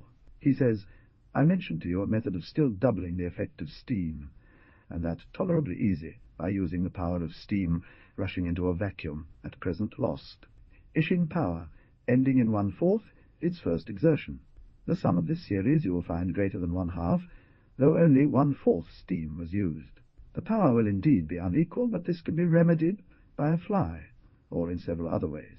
It is peculiarly applicable to wheel engines, and may supply the want of a condenser, where force of steam is only used.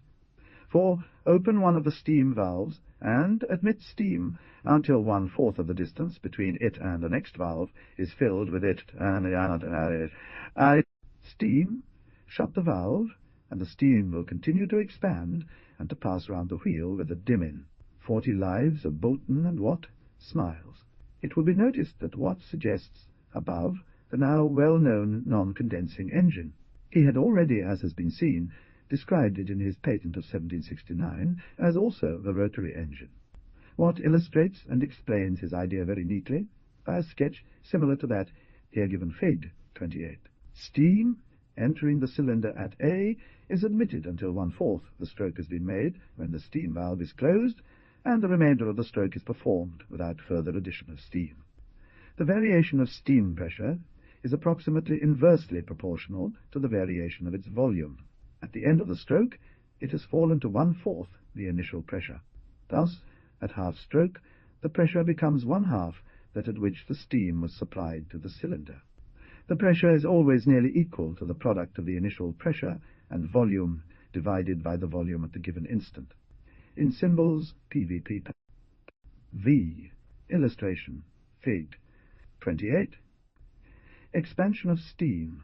It is true that the condensation of steam doing work changes this law in a marked manner, but the condensation and re-evaporation of steam, due to the transfer of heat to and from the metal of the cylinder, tends to compensate the first variation by a reverse change of pressure with change of volume.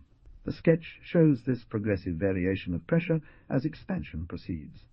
It is seen that the work done per unit of volume of steam, as taken from the boiler, is much greater than when working without expansion.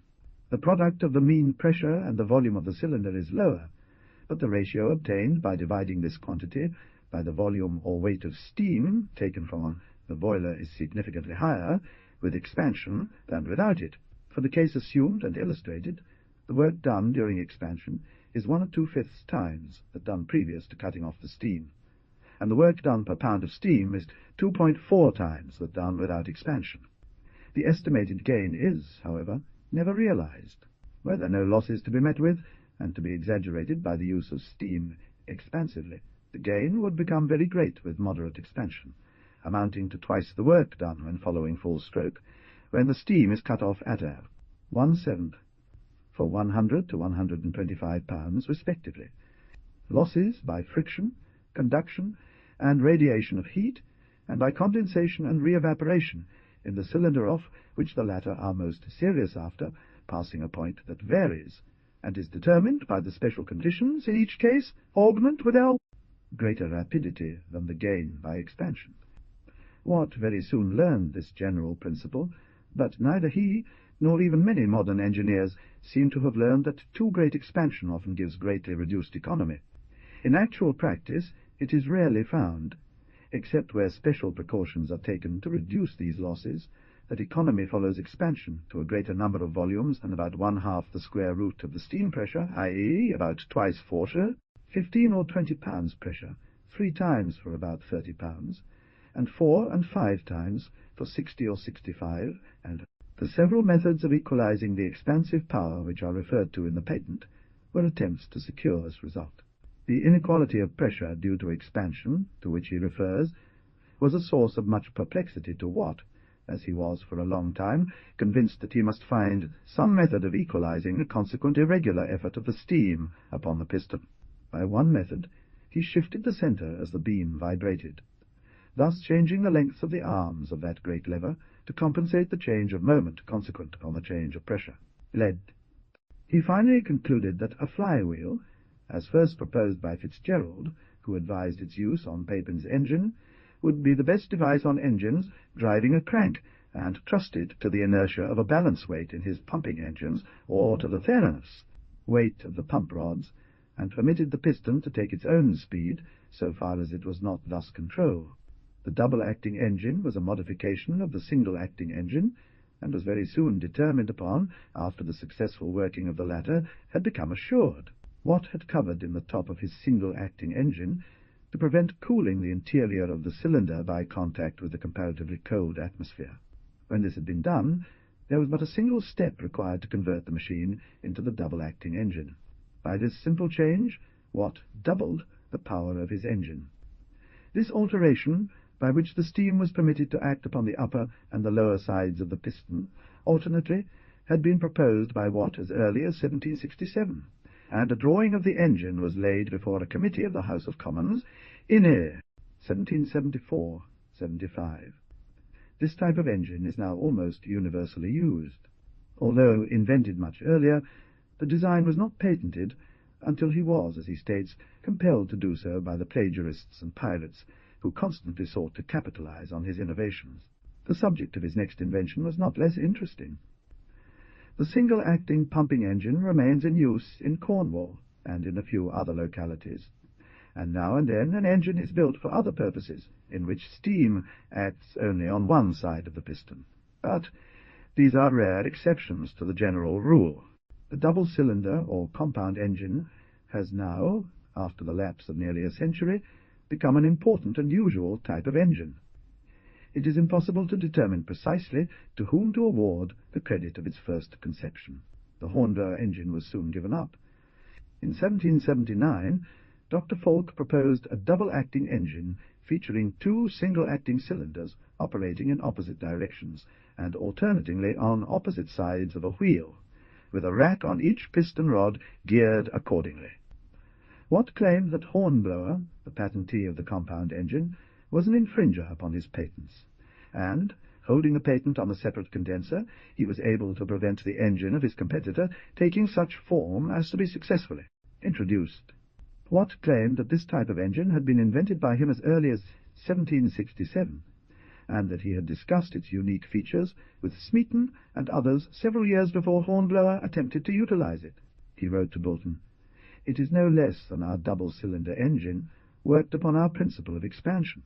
He never made use of the plan, however, and the principal object sought, apparently, in patenting this, as well as many other devices, was to secure himself against competition. The rack and sector patented at this time was soon superseded by the parallel motion, and the last claim, the steam wheel or rotary engine, although one was built of considerable size, was not introduced. After the patent of 1782 had been secured, Watt turned his attention, when not too hard pressed by business, to other schemes, and to experimenting with still other modifications and applications of his engine. He had, as early as 1777, proposed to make a steam hammer for Wilkinson's forge, but he was too closely engaged with more important matters to take hold of the project with much earnestness until late in the year 1782, when, after some preliminary trials, he reported, December 13th, we have tried our little tilting forge hammer at Soho with success. The following are some of the details. Cylinder, 15 inches in diameter, 4 feet stroke, strokes per minute, 20. The hammerhead, weighing 120 pounds, rises 8 inches and strikes 240 blows per minute. The machine operates quite regularly and can be managed as easily as a watermill. It requires a very small quantity of steam, not more than half the contents of the cylinder per stroke. The power employed is not more than 1/4 of what would be required to raise the quantity of water which would enable a water wheel to work the same hammer with the same velocity. This hammer weighed 7/1200 weight and had a drop of 2 feet. He immediately set about making a much heavier hammer, and on April 26, 1783, he wrote that he had done a thing never done before, making his hammer strike 300 blows a minute. The engine made 20 strokes per minute, the hammer giving 90 blows in the same time. The steam cylinder had a diameter of 42 inches and 6 feet stroke of piston, and was calculated to have sufficient power to drive 4 hammers weighing 700 weight each. The previous device used to guide the piston rod's head, sectors, chains, or racks had never been satisfactory. With this new application of steam power proving successful, Watt subsequently embarked on a series of minor inventions, which were eventually patented on April 27, 1784, along with the steam tilt hammer and a steam carriage, or locomotive engine. The rude design of the contrivance was only equalled by its insecurity. As originally proposed, a rod was attached to the head of the piston rod, standing vertically when the latter was at quarter stroke. Watt therefore contrived several methods of accomplishing the purpose, the most beautiful and widely known of which is the parallel motion, although it has now generally been superseded by another device patented at the same time as crosshead and guides. The upper end of this rod was pivoted to the end of the beam, and the lower end to the extremity of a horizontal rod having a length equal to 1/2 the length of the beam. The other end of the horizontal rod was coupled to the frame of the engine. This form was objectionable, as the whole effort of the engine was transmitted through the parallel motion rods. As the piston rose and fell, the upper and lower ends of the vertical rod were swayed in opposite directions, and to an equal extent, by the beam and the lower horizontal rod, the middle point at which the piston rod was attached preserving its position in the vertical line. Another form is shown in the sketch given of the double-acting engine in Fig. 31, which was free from this defect. The head of the piston rod, G, was guided by rods connecting it with the frame at C, and forming a parallelogram, GDEB, with the beam. Many varieties of parallel motion have been devised since Watt's invention was attached to his engines at Soho. They usually are more or less imperfect, guiding the piston rod in a line only approximately straight. The crosshead and guides are now generally used, very much as described by Watt in this patent, as his second principle. This device will be seen in the engravings given hereafter of more modern engines. These guides are adjusted to precise parallelism with the center line of the cylinder. The head of the piston rod is fitted into a transverse bar, or crosshead, which carries properly shaped pieces at its extremities, to which are bolted gibs so made as to fit upon guides secured to the engine frame.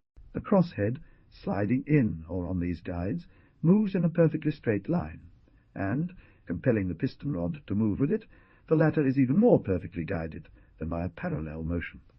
This arrangement, where properly proportioned, is not necessarily subject to great friction, and is much more easily adjusted and kept in line than the parallel motion when wear occurs or maladjustment takes place. He proposed to use a condenser cooled by currents of air. By the same patent, Watt secured the now common puppet valve with beveled seat, and the application of the steam engine to driving rolling mills and hammers for forges, and to wheel carriages for removing persons or goods or other matters from other matters, place to place. For the latter purpose he proposes to use boilers of wood or of thin metal, strongly secured by hoops or otherwise, and containing internal fireboxes. It would require too much space to follow Watt in all his schemes for the improvement and for the application of the steam engine. Only a few of the most important and ingenious can be described. This form of agreement required a careful assessment, frequently, of the work performed and fuel consumed by both the engine removed and the one installed in its place. It was impossible to rely upon any determination by personal observation of the number of strokes made by the engine. Many of the contracts of Boult and Watt gave them, as compensation for their engines, a fraction, usually 1/3, of the value of the fuel saved by the use of the Watt engine in place of the Watt engine in place of the Newcomen engine, the amount due being paid annually or semi-annually, with an option of redemption on the part of the purchaser at 10 years' purchase. Watt therefore developed a counter similar to the one now commonly used on gas meters. It consists of a train of wheels moving pointers on several dials. The first dial showing tens, the second hundreds, the third thousands, etc., strokes or revolutions. Motion was communicated to the train by means of a pendulum, the whole being mounted on the beam of the engine, where every vibration produced a swing of the pendulum.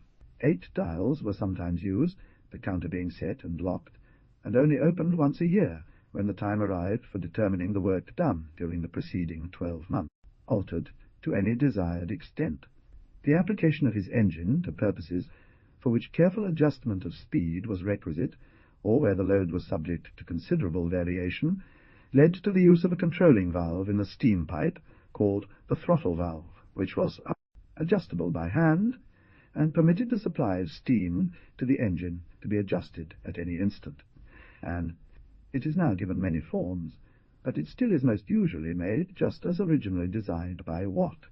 It consists of a circular disc, which just closes up the steam pipe when set directly across it, or of an elliptical disc, which closes the pipe when standing at an angle of somewhat less than 90 with the line of the pipe. When placed with its face in line with the pipe, it offers very little resistance to the flow of steam to the engine. This disc is carried on a spindle extending through the pipe at one side, and carrying on its outer end an arm by means of which it may be turned into any position. When set in the other position, it shuts off steam entirely and stops the engine. It is positioned to ensure that the engine's speed matches the required rate at any given moment. Illustration, Fig. 29. The governor. In the engraving of the double-acting engine with flywheel Fig. 31, it is marked as T, governed by the regulator. The governor, or flyball governor, as it is often distinctively called, was another of Watt's minor, but very essential inventions. When the engine's speed decreased, the period of revolution of the balls increased, and they fell back toward the spindle. The speed of the engine varying, so did that of the spindle, and the faster the balls were swung, the farther they separated. 2 heavy iron or brass balls, BB, were suspended from pins, CC, in a little cross piece carried on the head of a vertical spindle, A, driven by the engine. 978.1 Hello, 0.248182 meters. Whenever the velocity of the engine was uniform, the balls preserved their distance from the spindle, and remained at the same height, their altitude being determined by the relation existing between the force of gravity and centrifugal force in the temporary position of equilibrium. The distance from the point of suspension down to the level of the balls is always equal to 9.78 inches, divided by the square of the number of revolutions per second, i.e., h. The arms carrying the balls, or the balls themselves, are pinned to rods, mm, which are connected to a piece, nn, sliding loosely on the spindle. This contrivance had previously been used in regulating water wheels and windmills. A score, T, cut in this piece, engages a lever, V, and, as the balls rise and fall, a rod, W, is moved, closing and opening the throttle valve, and thus adjusting the supply of steam in such a way as to preserve a nearly fixed speed of engine. The connection with the throttle valve and with the cut-off valve gear is seen not only in the engraving of the double-acting Watt engine, but also in those of the Green and the Corliss engines. Watt's invention consisted in its application to the regulation of the steam engine. This simple instrument consisted merely of a bent tube containing a portion of mercury. Still another useful invention of Watt's was his mercury steam gauge, a barometer, in which the height of the mercury was determined by the pressure of the steam instead of that of the atmosphere. One leg, BD, of this U-tube was connected with the steam pipe, or with the boiler by a small steam pipe. The other end, C, was open to the atmosphere. It is still considered by engineers the most reliable of all forms of steam gauge.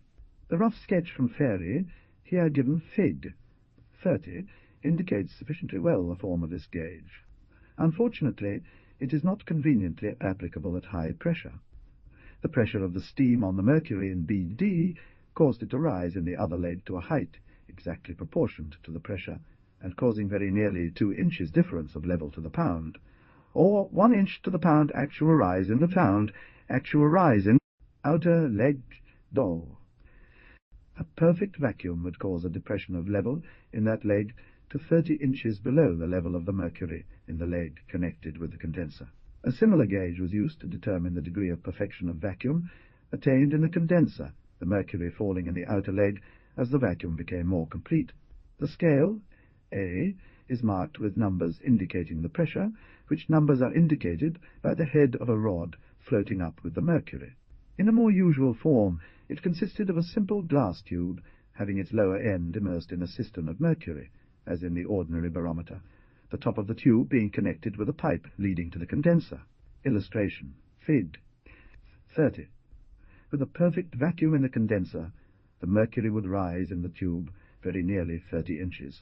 Normally, the vacuum is not quite perfect, and with a back pressure of 1 or 2 pounds per square inch remaining in the condenser, the unbalanced atmospheric pressure is only enough to lift the mercury 26 or 28 inches above the level of the liquid. Metal in the cistern. Mercury steam gauge. Glass water gauge. To determine the height of water in his boiler, Watt added to the gauge cocks already long in use the glass water gauge, which is still seen in nearly every well-arranged boiler. This was a glass tube, A Fig. 30, mounted on a standard attached to the front of the boiler, and at such a height that its middle point was very little below the proposed water level. As the water rose and fell within the boiler, its level changed correspondingly in the glass. It was connected by a small pipe, R, at the top to the steam space, and another little pipe, led into the boiler from its lower end below the water line. This little instrument is especially liked because the position of the water is at all times shown to the eye of the attendant. If carefully protected against sudden changes in temperature, it performs adequately even under extremely high pressures. The engines constructed by Boulton Watt were ultimately equipped with a crank and flywheel to drive mills and machinery. The accompanying engraving Fig. 31 shows the engine as thus made, combining all of the essential improvements designed by its inventor. In the engraving, see the steam cylinder, P, DC. The piston connected to the beam by the link, G, and guided by the parallel motion, G. At the opposite end of the beam, a connecting rod, O, connects with the crank and flywheel shaft.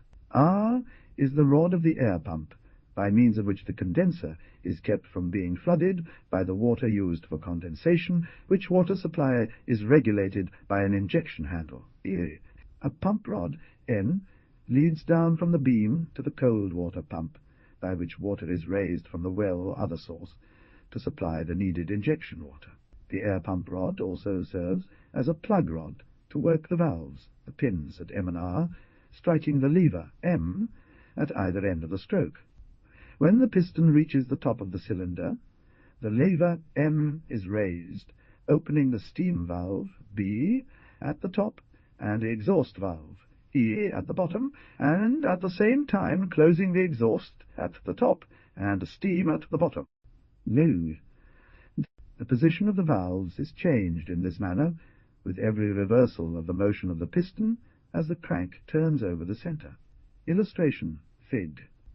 When the entrance of steam at the top and the removal of steam pressure below the piston has driven the piston to the bottom, the pin R strikes the lever, M, opening the steam and closing the exhaust valve at the bottom, and similarly reversing the exhaust valve at the bottom. And Position of the valves at the top. 31. Boulton-Watt's double-acting engine, 1784. There were a pair of these engines shown in Fig. 27, with 50 horsepower each, and geared to drive 20 pairs of stones, producing fine flour and meal. Previously to the erection of this mill, the power in all such establishments had been derived from windmills and water-wheels. The earliest engines of the double-acting kind, and of any considerable size, which were built to turn a shaft, were those which were set up in the Albion Mills near Blackfriars Bridge, London, in 1786, and destroyed when the mills burned down in 86, and destroyed when the mills burned down in 1791. This mill was erected by Boulton-Watt, and capitalists working with them, not only to secure the profit anticipated from locating a flour mill in the city of London, but also with a view to exhibiting the capacity of the new double-acting rotating engine. The capacity of the mill was, in ordinary work, 16,000 bushels of wheat ground into fine flour per week. The plan was proposed in 1783, and work was commenced in 1784, but the mill was not set in operation until the spring of 1786. On one occasion, the mill turned out 3,000 bushels in 24 hours. In the construction of the machinery of the mill, many improvements upon the then standard practice were introduced, including cast-iron gearing, with carefully formed teeth and iron framing. Boulton and Watt were the principal losers, the former losing 6,000, and the latter 3,000. It was here that John Rennie commenced his work, after passing through his apprenticeship in Scotland, sending his chief assistant, Ewart, to superintend the erection of the milling machinery. The mill was a success as a piece of engineering, but a serious loss was incurred by the capitalists engaged in the enterprise, as it was set on fire a few years afterward and entirely destroyed. The valve gear of this engine, a view of which is given in Fig. 27, was quite similar to that used on the Watt pumping engine. Illustration, Fig. The accompanying illustration, Fig. 32, represents this valve motion as attached to the Albion Mills engine. 32. Valve gear of the Albion Mills engine.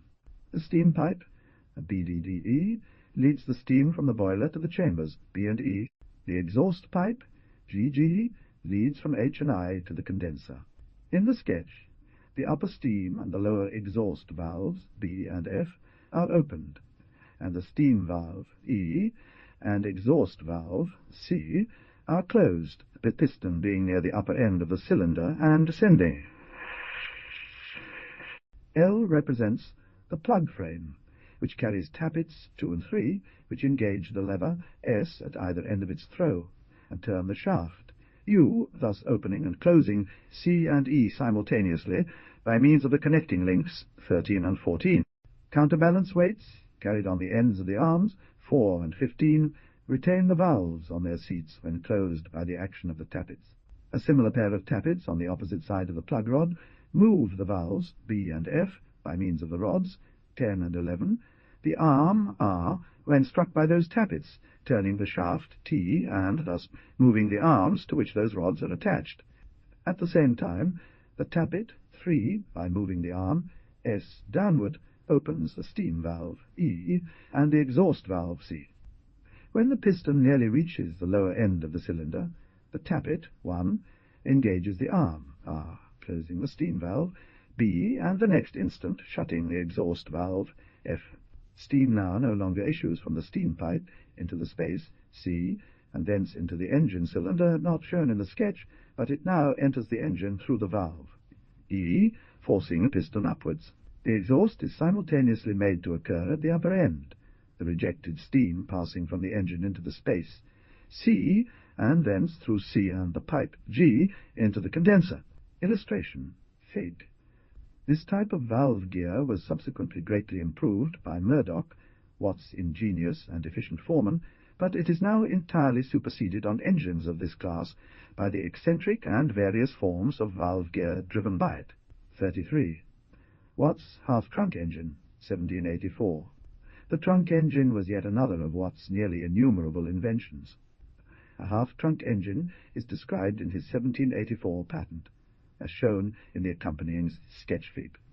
33, where A is the cylinder, B the piston, and C its rod, encased within the half-trunk, D the plug rod, G operates the single pair of valves by striking the catches, E and F, as was common in Watt's earlier engines. Watt's steam hammer was also patented at the same time. It is seen in Fig. 34, in which A is the steam cylinder and B its rod, the engine being evidently of the form just described. The beam FG is a spring, and the block N the anvil. It works a beam CC, which in turn by the rod M works the hammer helve LJ and the hammer L shape. Illustration. Fig. 34. The Watt hammer, 1784. He was thus driven to invent a special instrument for this work, which he called the steam engine indicator. This pressure was so variable, and subject to such rapid as well as extreme fluctuations, that he found it impossible to make use of the steam gauge constructed for use on the boiler. Watt found it impossible to determine the duty of his engines at all times by measurement of the work itself, and endeavoured to find a way of ascertaining the power produced by ascertaining the pressure of steam within the cylinder. The distance through which the piston rose was proportional to the pressure exerted upon it, and a pointer attached to its rod traversed a scale upon which the pressure per square inch could be read. This consisted of a little steam cylinder containing a nicely fitting piston, which moved without noticeable friction through a range which was limited by the compression of a helical spring, by means of which the piston was secured to the top of its appareil. A little spring, by means of which the piston was secured to the top of its cylinder. The indicator pointer therefore traversed the pressure scale, always exhibiting the pressure existing at the instant in the cylinder of the engine. The lower end of the instrument being connected with the steam cylinder of the engine by a small pipe fitted with a cock, the opening of the latter permitted steam from the engine cylinder to fill the indicator cylinder, and the pressure of steam was always the same in both cylinders. When the engine was at rest and steam off, the indicator piston stood at the same level as when detached from the engine, and the pointer stood at 0 on the scale. This board carried a piece of paper, upon which a pencil attached to the indicator piston rod drew a curve. When steam entered, the piston rose and fell with the fluctuations of pressure, and when the exhaust valve opened, discharging the steam and producing a vacuum in the steam cylinder, the pointer of the indicator dropped below 0, showing the degree of exhaustion. Mr. Southern, one of Watt's assistants, fitted the instrument with a sliding board, moved horizontally backward and forward by a cord or link work connecting directly or indirectly with the engine beam, and thus giving it a motion coincident with with that of the piston. The vertical height of any point on this curve above the baseline measured the pressure in the cylinder at the moment when it was made, and the horizontal distance of the point from either end of the diagram determined the position at the same moment of the engine piston. Yields of the engine, and revealed almost every defect in the action of the engine which could not readily be detected by external examination. The curve thus inscribed, called the indicator card, or indicator diagram, exhibiting every minute change in the pressure of steam in the engine, not only enabled the mean pressure and the power of the engine to be determined by its measurement, but, to the eye of the expert engineer, it was a perfectly legible statement of the position of the VA. It has justly been called the engineer's stethoscope, opening the otherwise inaccessible parts of the steam engine to the inspection of the engineer even more satisfactorily than the stethoscope of the physician gives him a knowledge of the thought, condition and working of organs contained within the human body. This indispensable and now familiar engineer's instrument has since been modified and greatly improved in detail. The Watt engine had, through the construction of the improvements described in the patents of 1782-85, been given its distinctive form, and the great inventor subsequently did little more than improve it by altering the forms and proportions of its valve. Details. The growth of the steam engine has here ceased to be rapid, and the changes which followed the completion of the work of James Watt have been minor improvements, and rarely, if ever, real developments. Watt's mind lost none of its activity, however, for many years. As thus practically completed, it embodied nearly all the essential features of the modern engine, and, as we have seen, the marked features of our latest practice, the use of the double cylinder for expansion, the cut-off valve gear, and surface condensation had all been proposed and to a limited extent introduced. He used 2 fires, which were cold alternately. Even when busiest, also, he found time to pursue more purely scientific studies. He devised and patented a smoke-consuming furnace, in which he led the gases produced on the introduction of fresh fuel over the already incandescent coal, and thus burned them completely. With Boulton, he induced a number of well-known scientific men living near Birmingham to join in the formation of a lunar society, to meet monthly at the houses of its members, at the full of the moon. Boulton, Watt, doctors. The time was thus fixed in order that those members who came from a distance should be able to drive home after the meetings by moonlight. Many such societies were then in existence in England, but that at Birmingham was one of the largest and most distinguished of them all. Small, Darwin, and Priestley were the leaders, and among their occasional visitors were Herschel, Smeaton, and Banks. Watt called these meetings philosophers' meetings. It was during the period of most active discussion at the philosophers' meetings that Cavendish and Priestley were experimenting with mixtures of oxygen and hydrogen to determine the nature of their combustion. At the union of hydrogen with oxygen produced water, the latter being a chemical compound, of which the former were constituents.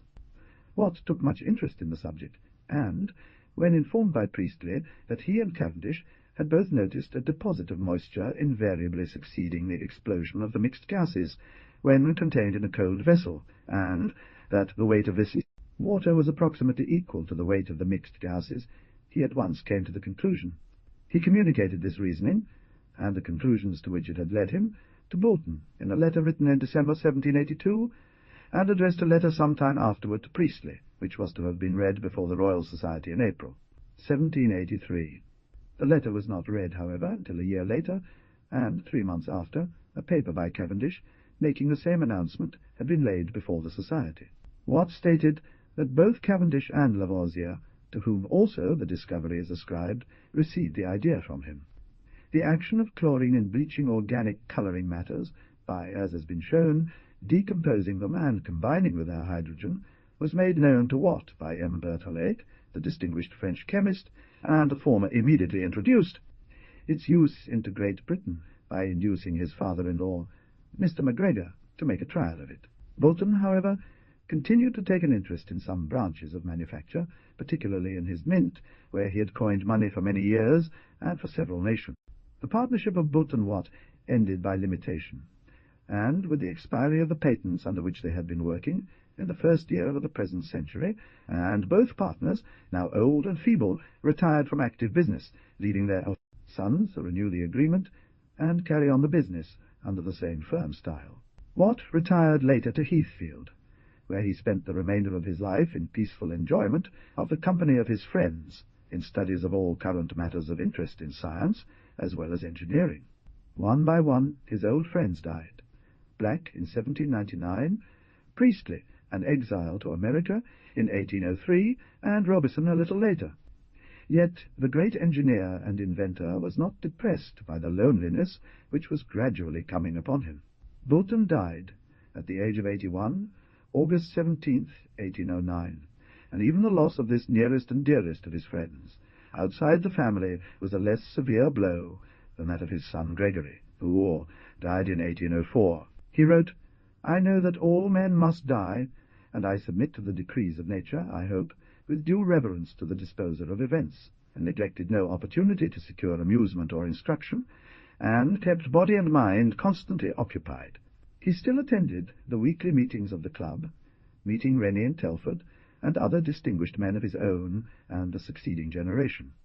This machine was a kind of pentagraph, which could be worked in any plane, and in which the marking pencil gave place to a cutting tool. He lost nothing of his fondness for invention, and spent many months in devising a machine for copying statuary, which he had not perfected to his own satisfaction at the time of his death, 10 years later. The tracing point followed the surface of the pattern, while the cutting point, following its motion precisely, formed a facsimile in the material operated upon. In the year 1800 he invented the water main, which was laid down by the Glasgow Waterworks Company across the Clyde. The joints were spherical and articulated, like those of the lobster's tail. His lathe and copying machine were positioned before the window, while his writing desk occupied the corner. His workshop, a sketch of which is provided below as drawn by artist Skelton, was located in the garret of his house and well stocked with tools and various laboratory materials. Here he spent the greater part of his leisure time, often even taking his meals in the little shop, rather than go to the table for them. He died August 19th, 1819, in the 83rd year of his age, and was buried in Handsworth Church. The sculptor Chantry was employed to place a fitting monument above his grave, and the nation erected a statue of the great man in Westminster Abbey. Even when very old, he occasionally made a journey to London or Glasgow, calling on his old friends and studying the latest engineering devices and inspecting public works, and was everywhere welcomed by young and old as the greatest living engineer, or as the kind and wise friend of earlier days. This sketch of the greatest of all the inventors of the steam engine has been given no greater length than its subject justifies. His character as a man was no less admirable than as an engineer. Ease and convenience of man he is fully entitled to preeminence. Smiles, Watt's most conscientious and indefatigable biographer, writes, 41, Life of Watt, p. 512. Whether we consider Watt as the inventor of the standard steam engine of the 19th century, as a scientific investigator of the physical principles upon which the invention is based, or as the builder and introducer of the most powerful known instrument by which the great sources of power in nature are converted, adapted, and applied for the Clyde. Illustration, Fig. 35. James Watt's workshop. The room had been carefully locked up since his death, and had only once been swept out. From Smiles's Lives of Boulton and Watt. Some months since we visited the little garret at Heathfield, in which Watt pursued the investigations of his later years. Everything lay very much as he left it. The piece of iron, which he was last employed in turning, lay on the lathe. The ashes of the last fire were in the grate. The last bit of coal was in the scuttle. The Dutch oven was in its place over the stove, and the frying-pan in which he cooked his meals was hanging on its accustomed nail.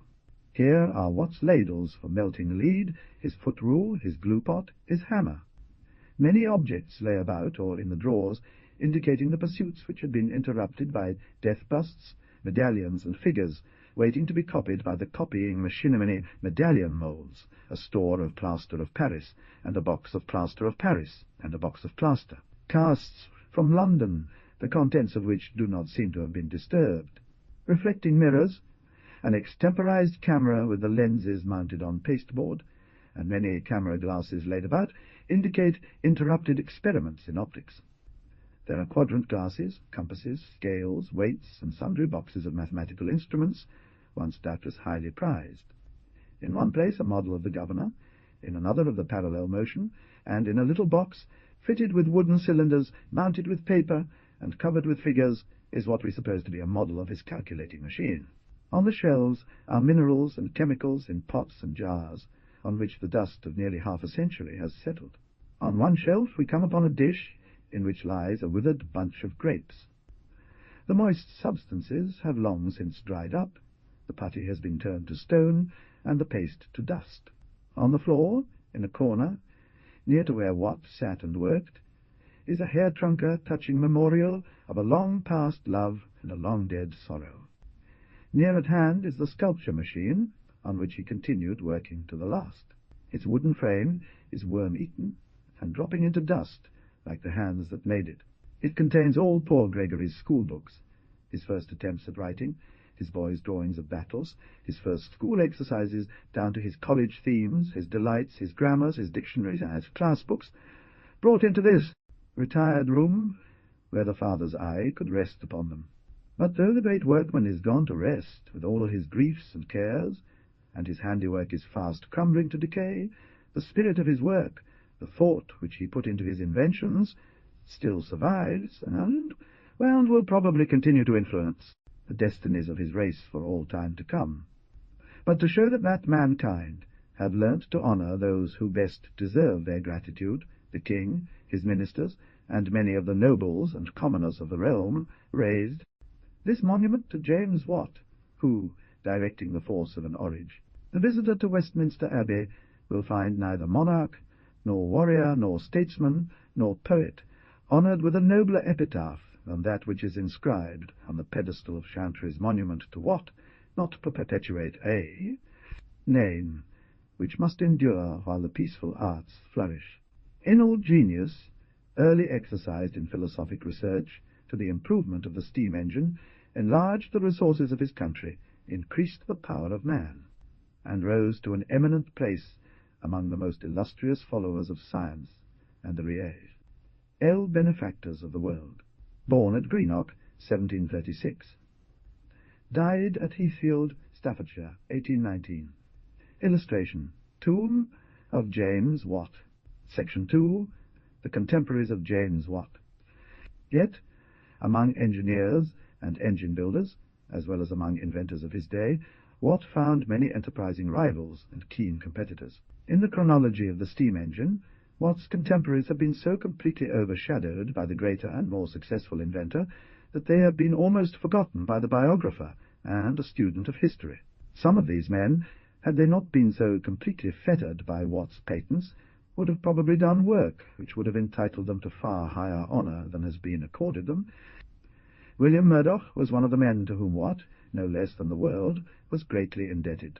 Murdoch was employed by Boulton Watt in 1776, and was made superintendent of construction in the engine department, and given general charge of the erection of engines. He was sent to Cornwall, and spent much of the time during his service with the firm erecting pumping engines, the construction of which had been a significant part of the Soho establishment's business for many years. For many years he was Watt's assistant, friend, and coadjutor, and it is to his ingenuity that we are to attribute not only many independent inventions, but also the suggestions and improvements which were often indispensable to the formation and perfection of some of Watt's own inventions. He was looked upon by both Boulton and Watt as a sincere friend, as well as a loyal adherent, and from 1810 to 1830 was given a partner's share of the income of the firm and a salary of 1,000. He retired from business at the last of the two dates named, and, dying in 1839, was buried near the two partners in Handsworth Church. Murdoch made a model, in 1784, of the locomotive patented by Watt in that year. He was the inventor of a rotary engine and numerous minor machines for specific purposes, as well as many machine tools used at Soho in the construction of engines and machinery. He devised the arrangement of sun and planet wheels, adopted for a time in all of Watt's rotative engines, and invented the oscillating steam engine Fig. 36, in 1785, using the D-slide valves, G, moved by the gear E, which was driven by an eccentric on the shaft, without regard to the oscillation of the cylinder, AA. Like Watt, he seemed to have a particular fondness for worm gears, and introduced them wherever they could properly replace conventional gearing. Some of the machines designed by Watt and Murdoch, who always worked well together, were found still in use and in good working condition by the author when visiting the works at Soho in 1873. The old mint in which, from 1797 to 1805, Boulton had coined 4,000 tons of copper had then been pulled down, and a new mint had been erected in 1860. Many old machines still remained about the establishment as souvenirs of the three great mechanics. Illustration. Fig. 36. Murdoch's oscillating engine, 1785. Outside of Soho, Murdoch also found ample employment for his inventive talent. Several manufacturers promptly introduced the new light, and its use extended very rapidly. He had, 10 years earlier, lighted a part of the Soho works with coal gas, and in 1803 Watt authorized him to extend his pipes throughout all the buildings.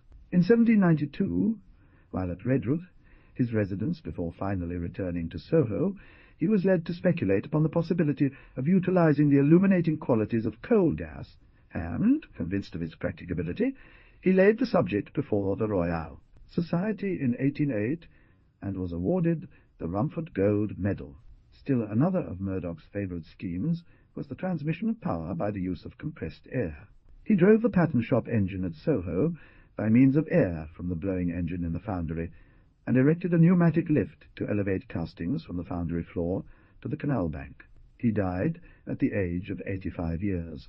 He made a steam gun, introduced the heating of buildings by the circulation of hot water, and invented the method of transmitting packages through tubes by the impulse of compressed air, as now practiced by the pneumatic dispatch companies. Among the most active and formidable of Watt's business rivals was Jonathan Hornblower, the patentee of the compound or double-cylinder engine. A sketch of this engine, as patented by Hornblower in 1781, is here given Fig. 37. It was first described by the inventor in the Encyclopaedia Britannica. It consists, as is seen by reference to the engraving, of two steam cylinders, A and B, A being the low-pressure cylinder and B. The piston rods, C and D, are both connected to the same part of the beam by chains, as in the other early engines. The high-pressure cylinder is steam, leaving the latter being exhausted into the former, and, after doing its work there, passing into the condenser, as already described. These rods pass through stuffing boxes in the cylinder heads, which are fitted up like those seen on the Watt engine. Steam is led to the engine through the pipe GY, and cocks A, B, C, and D are adjustable as required to lead steam into and from the cylinders, and are moved by the plug rod W, which actuates handles not shown. K is the exhaust pipe leading to the condenser. V is the engine feed pump rod, and X the great rod carrying the pump buckets at the bottom of the shaft, the engine being freed from all air by opening all the valves and permitting the steam to drive it through the engine and out of the condenser through the snifting valve. The cocks C and A being open and B and D shut, the steam passes from the boiler into the upper part of the steam cylinder bead, and the communication between the lower part of B and the top of A is also open. Before starting, with the steam shut off from the engine, the great weight of the pump rod, X, causes that end of the beam to preponderate, the pistons standing as shown at the top of their respective steam cylinders. O, the valves B and D are closed, and the cock in the exhaust pipe opened. Illustration, Fig. 37. Hornblower's compound engine, 1781. The steam beneath the piston of the large cylinder is immediately condensed, and the pressure on the upper side of that piston causes it to descend, carrying that end of the beam with it, and raising the opposite end with the pump rods and their attachments, H pistons, and against pressures of less intensity on the undersides of both. At the same time, the steam from the lower end of the small high-pressure cylinder being let into the upper end of the larger cylinder. The completion of the stroke finds a cylinder full of steam transferred from the one to the other, with other, corresponding increase of volume and decrease of pressure, while expanding and diminishing in pressure as it passes from the smaller into the larger cylinder.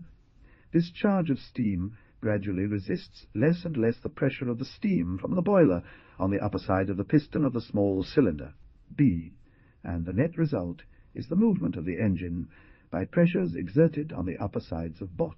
The pressures in the lower part of the small cylinder, in the upper part of the large cylinder, and in the communicating passage are evidently all equal at any given time. When the pistons have reached the bottoms of their respective cylinders, the valves at the top of the small cylinder, B, and at the bottom of the large cylinder, A, are closed, and the valves, C and D, are opened. Steam from the boiler now enters beneath the piston of the small cylinder. The steam in the larger cylinder is exhausted into the condenser, and the steam already in the small cylinder passes over into the large cylinder, following up the piston as it rises. Thus, at each stroke, a small cylinder full of steam is taken from the boiler, and the same weight, occupying the volume of the larger cylinder, is exhausted into the condenser from the latter cylinder. On takes place in one cylinder, or in two or more cylinders. Referring to the method of operation of this engine, Professor Robison demonstrated that the effect produced was the same as in Watt's single-cylinder engineer fact, which is comprehended in the law enunciated many years later by Rankine, that so far as the theoretical action of the steam on the piston is concerned, it is immaterial whether the expansive. Hornblower was prosecuted by Bolt and Watt for infringement. It was found, in practice, that the Hornblower engine was no more economical than the Watt engine, and that erected at the Tincroft mine, Cornwall, in 1792, did even less work with the same fuel than the Watt engines. He died a disappointed and impoverished man. The suit was decided against him, and he was imprisoned in default of payment of the royalty and fine demanded. Arthur Wolff, in 1804, reintroduced the Hornblower or Falk engine with its 2 steam cylinders using steam of higher tension. The plan thus unsuccessfully introduced by Hornblower was subsequently modified and adopted by others among Watt's contemporaries, and, with higher steam and the use of the Watt condenser, the compound gradually became a standard type of steam engine. His first engine was built for a brewery in London, and a considerable number was subsequently made. Wolff increased his steam from 6 to 9 times, and the pumping engines built from his plans were said to have lifted approximately 40 million pounds per bushel of coal, whereas the Watt engine could lift only slightly more than 30 million. In one instance, a duty of 57 million was claimed. The accompanying illustration shows the design, which was then known as the Bull Cornish engine. The most successful of those competitors of Watt who endeavoured to devise a peculiar form of pumping engine, which should have the efficiency of that of Bolt and Watt and the necessary advantage in first cost, were William Bull and Richard. Trevithick got 42 for an exceedingly interesting and very faithful account of their work. See Life of Richard Trevithick by F. Trevithick, London, 1872.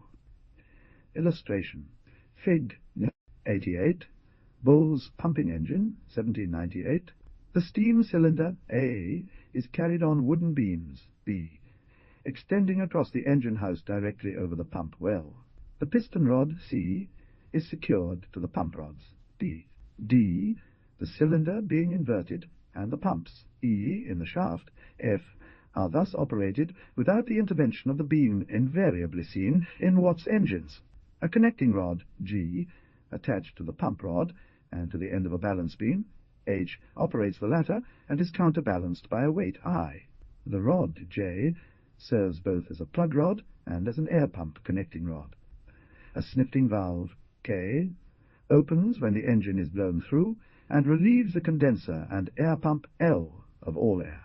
The condensing water cistern was a wooden tank, N. The rod, M, operates a solid air pump piston, the valves of the pump being placed on either side at the base, instead of in the pump bucket, as in Watt's engines. A jet pipe condenser, O, was used instead of a jet condenser of the form adopted by other makers, and was supplied with water through the cock, PSR. The attendant operates these valves by hand upon initial start-up from the floor, DK. The engine's operation is similar to that of a Watt engine.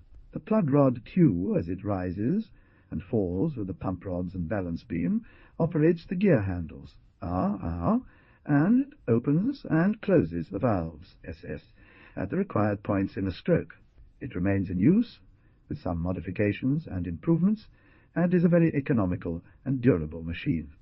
It has not been as generally adopted, however, as it would probably have been, had not the legal prescription of Watt's patents so seriously interfered with its introduction.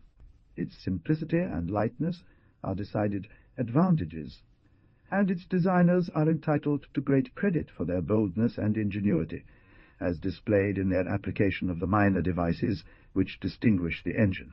The design is probably originally to be credited to Bull, but Trevithick built some of these engines, and is supposed to have greatly improved them while working with Edward Bull, son of the inventor, William One of these engines was erected by them at the Herland mine, Cornwall, in 1798, which had a steam cylinder 60 inches in diameter, and was built on the plan just described. Watt had made a pipe condenser, similar in plan to those now often used, but had simply immersed it in a tank of water, instead of in a constantly flowing stream. Another of the contemporaries of James Watt was a clergyman, Edward Cartwright, the distinguished inventor of the power loom, and of the first machine ever used in combing wool, who revived Watt's plan of surface condensation in a somewhat modified form.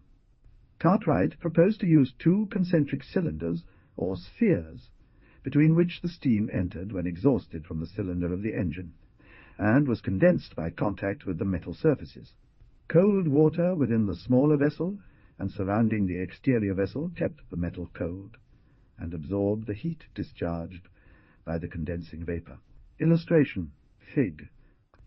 Cartwright's engine is best described in the Philosophical Magazine of June 1798, from which the accompanying sketch is copied.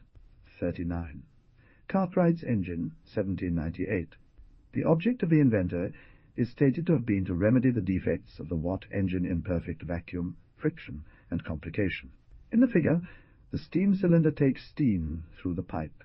The shafts thus turned are connected by a pair of gears, ML, of which one drives the pinion on the shaft of the flywheel. The piston, R, has a rod extending downward to the smaller pump piston, G, and upward to the crosshead, which, in turn, drives the cranks above by means of connecting rods. D is the exhaust pipe leading to the condenser, F, and the pump, G, removes the air and water of condensation, forcing it into the hot well, H, whence it is returned to the boiler through the pipe, I. The large tank contains the water supplied for condensing the steam. A float in H adjusts an air valve so as to keep a supply of air in the chamber, to serve as a cushion, and to make an air chamber of the reservoir, and permits the excess to escape. The piston, R, is made of metal, and is packed with two sets of cut metal rings, forced out against the sides of the cylinder by steel springs, the rings being cut at 3 points in the circumference, and kept in place by the springs. The arrangement of the two cranks, with their shafts and gears, is intended to supersede Watt's plan for securing a perfectly rectilinear movement of the head of the piston rod, without friction. It was proposed to use the engine in connection with a still, and thus to effect great economy by making the fuel do double duty. In the accounts given of this engine, great stress is laid upon the supposed important advantage here offered, by the introduction of the surface condenser, of permitting the employment of a working fluid other than steamers, for example, alcohol, which is too valuable to be lost. The only part of the plan which proved both novel and valuable was the metallic packing and piston, which has not yet been superseded. The engine itself never came into use. Here we bid farewell to James Watt and his contemporaries. Of him, a French author 43 remarks, "The role he played in the application of steam power is comparable to Newton's contributions to astronomy and Shakespeare's influence on poetry."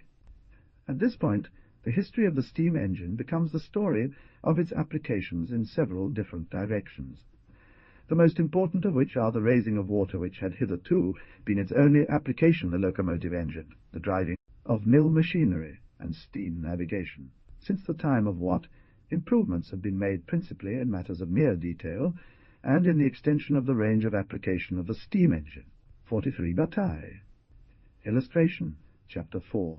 Traité des Machines à Vapeur, Paris, 1847. Macaulay. The modern steam engine. Those projects which abridge distance have done most for the civilization and happiness of our species. The second period of application, 1800. 40. Steam locomotion on railroads. Illustration, Fig. 40. The first railroad car, 1825. Ye great men to even greater honour than has been accorded them. Introductory. The beginning of the 19th century saw the modern steam engine fully developed in all its main features, and successfully employed in various industrial sectors.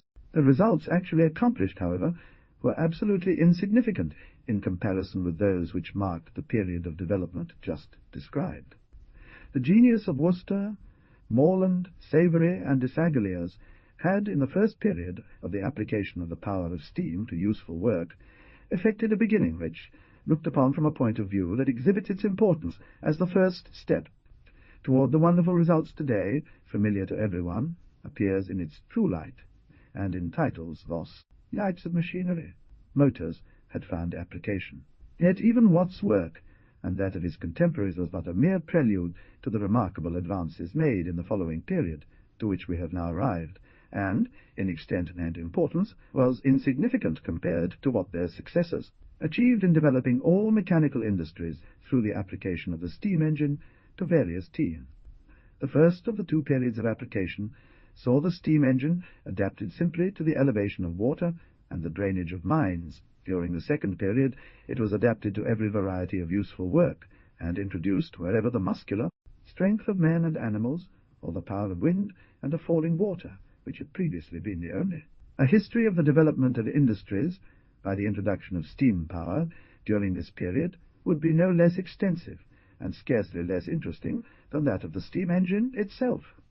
The way had been fairly opened by Boulton and Watt, and the year 1800 saw a crowd of engineers and manufacturers entering upon it, eager to reap the harvest of distinction and of pecuniary returns, which seemed so promising to all. The right to manufacture the modern steam engine was common to all. The last year of the 18th century was also the last of the 25 years of partnership of Boulton-Watt, and with it the patents under which that firm had held the great monopoly of steam engine building expired. Watt had, at the commencement of the new century, retired from active business life. Boulton remained in business, but he was not the inventor of the new engine, and could not retain, through the exertion of all his remaining power, the privileges previously held under legal authorization. The young Boulton and Watt were not the same as the Boulton-Watt of earlier years, and even with all the business acumen and inventive genius of their fathers, they could not have maintained control over a business that was growing far more rapidly than manufacturing capabilities could be expanded in a single establishment. Larger multitude of visionary and ignorant schemers were experimenting with every imaginable device, in the vain hope of attaining perpetual motion and other hardly less absurd results by its modification and improvement.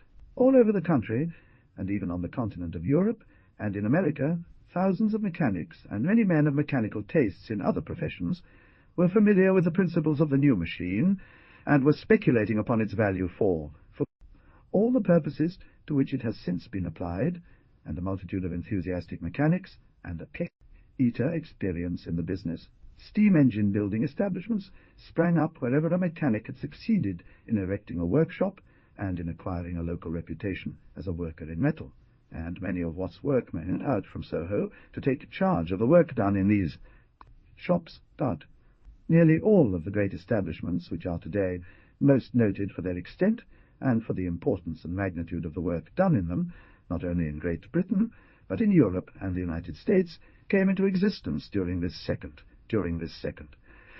period of the application of the steam engine as a prime mover. The new establishments usually grew out of older shops of a less pretentious character, and were managed by men who had been trained by Watt, or who had had a still more awakening experience with those who vainly strove to make up, by their ingenuity and by great excellence of workmanship, the advantages possessed at Soho in a legal monopoly, and grew. It was exceedingly difficult to find expert and conscientious workmen, and machine tools had not become as thoroughly perfected as had the steam engine itself. These difficulties were gradually overcome, however, and thenceforward the growth of the business was increasingly rapid. Every important form of engine had now been invented. Watt had perfected, with the aid of Murdoch, both the pumping engine and the rotative steam engine for application to mills. The application of steam into navigation had been often proposed, and had sometimes been attempted, with sufficient success to indicate to the intelligent observer an ultimate triumph. He had invented the trunk engine, and Murdoch had devised the oscillating engine and the ordinary slide valve, and had made a model locomotive engine, while Hornblower had introduced the compound engine. It only remained to extend the use of steam as a motor into all known departments of industry, and to effect such improvements in details as experience should prove desirable. 41. The engines of Hero, Porter, and Branca were, it will be remembered, non-condensing. But the first plan of a non-condensing engine that could be made of any really practical use is given in the Theatrum Machinarum of Leopold, published in 1720. This sketch is copied in Fig. It is stated by Leopold that this plan was suggested by Papin, G, vibrating on the centres, I. It consists of two single-acting cylinders, RS, receiving steam alternately from the same steam pipe through a four-way cock, X, and exhausting into the atmosphere. Steam is furnished by the boiler, A, and the pistons, CD, are alternately raised and depressed, depressing and raising the pump rods, KL, to which they are attached by the beams, HA. The water from the pumps, OP, is forced up the standpipe, Q, and discharged at its top. 44. Vedid. Theatrum machinarum. Volgeautor. The alternate action of the steam pistons is secured by turning the four-way cock, X, first into the position shown, and then, at the completion of the stroke, into the reverse position, by which change the steam from the boiler is then led into the cylinder, S, and the steam in R, is discharged into the atmosphere. Illustration. Fig. 3rd, tab 30, 41. Leupold's engine, 1720. Leupold states that he is indebted to Papin for the suggestion of the peculiar valve here used. We have no evidence that this engine was ever built. He also proposed to use a Savery engine without condensation in raising water. The first crude scheme for applying steam to land locomotion was probably that of Isaac Newton, who, in 1680, proposed a machine depicted in figure 42, which is recognizable as representing the scientific toy commonly found in erections of fire, illustrative philosophical apparatus. As described in the explanation of the Newtonian philosophy, it consists of a spherical boiler, B, mounted on a carriage. The driver, sitting it and controls the steam by the handle E and cock, F. Steam issuing from the pipe, C, seen pointing directly backward by its reaction upon the carriage, drives the latter ahead. The fire is seen at D. Illustration. Fig. 42. Newton's steam carriage, 1680. When, at the end of the 18th century, the steam engine had been so far perfected that the possibility of its successful application to locomotion had become fully and very generally recognized, the problem of adapting it to locomotion on land was attacked by many inventors, had train of thoughtful investigation and experiment which finally earned for him his splendid fame. Dr. Robinson had, as far back as 1759, proposed it to James Watt during one of their conferences, at a time when the latter was even more ignorant than the former of the principles involved in the construction of the steam engine, and this suggestion may have had some influence in determining Watt to pursue his research, thus setting in operation T, he styled it, and of which he sketched a set of plans. In 1765, that singular genius, Dr. Erasmus Darwin, whose celebrity was acquired by speculations in poetry and philosophy as well as in medicine, urged Matthew Boulton's, subsequently Watt's partner, and just then corresponding with our own Franklin, relation to the use of steam power to construct a steam carriage, or fiery chariot, as he poetical. A young man named Edgeworth became interested in the scheme, and in 1768 published a paper which had secured for him a gold medal from the Society of Arts. Illustration. Fig. 8. In this paper he proposed railroads on which the carriages were to be drawn by horses, or by ropes from steam-winding engines. 43. Reed's steam carriage, 1790. Nathan Red, whom an account will follow, attempted to introduce steam navigation, and in 1790 secured a patent for a steam carriage, as depicted in the sketch Fig. 43, taken from his original application drawing. The carriage, and is turned by a horizontal steering wheel, with which it is connected by the ropes or chains, IK. W are the cocks which serve to shut off steam from the engine when necessary, and to determine the amount of steam to be admitted. The pipes are exhaust pipes, which the inventor proposed to turn so that they should point backward, in order to secure the advantage of the effort of reaction of the expelled steam. In the figure, A are the wheels, BB, pinions on the hubs of the rear wheels, which are driven by a ratchet arrangement on the racks, GG, connected with the piston rods, CO is the boiler, D, the steam pipes carrying steam to the valve coil, period. Steam cylinder, EEFF, are the engine frames, H is the tongue, or pole of. These were just promising ideas, though. Robert Henry Thurston built a model steam carriage, which he demonstrated in an attempt to gain support for his projects, but he appears to have focused more on steam navigation, achieving nothing significant in that area. The funds required by him were furnished by the Comte de Saxe. The first actual experiment was made, as is supposed, by a French army officer, Nicolas Joseph Cugnot, who in 1769 built a steam carriage, which was set at work in presence of the French Minister of War, the Duc de Choiseul. Illustration: Fig. Encouraged by the partial success of the first locomotive, he, in 1770, constructed a second Fig. 44, which is still preserved in the Conservatoire des Arts et Paris. 44. Cugnot's steam carriage, 1770. This machine, when recently examined by the author, was still in an excellent state of preservation. The carriage and its machinery are substantially built and well finished, and exceedingly creditable pieces of work in every respect. It surprises the engineer to find such evidence of the high character of the work of the mechanic Brezin a century ago. The steam cylinders were 13 inches in diameter, and the engine was evidently of considerable power. This locomotive was intended for the transportation of artillery. It consists of 2 beams of heavy timber extending from end to end, supported by 2 strong wheels behind, and 1 still heavier but smaller wheel in front. The latter carries on its rim blocks, which cut into the soil as the wheel turns, and thus give greater holding power.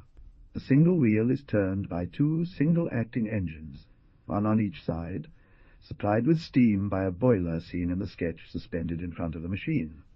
The connection between the engines and the wheels was effected by means of pawls, as first proposed by Pépin, which could be reversed when it was desired to drive the machine backward. A seat is mounted on the carriage body for the driver, who steers the machine by a train of gearing, which turns the whole frame, carrying the machinery 15 or 20 degrees either way. This locomotive was found to have been built on a tolerably satisfactory general plan, but the boiler was too small, and the steering apparatus was incapable of handling the carriage with promptness. The death of one of Cugnot's patrons, and the exile of the other, put an end to Cugnot's experiments. Cugnot was a mechanic by choice, and exhibited great talent. He was a native of Vaud in Lorraine, where he was born in 1725. He served both in the French and the German armies. The second was built under the authority of Minister Choiseul, and cost 20,000 livres. While under the leadership of Maréchal de Saxe, he created his first steam locomotive, which only disappointed him due to the inefficacy of the feed pumps. Cugnot received a pension of 600 livres from the French government. He passed away in 1804 at the age of 79. Watt, at a very early period, proposed to apply his own engine to locomotion, and contemplated using either a non-condensing engine or an air-surface condenser. He actually included the locomotive engine in his patent of 1784, and his assistant, Murdoch, in the same year, made a working model locomotive Fig. 45, which was capable of running at a rapid rate. The driving wheels were 9/12 inches diameter.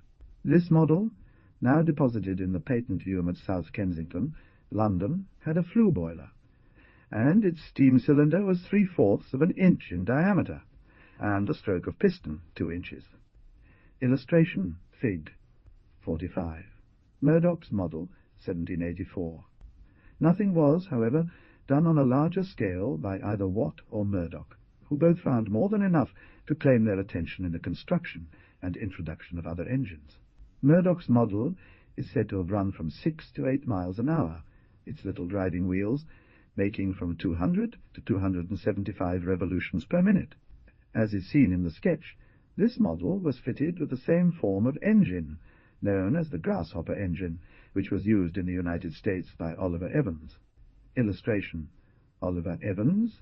To Oliver Evans, says Dr. Ernest Alban, the distinguished German engineer, was it reserved to show the true value of a long-known principle, and to establish thereon a new and more simple method of applying power of steam, a method that will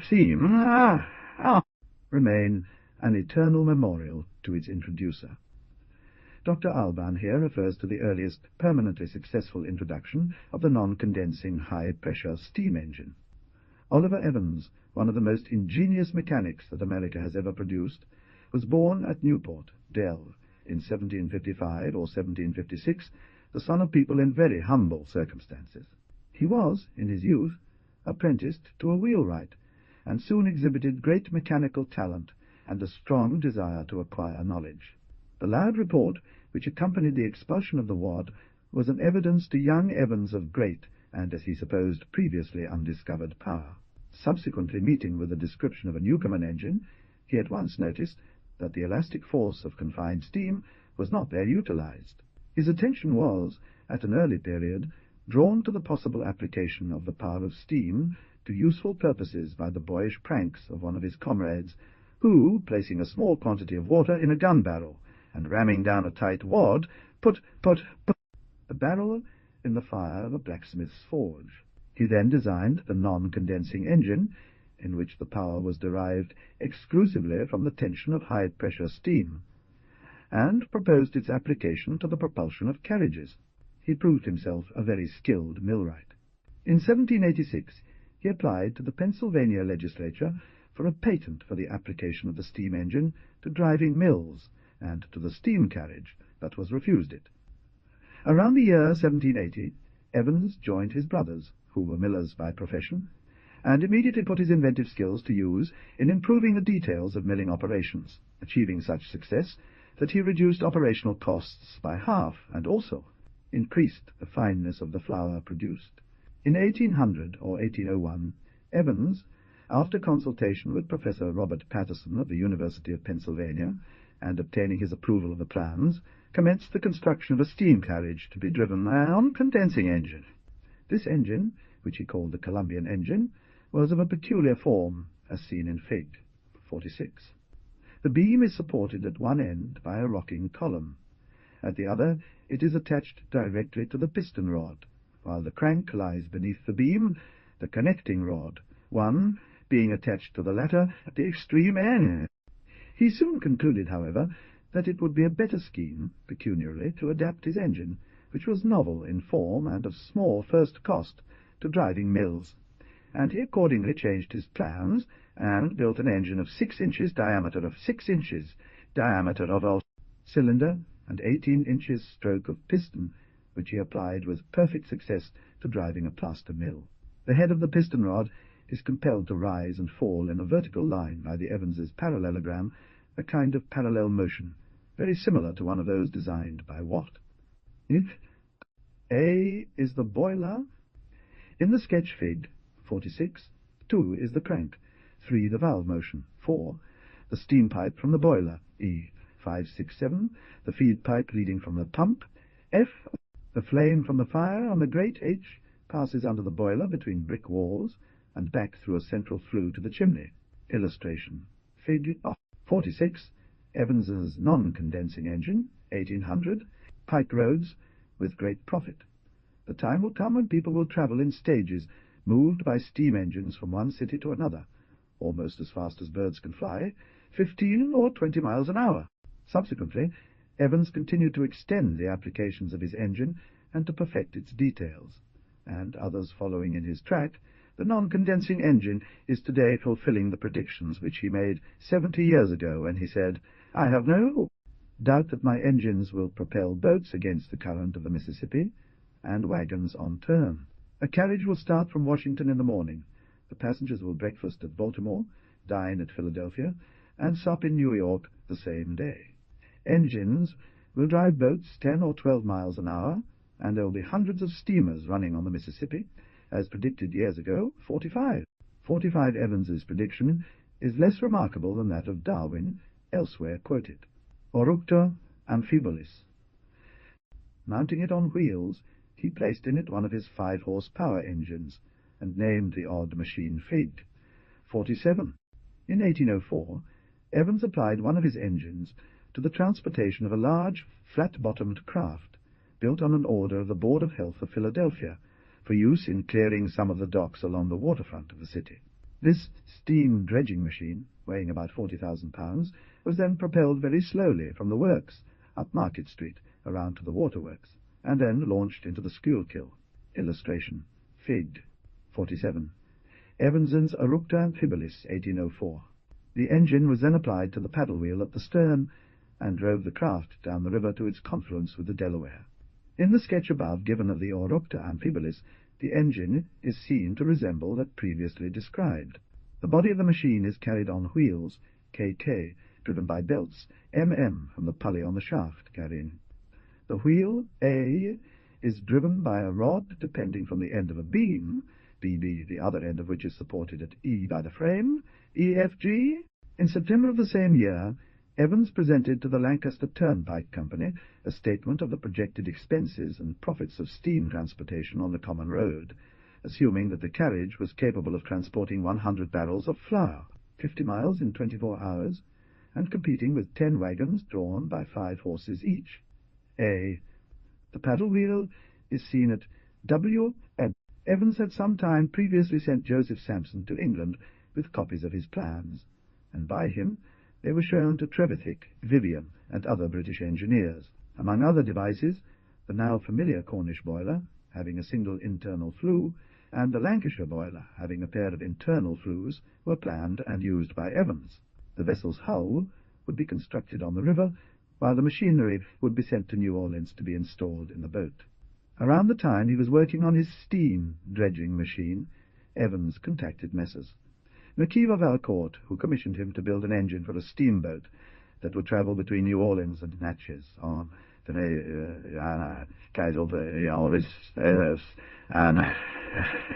Natchez on the Mississippi River. Financial difficulties and low water combined to prevent the completion of the steamer, and the engine was set at work driving a sawmill, where, until the mill was destroyed by fire, it sawed lumber at the rate of 250 feet of boards per hour. Evans never succeeded in accomplishing in America as great a success as had rewarded Watt in Great Britain. But he continued to build steam engines to the end of his life, April 19, 1819, and was succeeded by his sons-in-law, James Rush and David Muhlenberg. He exhibited equal intelligence and ingenuity in perfecting the processes of milling, and in effecting improvements in his own business, that of the millwright.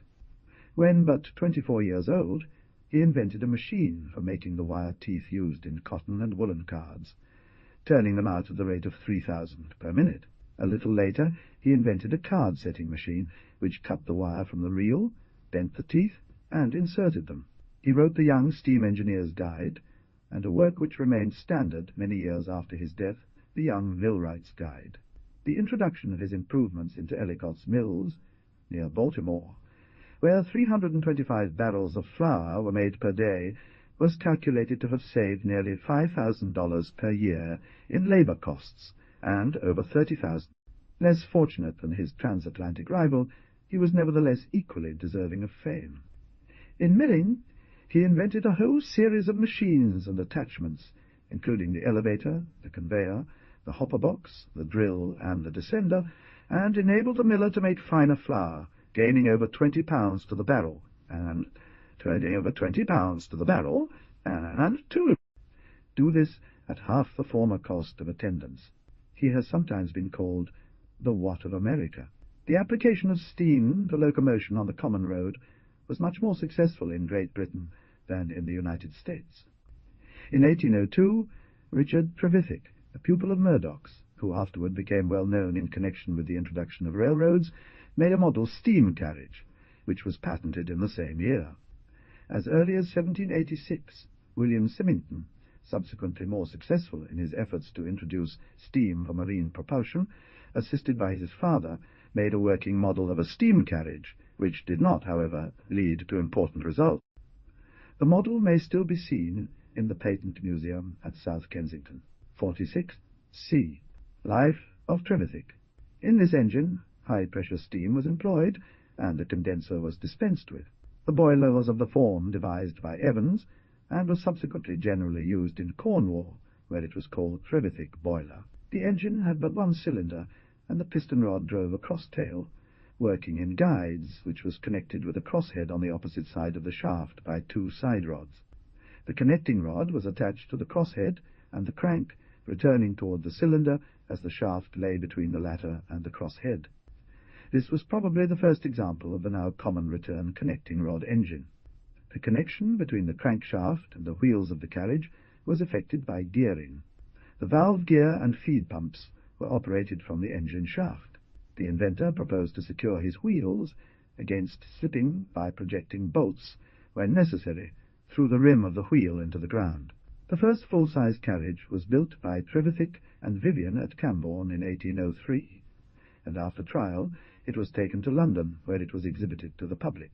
On its journey it was propelled by its own engines to Plymouth, 90 miles from Camborne, and then transported by water. It is unclear whether the inventor lost faith in his creation. However, he promptly disassembled the machine, sold the engine and carriage separately, and returned to Cornwall, where he soon commenced work on a railway locomotive. In 1821, Julius Griffiths, from Brompton, Middlesex, England, patented a steam carriage for passenger transport on highways. His initial road locomotive was constructed in the same year by Joseph Bramah, one of the most skilled mechanics of his era. The carriage's frame supported a large double-coach body between the two axles, with the machinery positioned above and behind the rear axle.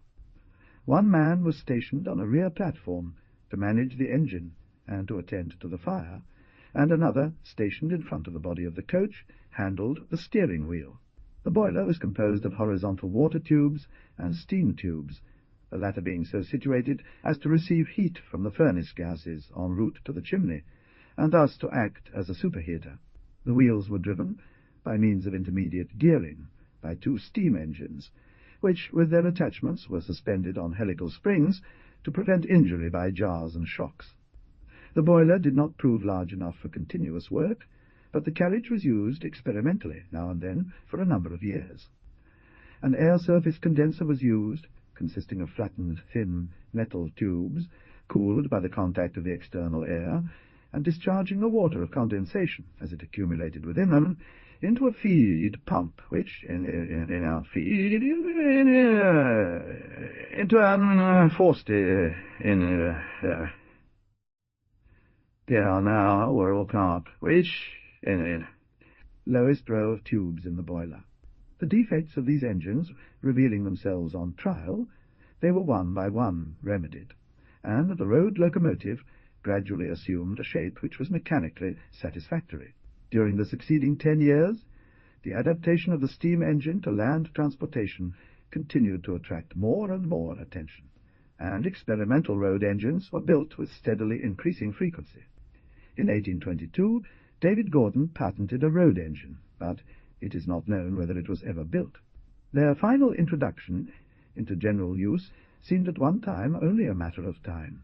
Their non-success was due to causes over which the legislator and the general public, and not the engineer, had control, as well as to the development of Albrecht, steam transportation, on a rival plan. He constructed an ammonia engine likely the first of its kind, and operated it so successfully that he employed it to power a small locomotive. Around the same time, Mr. Goldsworthy Gurney, who later played an active role in their introduction, stated in his lectures that elementary power is capable of being applied to propel carriages along common roads with great political advantage, and the floating knowledge of the day places the object within reach.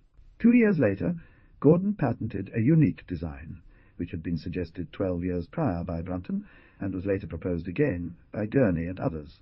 This consisted in fitting to the engine a set of jointed legs, imitating, as nearly as the inventor could make them, the action of a horse's legs and feet. Such an arrangement was actually experimented with until it was found that they could not be made to work satisfactorily, when it was also found that they were not needed.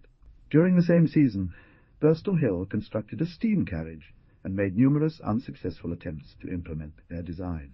The engine utilized was similar to Evans', with the steam cylinder positioned at the end of the beam and the crankshaft situated below the middle. Both the front and rear wheels were connected via a longitudinal shaft and bevel gearing. The boiler was found to have the usual defect, and would only supply steam for a speed of 3 or 4 miles an hour. The result was a costly failure. Brown built a locomotive which he propelled by this engine. Samuel Brown, in 1826, introduced a gas engine. in which the piston was driven by the pressure produced by the combustion of gas, and a vacuum was secured by the condensation of the resulting vapour. W. H. James, of London, in 1824-25, proposed several devices for placing the working parts, as well as the body of the carriage, on springs, without interfering with their operation, and Messrs. Seward patented similar devices. He ascended Shooter's Hill, near London, and the principal cause of his ultimate failure seems to have been the cost of operating the engine. From this date forward, during several years, a number of inventors and mechanics seem to have devoted their whole time to this promising scheme.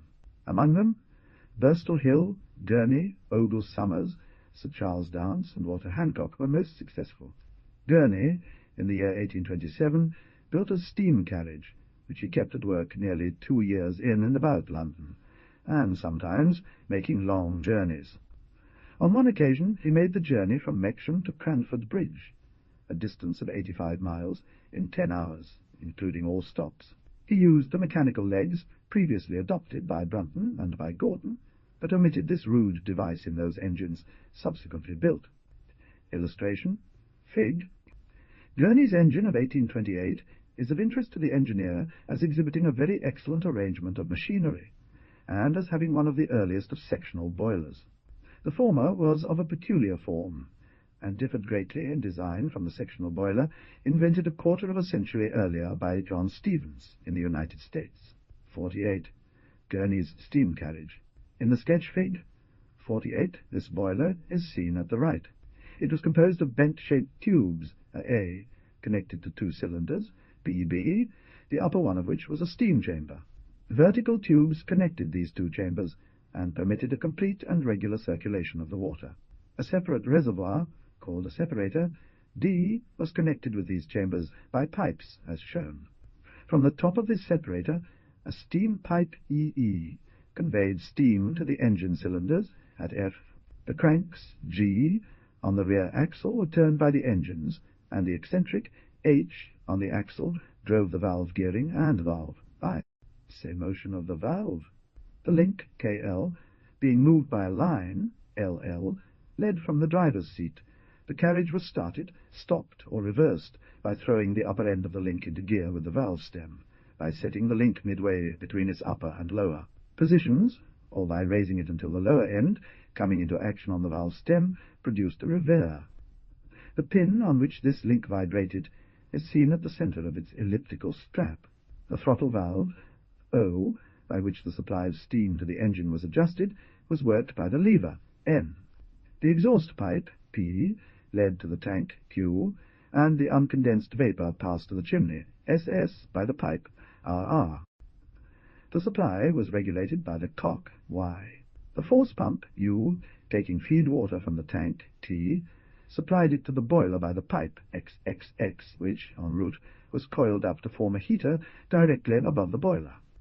The attendant had a seat at Z. This seems to have been one of the best designs brought out at that time. A blast apparatus, 1, was driven by an independent engine, 2-3, and produced a forced blast, which was led to the boiler furnace through the air duct, 5-5. 4-4 represents the steam pipe to the little blowing engine. The steering wheel, 6, was directed by a lever, 7, and the change of direction of the perch, 8, which turned about a king-bolt at 9, gave the desired direction to the forward wheels and to the carriage. The boiler, built to carry 70 pounds, was safe and strong, and was tested up to 800 pounds pressure. A forced draught was provided. The engines were well placed, and of good design. The valve was arranged to work the steam with expansion from half-stroke. The feed water was heated, and the steam slightly superheated. Modifications of the pipe boiler were made by several other makers of steam carriages also. The boiler here used has been since reproduced under new names by later inventors, and is still used with satisfactory results. Such tubes should have sufficient strength to sustain a pressure of 20,000 pounds per square inch. Anderson James made their boilers of lap-welded iron tubes of 1 inch internal diameter and 1/5 inch thick, and claimed for them perfect safety. The primary principle of the sectional boiler was then well understood. One of Sir James Anderson and W. H. James's engines, was built in 1829. If made of such good iron as the makers claimed to have put into them, which worked like lead, they would, as was also claimed, when ruptured, open by tearing, and discharge their contents without producing the usual disastrous consequences of upright boiler explosions. The boilers of Ogle Somers consisted of pairs of upright tubes, one within the other, with water and steam filling the intervening space, and the flame passing through the inner tube and round the outer tube of each pair. It featured two 312-inch steam cylinders, independently driving the rear wheels. Steam was carried at 300 pounds. In James's earlier plan of 1824-25, a pair of cylinders was attached to each of the two halves, into which the rear axle was divided, and were arranged to drive cranks set at right angles with each other. The later machine weighed 3 tons, and carried 15 passengers on a rough gravelled road across the Epping Forest at the rate of from 12 to 15 miles per hour. Several tubes gave way in the wells, but the carriage returned, carrying 24 passengers at a speed of 7 miles per hour. On a subsequent test with new boilers, the carriage attained 15 miles per hour. It was, however, prone to frequent accidents, and was eventually retired. Walter Hancock was the most successful and persevering of all those who attempted the introduction of steam on the common road. He had, in 1827, patented a boiler of such peculiar form that it deserves description. It consisted of a collection of flat chambers, of which the walls were of boiler plate. These chambers were arranged side by side, and connected laterally by tubes and stays, and all were connected by short vertical tubes to a horizontal large pipe placed across the top of the boiler casing, and serving as a steam drum or separator. This earliest of sheet flue boilers did excellent service on Hancock's steam carriages, where experience showed that there was little or no danger of disruptive explosions. The engines turned with the steering wheel. Hancock's first steam carriage was mounted on 3 wheels, the leading wheel arranged to swivel on a king bolt, and driven by a pair of oscillating cylinders connected with its axle, which was cranked for the purpose. By this time there were a half-dozen steam carriages under construction for Hancock, for Ogle Somers, and for Sir Charles Dance. This carriage was by no means satisfactory, but it was used for a long time, and travelled many hundreds of miles without once failing to do the work assigned it. In 1831, Hancock put a new carriage on a route between London and Stratford, where it ran regularly for hire. G over heaps of stones deliberately placed on the road by opponents of this new transport system. They carried 250 pounds of steam, ran 800 miles, and met with no accident.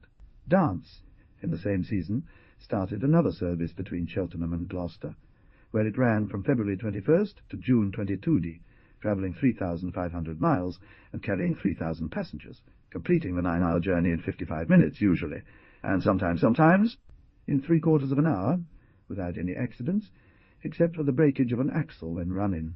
Ogle Somers' carriage attained a speed, as testified by Ogle before a committee of the House of Commons, of from 32 to 35 miles an hour, and on a rising grade near Southampton at 24:12 miles per hour. The carriage towed a coach containing 20 passengers. Sir Charles Dance, in the same year, ran his carriage 16 miles an hour, and made long excursions at the rate of 9 miles an hour. Colonel Masserone, in 1833, ran a steam carriage of his own design from London to Windsor and back, with 11 passengers, a distance of 23:12 miles, in 2 hours. Still another experimenter, Heaton, ascended Lickey Hill, between Worcester and Birmingham, on gradients of 1 in 8 and 1 in 9. In places, this was considered one of the worst pieces of road in England. Of all these, and many others, Hancock had most marked success. Another coach, named the Era, was constructed for the London and Greenwich Steam Carriage Company, achieving mechanical success but failing financially. His coach, nicknamed the Infant, began operation in February 1831, and was later plying between London City and Paddington a year later. In October 1832, the Infant ran from London to Brighton, carrying 11 passengers at a speed of 9 miles per hour, ascending Red Hill at 5 miles per hour. It steamed 38 miles on the first day, stopping overnight at Hazeldean, and reached Brighton the next day at a rate of 11 miles per hour. Returning with 15 passengers, the coach travelled 1 mile in under 4 minutes and covered 10 miles in 55 minutes. A run from Stratford to Brighton was made in less than 10 hours, at an average speed of 12 miles an hour running time, the actual running time being less than 6 hours. The next year another carriage, the Enterprise, was put on the road to Paddington by Hancock for another company, and ran regularly over 2 weeks, but this company was also unsuccessful. He went about the streets of London at all times, and without hesitation. In the summer of 1833 he brought out still another steam coach, the Autopsy Fig 49, which he ran to Brighton, and then, returning to London, manoeuvred the carriage in the crowded streets without difficulty or accident. The coach next ran regularly between Finsbury Square and Pentonville for 4 weeks without accident or delay. In the sketch, a part of the side is broken away to show the machinery. E is the feed pump. The boiler, a B, supplies steam through the steam pipe, HK, to the steam engine, CD, which is coupled to the crankshaft, F. The rear axle is turned by the endless chain seen connecting it with the engine shaft, and the rear wheels, S, are thus driven. A blower, T, gives a forced draft. The driver sits at M, steering by the wheel, N, which is coupled to the larger wheel, P, and thus turns the forward axle into any desired position. In the same year he built the Era, and in August put the Autopsy on with it to make a steam line to Paddington. In 1834 Hancock built a steam drag on an Austrian order, which, carrying 10 persons and towing a coach containing 6 passengers, was driven through the city beyond Islington, making 14 miles an hour on a level, and 8 miles or more as in ground. These coaches ran until the end of November, carrying 4,000 passengers at a usual rate of speed of 12 miles per hour. He then sent the Era to Dublin, where, on one occasion, it ran 18 miles per hour. Illustration: Fig. 49. Hancock's Autopsy, 1833. In 1835 a large carriage, the Erin, was completed, which was intended to carry 20 passengers. It towed 3 omnibuses and a stagecoach with 50 passengers on a level road at 10 miles an hour. It drew an omnibus with 18 passengers through Whitehall, Charing Cross and Regent Street, and out to Brentford, running at 14 miles an hour. It also ran to Reading, covering 38 miles with the same load in 3 hours and 8 minutes of running time. The stops along the way took a half hour. The same carriage made 75 miles to Marlborough in 7 hours of running time, stopping 4 hours on the road in consequence of having left the tender and supplies behind. The carriages averaged 5 hours and 17 or 18 minutes daily running time.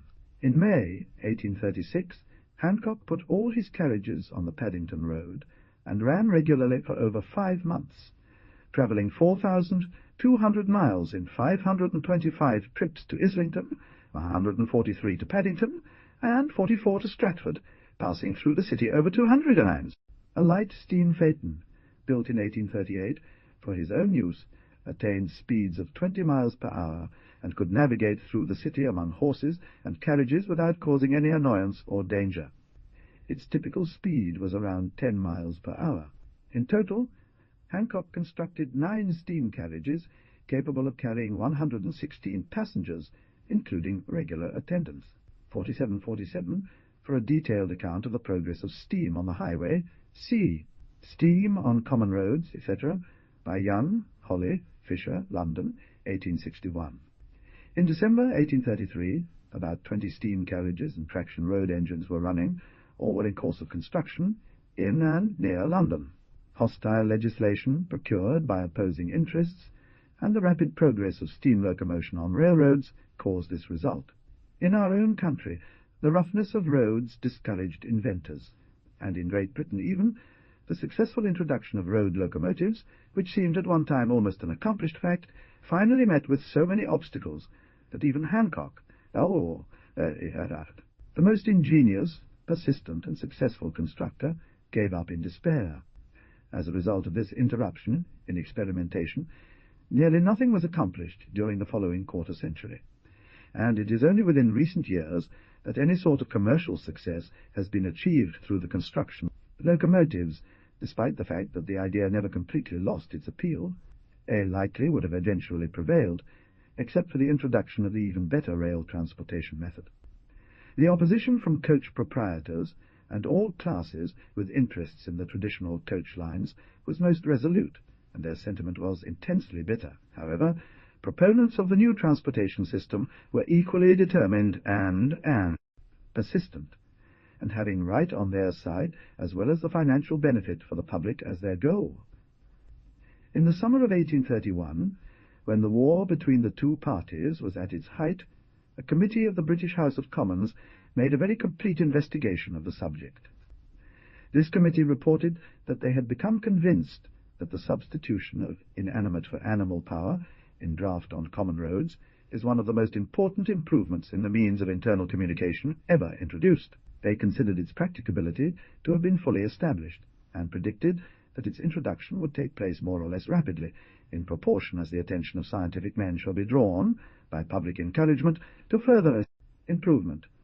The success of the system had, as they stated, been retarded by prejudice, adverse interests, and prohibitory tolls, and the committee remarked, "When we consider that these trials have been made under the most unfavourable circumstances, at great expense, in total uncertainty, without any of those guides which experience has given to other branches, or engineering, that those engaged in making them are persons looking solely to their own interests, and not theorists attempting the perfection of ingenious models, when we find them convinced, after long experience, that they are introducing such a mode of conveyance as shall tempt the public, by its superior advantages, from the use of the admiral.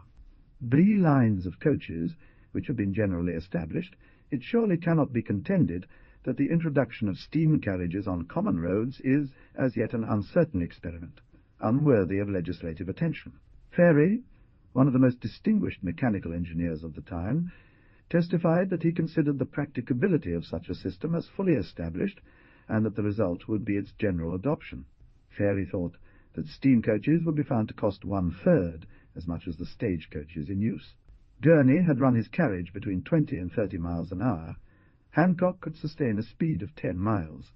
Ogle had run his coach 32 to 35 miles an hour, and ascended a hill rising 1 in 6 at the speed of 24/12 miles. Summers had travelled up a hill, having a gradient of 1 in 12, with 19 passengers, at the rate of speed of 15 miles per hour. He had run for 12 hours at 30 miles an hour. The committee finally concluded, 1. The wear and tear of roads were found to be less than with horses, while with broad wheel tires the carriages acted beneficially as road rollers. That carriages can be propelled by steam on common roads at an average rate of 10 miles per hour. The steam carriages were reported to be safer than those drawn by horses, and far more manageable. And the construction of boilers adopted the sectional boiler, as it is now called, completely insured against injury by explosion, and the dangers and explosion, and the inconveniences arising from the frightening of horses had proved to be largely imaginary. 2. That at this rate they have conveyed upward of 14 passengers. 3. That their weight, including engine, fuel, water, and attendants, may be under 3 tons. 4. That they can ascend and descend hills of considerable inclination with facility and safety. 5. That they are perfectly safe for passengers.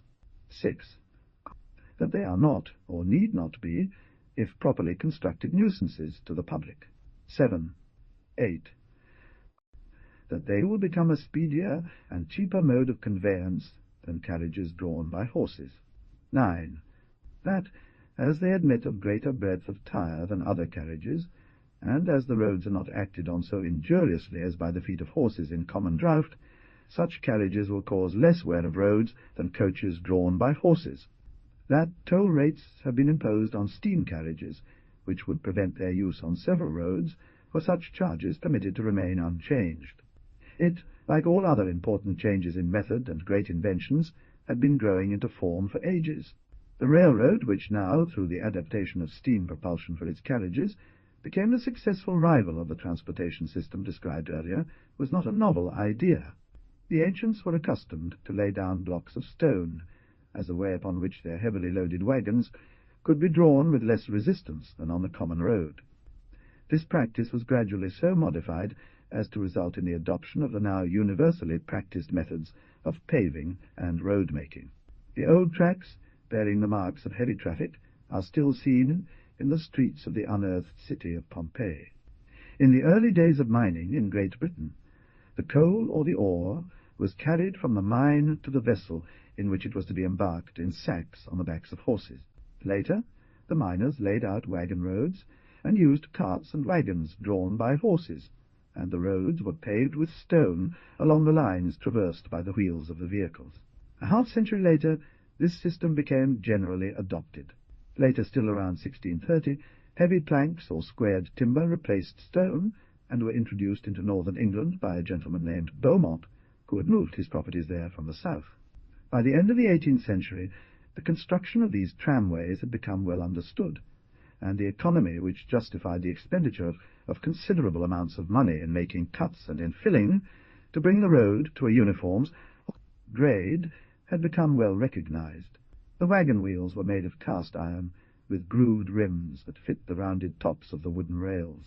However, these wooden rails proved to be prone to rapid decay, and in 1738, at Whitehaven, they were protected from wear by casting iron plates laid upon them. Arthur Young, writing at this time, says the coal wagon roads were great works, carried over all sorts of inequalities of ground, so far as the distance of 9 or 10 miles, and that, on these tramways of timber, one horse is able to draw, and horse is able to draw, that with ease, 50 or 60 bushels of coals. This improvement quickly became known and adopted. The conical tread of the wheel, which prevents wear of flanges and reduces resistance, was the invention of James Wright, of Columbia Power, 40 years later. The modern railroad was simply the result of this gradual improvement of the permanent way, and the adaptation of the steam engine to the propulsion of its wagons. A tramroad, laid down at Sheffield for the Duke of Norfolk in 1776, was made by laying angle bars of cast iron on longitudinal sleepers of timber. Another, built by William Jessup in Leicestershire in 1789, had an edge rail, and the wheels were made in iron, had an edge rail, and with flanges like those used today. At the beginning of the 19th century, therefore, the steam engine had been given a form which permitted its use, and the railroad had been so far perfected that there were no difficulties to be anticipated in the construction of the permanent way, and inventors were gradually preparing, as has been seen, to combine these two principal elements into one system.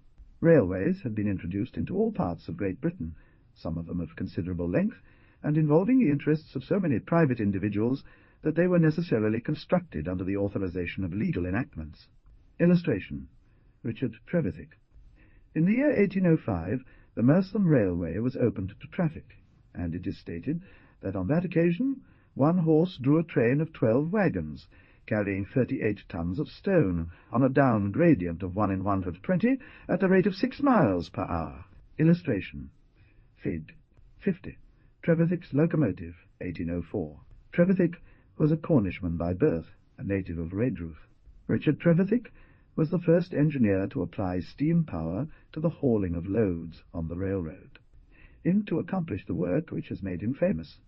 He was naturally a skilled mechanic, and was placed by his father with Watt's assistant, Murdoch, who was superintending the erection of pumping engines in Cornwall.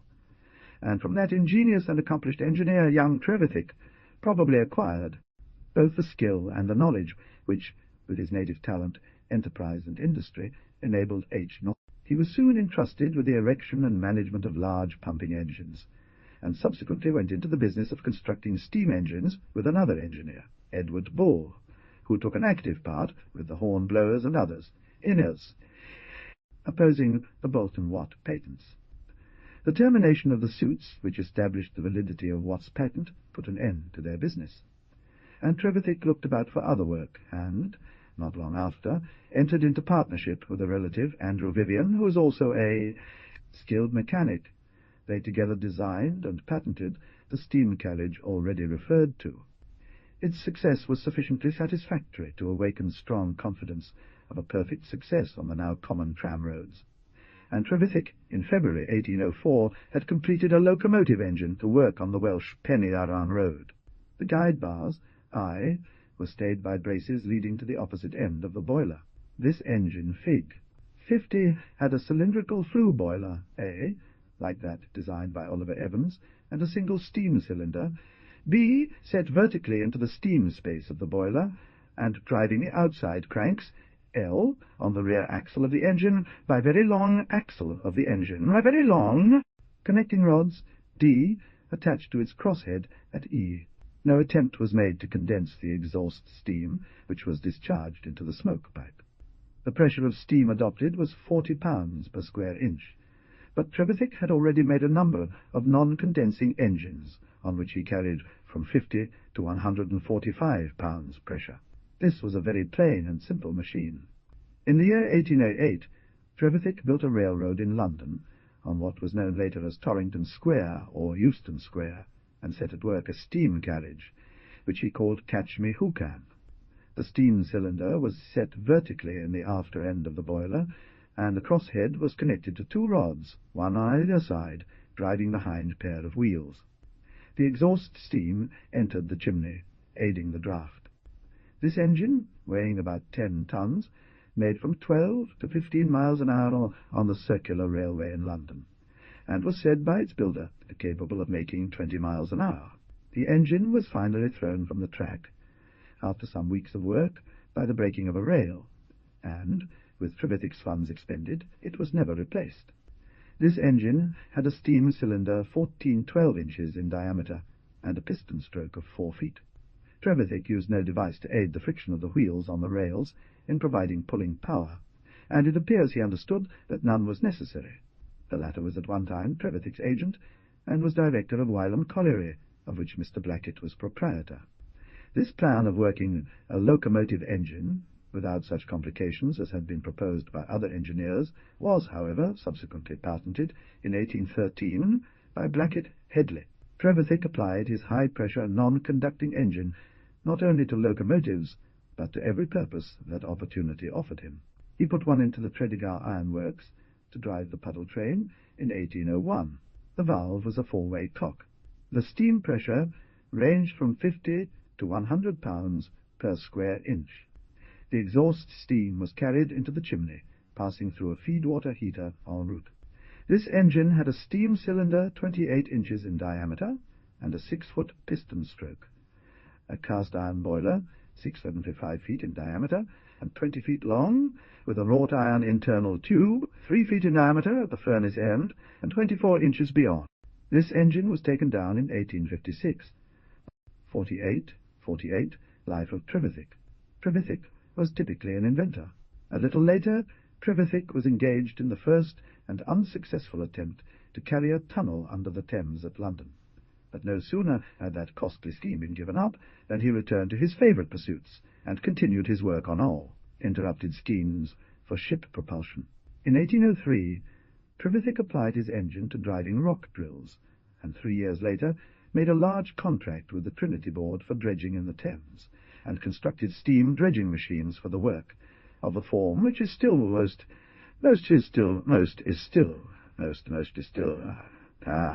generally used in Great Britain, although rarely seen in the United States chain and bucket dredger. Trevithick finally left England, spent several years in South America, and ultimately returned home to die in extreme poverty in April 1833, at the age of 62, without having successfully introduced any of his inventions on a large scale. He invented many valuable devices, but brought but few into even experimental use, and reaped little advantage from any of them. He was ingenious, a thorough mechanic, bold, active, and indefatigable, but his lack of persistence made his whole life, as Smiles has said, but a series of beginnings. Colonel John Stevens, of Hoboken, as he is generally called, was born in the city of New York in 1749, but throughout his business life he was a resident of New Jersey. It is at about this period that we find evidence of the intelligent labours of another of our own countrymen, who, in consequence of the unobtrusive manner in which his work was done, has never received the full credit to which he is entitled. Illustration: Colonel John Stevens. It is said that his interest in steam power was initially sparked by witnessing John Fitch's experiments with his steamer on the Delaware River, and he subsequently dedicated himself to introducing steam navigation with his usual vigor, achieving success as evidenced when we discussed this topic. In 1812 he published a pamphlet containing documents tending to prove the superior advantages of railways and steam carriages over canal navigation. 49 at this time, the only locomotive in the world was that of Trevithick and Vivian at Merthyr Tydvil, and the railroad itself had not grown beyond the old wooden tramroads of the collieries. But this far-sighted engineer and statesman saw plainly the importance of applying the steam engine to land transportation as well as to navigation, and not only that, but he saw with equal distinctness the importance of a well-devised and carefully prosecuted scheme of internal communication by a complete system of railroads. It is probable that it may not, in practice, be convenient to exceed 20 or 30 miles per hour. 49, printed by T.J. Swords, 160 Pearl Street, New York, 1812. The actual experiment is the only means to settle this matter, and I would not be surprised to see steam carriages travelling at speeds of 40 or 50 miles per hour. Yet Colonel Stevens says, in this paper, "I can see nothing to hinder a steam carriage moving on its ways with a velocity of 100 miles an hour," adding, in a footnote, this astonishing velocity is considered here merely possible. At an even earlier time he had submitted a memorandum to the appropriate authorities, advocating his plans for railroads. The steam engine was to be driven by steam of 50 pounds pressure and upward, and to be non-condensing. Addressing the objections raised by Robert R. Livingston and New York State Commissioners, he provides more detailed information. He proposed rails of timber protected, when necessary, by iron plates, or to be made wholly of iron. The car wheels were to be of cast iron, with inside flanges to keep them on the track. The offering was not then accepted. Read, he was fulfilling a patriotic duty by sharing his country's benefits from his genius. He stipulates 500 to 1,000 pounds as the maximum weight for each wheel, demonstrates that trains, or carriages, as he terms them, will travel with equal certainty and speed in the darkest night as in daylight, shows that the proposed road grade would present minimal resistance, and presents the entire matter to the public with such precise statements and clear understanding of its value that everyone who reads this remarkable document will wholeheartedly agree with President Charles King, who stated 50 that anyone who reads this pamphlet carefully will realize that Colonel Stevens considered all the political, financial, commercial, and military aspects of this crucial issue, and believe, enrolled among those which a grateful country will cherish. 50 Progress of the City of New York. The thinker was ahead of his time, but it is grateful to know that he lived to see his projects realized, though not by the government, and before he finally, in 1838, closed his eyes in death, at the great age of 89, he could justly feel assured that the name of Stevens, in his own person, and in that of his sons, was imperishably. Without having made any one superlatively great improvement in the mechanism of the steam engine, like that which gave Watt his fame, without having even the honour of being the first to propose the propulsion of vessels by the modern steam engine, or steam transportation on land, he demonstrated a far superior understanding of the science and art of engineering than any man of his era, and he held and advocated more advanced opinions and statesmanlike perspectives regarding the economic significance of steam engine improvements and their application both on land or than sea, attributable to any other leading engineer of that time. Says Dr. King, who can estimate if, at that day, acting upon the well-considered suggestion of President Madison, of the signal advantages to be derived to the United States from a general system of internal communication and conveyance, Congress had entertained Colonel Stevens's proposal, and, after verifying by actual experiment upon a small scale the accuracy of his plan, had organized such a general system of internal communication and conveyance. Who can begin to estimate the inappreciable benefits that would have resulted therefrom to the comfort, the wealth, the power, and, above the power, and all, to the absolutely impregnable union of our great republic and all its component parts? placed at the disposal of his native country these fruits of his genius. All this Colonel Stevens embraced in his views, for he was a statesman as well as an experimental philosopher, and whoever shall attentively read his pamphlet will perceive that the political, financial, commercial, and military aspects of this great question were all present to his mind, and he felt that he was fulfilling a patriotic duty when he... William Hedley, who has already been referred to, seems to have been the first to show, through carefully conducted experiments, how far the adhesion of the wheels of the locomotive engine could be relied upon for hauling power in the falling power, transportation of loads, Brunton with movable legs. It was at about this time that Blenkinsop 1811 was trying the toothed rail, or rack, the Messrs. Chapman December 1812 were experimenting with a towing chain, and May 1813. His employer, Blackett, had applied to Trevithick for a locomotive engine to haul coals at the Wylam collieries. But Trevithick was unable, or was disinclined, to build him one, and in October 1812 Hedley was authorized to attempt the feat. Construction of an engine. This carriage was loaded with heavy masses of iron, and attached to trains of coal wagons on the railway.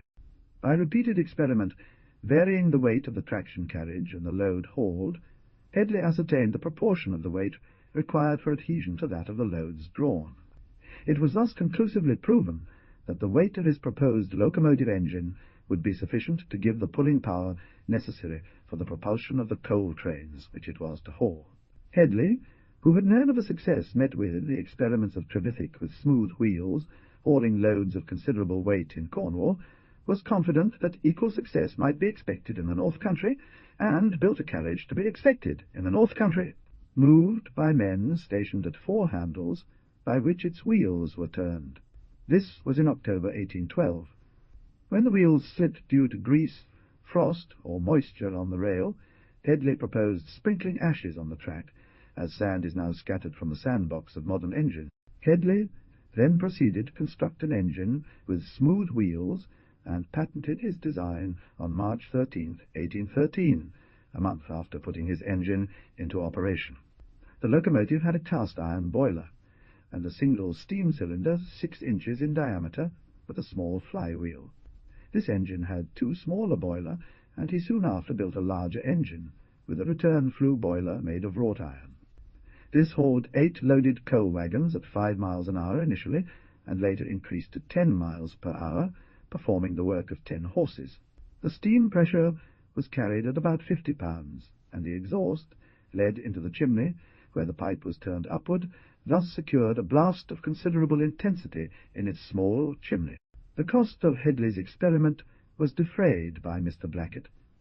Hedley also contracted the opening of the exhaust pipe to intensify the blast, and was subjected to some annoyance by owners of lands along his railway, who were irritated by the burning of their grass and hedges, which were set on fire by the sparks, and hedges which were set on fire by the sparks, thrown out of the chimney of the locomotive. Subsequently, Hedley mounted his engine on 8 wheels, the 4-wheeled engines having been frequently stopped by breaking the light rails then in use. Hedley's engines continued in use at the Wylam collieries for many years. The second engine was removed in 1862, and is now preserved at the South Kensington Museum, London. Illustration: George Stephenson. George Stephenson, who is generally accorded the honour of having first made the locomotive engine a success, built his first engine at Killingworth, England, in 1814. At this time, Stephenson was by no means alone in the field, for the idea of applying the steam engine to drive carriages on common roads and on railroads was beginning, as has been seen, to attract considerable attention.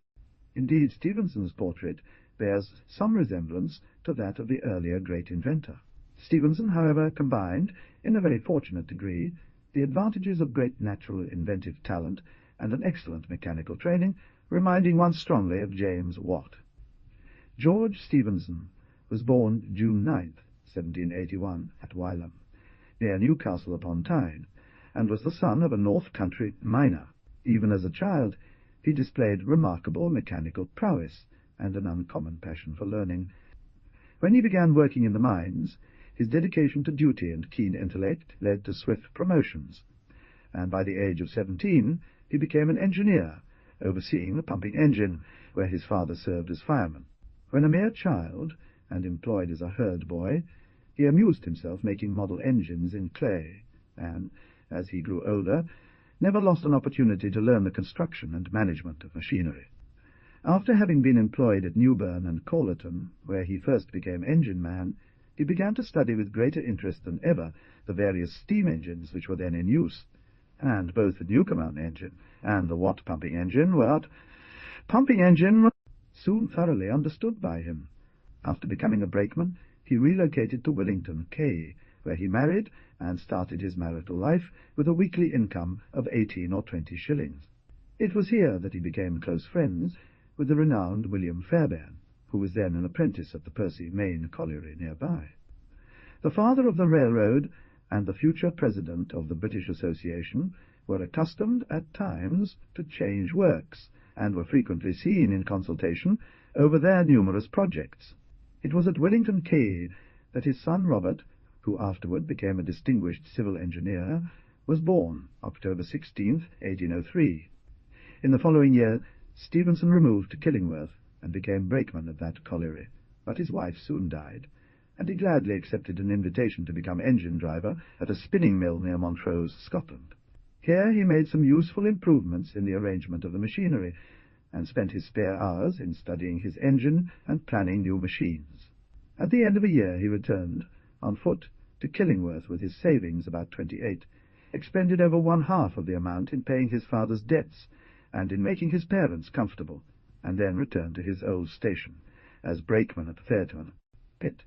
He little later distinguished himself by altering and repairing an old Newcomen engine at the High Pit, which had failed to give satisfaction, making it thoroughly successful after 3 days' work. The engine cleared the pit, at which it had been vainly labouring for a long time, in 2 days after Stephenson started it up. It was here and at this period that he commenced a systematic course of self-improvement and the education of his son, and here he first began to be recognized as an inventor. By code, in the year 1812, Stephenson was appointed engine wright of the Killingworth High Pit, earning 100 annually, and it became his responsibility to oversee the machinery of all the collieries leased by the so-called Grand Allies. He was full of life and something of a wag, and often made most amusing applications of his inventive powers, as when he placed the watch, which a comrade had brought him as out of repairs, in the oven to cook, his quick eye having noted the fact that the difficulty arose simply from the clogging of the wheels by the oil, which had been congealed. Smiles, 51. His biographer describes his cottage as a perfect curiosity shop, filled with models of engines, machines of various kinds, and novel apparatus.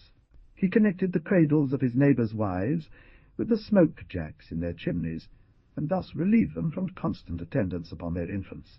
He fished at night with a submarine lamp, which attracted the fish from all sides, and gave him wonderful luck. He also found time to give colloquial instruction to his fellow workmen. New York and London, 1868.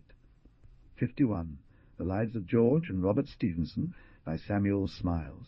He built a self-acting inclined plane for his pit, on which the wagons, descending loaded, drew up the empty trains, and made so many improvements at the Killingworth pit that the number of horses employed underground was reduced from 100 to 16. He very soon made the attempt. Stephenson now had more liberty than when employed at the brakes, and, hearing of the experiments of Blackett and Headley at Wylam, went over to their colliery to study their engine. He also went to Leeds to see the Blenkinsop engine draw, at a trial, 70 tons at the rate of 3 miles an hour, and expressed his opinion in the characteristic remark, "I think I could make a better engine than that to go upon legs." Having presented the proposal to the owners of the lease under which the coal mines were operated, and persuaded Lord Ravensworth, the principal owner, of the benefits to be gained from the use of a travelling engine, the nobleman provided the necessary funding. Stephenson at once commenced his first locomotive engine, building it in the workshops at Westmore, assisted mainly by John Thirlwall, the colliery blacksmith, during the years 1813 and 1814, completing it in July of the latter year. This engine had a wrought-iron boiler 8 feet long and 2 feet 10 inches in diameter, with a single flue 20 inches in diameter.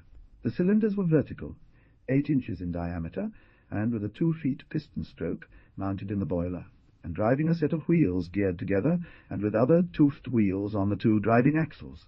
A feed water heater surrounded the base of the chimney. This engine hauled 30 tons up a gradient of 10 or 12 feet per mile at a speed of 4 miles per hour. This engine proved in many respects defective, and the cost of its operation was found to be about as great as that of employing horsepower. Stephenson determined to build another engine on a somewhat different plan, and patented its design in February 1815. It proved a much more efficient machine than the Blücher, the first engine. Illustration, Fig. 51. Stephenson's locomotive of 1815. Section.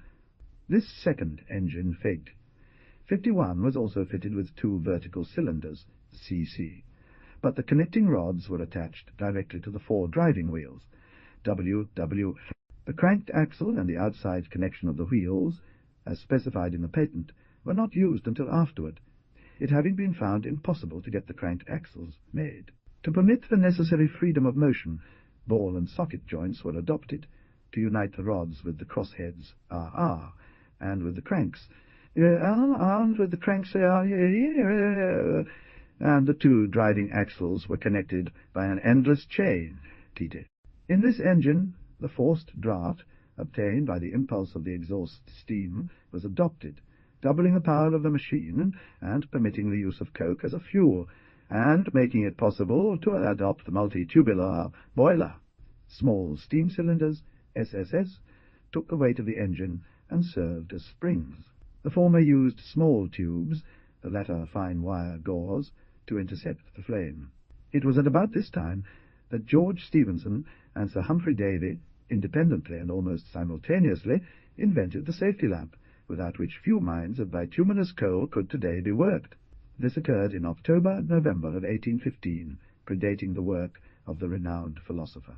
Stephenson demonstrated the effectiveness of his lamp by directly entering the flammable atmosphere of a dangerous mine, repeatedly allowing the light to be extinguished when the lamp became overloaded with the explosive mixture that had previously claimed the lives of many miners.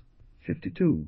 The controversy which arose between the supporters of the rival claims of the 2 inventors was very earnest and sometimes bitter. The friends of the young engineer raised a subscription amounting to above 1,000, and presented it to him as a token of their appreciation of the value of his simple yet important contrivance. Of the 2 forms of lamp, that of Stephenson is claimed to be safest, the Davy lamp being liable to produce explosions by igniting the explosive gas when, by its combustion within the gauze cylinder, the latter is made red hot. 52. C. Under similar conditions, the Stephenson lamp is simply extinguished, as was observed at Barnsley in 1857 at the Oaks Colliery, where both types of lamp were in use, and elsewhere. A description of the safety lamp invented by George Stephenson, etc., London, 1817. Stephenson continued to study and experiment with a view to improving his locomotive and the railroad. He patented, with these modifications of the permanent way, several of his improvements of the engine. He introduced better methods of track-laying and of jointing the rails, adopting a half-lap or peculiar scarf joint in place of the then usual square-butt joint. The engines built at this time, 1816, continued in use for many years, due to the resistance of the air. He had substituted forged for the rude cast wheels previously used, 53, and had made many minor changes of detail. 2 years later, with a dynamometer which he designed for the purpose, he made experimental determinations of the resistance of trains, and showed that it was made up of several kinds, as the sliding friction of the axle journals in their bearing, the rolling friction of the wheels on the rails, the resistance due to gravity on gradients, and that. 53. The American chilled wheel of cast iron, a better wheel than that above described, has never been generally and successfully introduced in Europe. These experiments seemed to him conclusive against the possibility of the competition of engines on the common highway with locomotives hauling trains on the rail.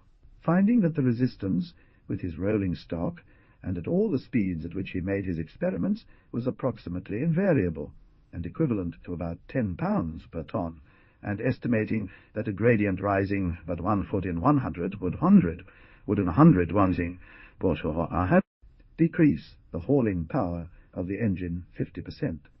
He saw at once the necessity of making all railroads as nearly absolutely level as possible, and consequently the radically distinctive character of this branch of civil engineering work. Heinz at speed, participating in the contest, which had now become serious, between advocates of steam on common roads and those urging the introduction of locomotives and their trains on an iron track, he calculated that a road engine capable of carrying 20 or 30 passengers at 10 miles per hour could, on the rail, carry 10 times as many people at 3 or 4 T. He persistently condemned the folly of attempting the general introduction of steam on the common road, where great changes of level and an impressible roadbed were certain to prove fatal for success, and was most strenuous in his advocacy of that policy of securing level tracks, even at very great expense. The railway engine finally superseded its predecessor, the engine of the common road, almost completely. On November 18, 1822, the Hetton Railway, near Sunderland, was opened. In 1817, Stephenson built an engine for the Duke of Portland to haul coal from Kilmarnock to Troon, which cost £750, and, with some interruptions, the engine worked on that line until 1848, when it was broken up. George Stephenson was the engineer of the linear short track, 8 miles long, built from the Hetton colliery to the docks on the bank of the River Wear. On this line he installed 5 of the self-acting inclines, 2 inclines powered by stationary engines, as the gradients were too heavy for locomotives, and employed 5 locomotive engines designed by himself, which the local people, perhaps for the first time, called the Iron Horses. These engines were quite similar to the Killingworth engine. They drew a train of 17 coal cars, a total load of 64 tons, at about 4 miles per hour. Meanwhile, also in 1823, Stephenson had been appointed engineer of the Stockton-Darlington Railroad, which had been planned to provide transportation to Tidewater for the valuable coal lands of Durham. This road was built without any promoter, with the exception of Stephenson, expecting steam to be used exclusively over horses as a motive power. The purpose of assisting Stephenson to commence the business of locomotive engine construction at Newcastle. This workshop, which subsequently became a great and famous establishment, was commenced in 1824. Mr. Edward Pearce, however, one of the largest holders of stock in the road, and one of its most earnest advocates, became so convinced by an examination of the Killingworth engines and their work of the immense advantage to be derived by their rise, views that he not only supported Stephenson's arguments, but, with Thomas Richardson, advanced 1004. For this road Stephenson recommended wrought iron rails, which were then costing 12 per ton, double the price of cast rails. The directors, however, stipulated that he should only buy 1/2 the rails required from the dealers in malleable iron. These rails weighed 20 pounds to the yard. After long hesitation, in the face of serious opposition, the directors finally concluded to order 3 locomotives from Stephenson. It weighed 8 tons. The first, or no, one, engine Fig 52, was delivered in time for the opening of the road on September 27, 1825. Its boiler contained a single straight flue, one end of which was the furnace. The cylinders were vertical, like those of the earlier engines, and coupled directly to the driving wheels. The crank pins were set in the wheels at right angles, in order that, while one engine was turning the centre, the other might exert its maximum power. The 2 pairs of drivers were coupled by horizontal rods, as seen in the figure, which represents this engine as subsequently mounted on a pedestal at the Darlington station. A steam blast in the chimney gave the requisite strength of draught. These engines were built for slow and heavy work, but were capable of making what was then thought the satisfactorily high speed of 16 miles per hour. Illustration. Fig. The inclines on the road were worked by fixed engines. 52. Stephenson's number 1, engine, 1825. Illustration. Fig. 58. Opening of the Stockton and Darlington Railroad, 1815. On the opening day, which was celebrated as a holiday by the people far and near, the Nivollen engine drew 90 tons at the rate of 12, and at times 15, miles an hour, after an old engraving. Stephenson's engines continued to haul coal trains, while passenger coaches were initially pulled by horses, marking a rudimentary precursor to modern street railway transport in many ways. A railroad between Manchester and Liverpool had been projected at about the time that the Stockton-Darlington Road was commenced.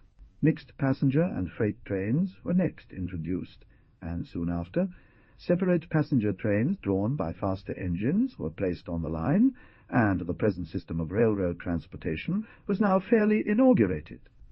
The preliminary surveys had been made in the face of strong opposition, which did not always stop at legal action and verbal attack, but in some instances led to the display of force. The surveyors were sometimes driven from their work by a mob armed with sticks and stones, urged on by land proprietors and those interested in the lines of coaches on the highway, out of locomotives travelling twice as fast as stagecoaches. Before the opening of the Stockton-Darlington Railroad, the Liverpool-Manchester Bill had been carried through Parliament, after a very determined effort on the part of coach proprietors and landholders to defeat it, and Stephenson urged Fiat, and Stephenson urged Fiat.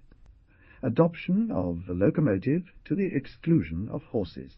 It was his assertion, made at this time, that he could build a locomotive to run 20 miles an hour, that provoked the celebrated rejoinder of a writer in the Quarterly Review, who was, however, in favour of the construction of the road and of the use of the locomotive upon it. What can be more palpably absurd and ridiculous than the prospect held? We would as soon expect the people of Woolwich to suffer themselves to be fired off upon one of Congreve's ricochet rockets, as trust themselves to the mercy of such a machine going at such a rate. Very awkward for the CO. It was during his examination before a committee of the House of Commons, during this contest, that Stephenson, when asked, suppose, now one of your engines to be going at the rate of 9 or 10 miles an hour, and that a cow were to stray upon foot, line and get in the way of the engine, would not that be a very awkward circumstance? Replied, yes. The line was finally built, with George Rennie as consulting, and Stephenson as principal constructing engineer. And when asked if men and animals would not be frightened by the red-hot smoke-bite, he answered, but how would they know that it was not painted? His work on this road became one of the important elements of the success, and one of the great causes of the distinction which marked the life of these rising engineers. The successful construction of that part of the line which lay across Chatmoss, an unfathomable swampy deposit of peat extending over an area of 12 square miles, and the building of which had been repeatedly declared an impossibility, was repeatedly declared an impossibility, itself sufficient to prove that the engineer who had accomplished it was no common man. To the surprise of everyone but Stephenson himself, the plan proved perfectly successful, and even surprisingly economical, costing but little more than 1/10 the estimate of at least one engineer.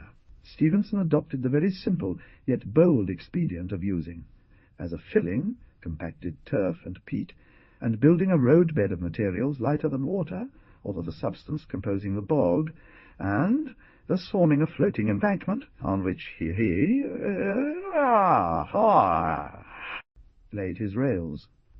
Among the other great works on this remarkable pioneer line were the tunnel, 1.5 miles long, from the station at Liverpool to Edgehill, the Olive Mount Deep Cut, 2 miles long, and in some places 100 feet deep through red sandstone, offers which nearly 500,000 yards were removed, the Sankey Viaduct, a brick structure of 9 arches, with a space of 50 feet each, costing 45,000, and a number of other pieces of work which are noteworthy even in these days of great works. Stephenson planned all details of the line, and even designed the bridges, machinery, engines, turntables, switches, and crossings, and was responsible for every part of the work of their construction. Finally, the work of building the line approached completion, and it became necessary promptly to settle the long-deferred question of a method of applying motive power. The locomotive had no outspoken advocate, and few had the slightest faith in it. Some of the directors and their advisers still advocated the use of horses. Many thought stationary hauling engines preferable, and the remainder were, almost to a man, undecided. George Stephenson was almost alone, and the opponents of steam had secured a provision in the Newcastle-Carlisle Railroad concession, stipulating expressly that horses should there be exclusively employed. The directors did, however, in 1828, permit Stephenson to put on the line a locomotive to be used during its construction in hauling gravel trains. A committee was sent, at Stephenson's request, to see the Stockton-Darlington engines, but no decided expression of opinion seems to have been made by them. Two well-known professional engineers reported in favour of fixed engines, and advised dividing the line into 19 stages of about 1.5 miles each, and using 21 fixed engines, although they admitted the excessive first cost of that system.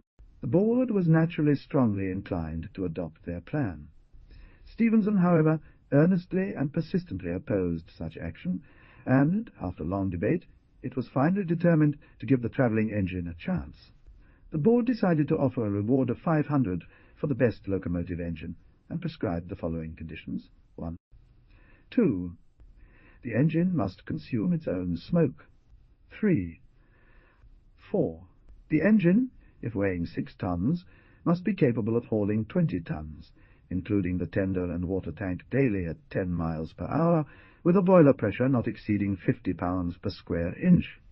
The boiler must possess 2 safety valves, neither being fastened down, and one entirely out of the engine-man's control. 5. The engine and boiler must be supported by springs and rest on 6 wheels, with the entire height not exceeding 15 feet to the top of the chimney. The company is to be at liberty to test the boiler, etc., by a pressure of 150 pounds per square inch. The engine, including water, must not weigh more than 6 tons. However, a lighter engine would be preferred if it pulls a proportional load behind it. If only 4.5 tons, it could be mounted on 4 wheels. 6. A mercurial gauge must be affixed to the machine, showing the steam pressure above 45 pounds per square inch. 7. 8. The engine must be delivered, complete and ready for trial, at the Liverpool end of the railway, not later than October 1, 1829.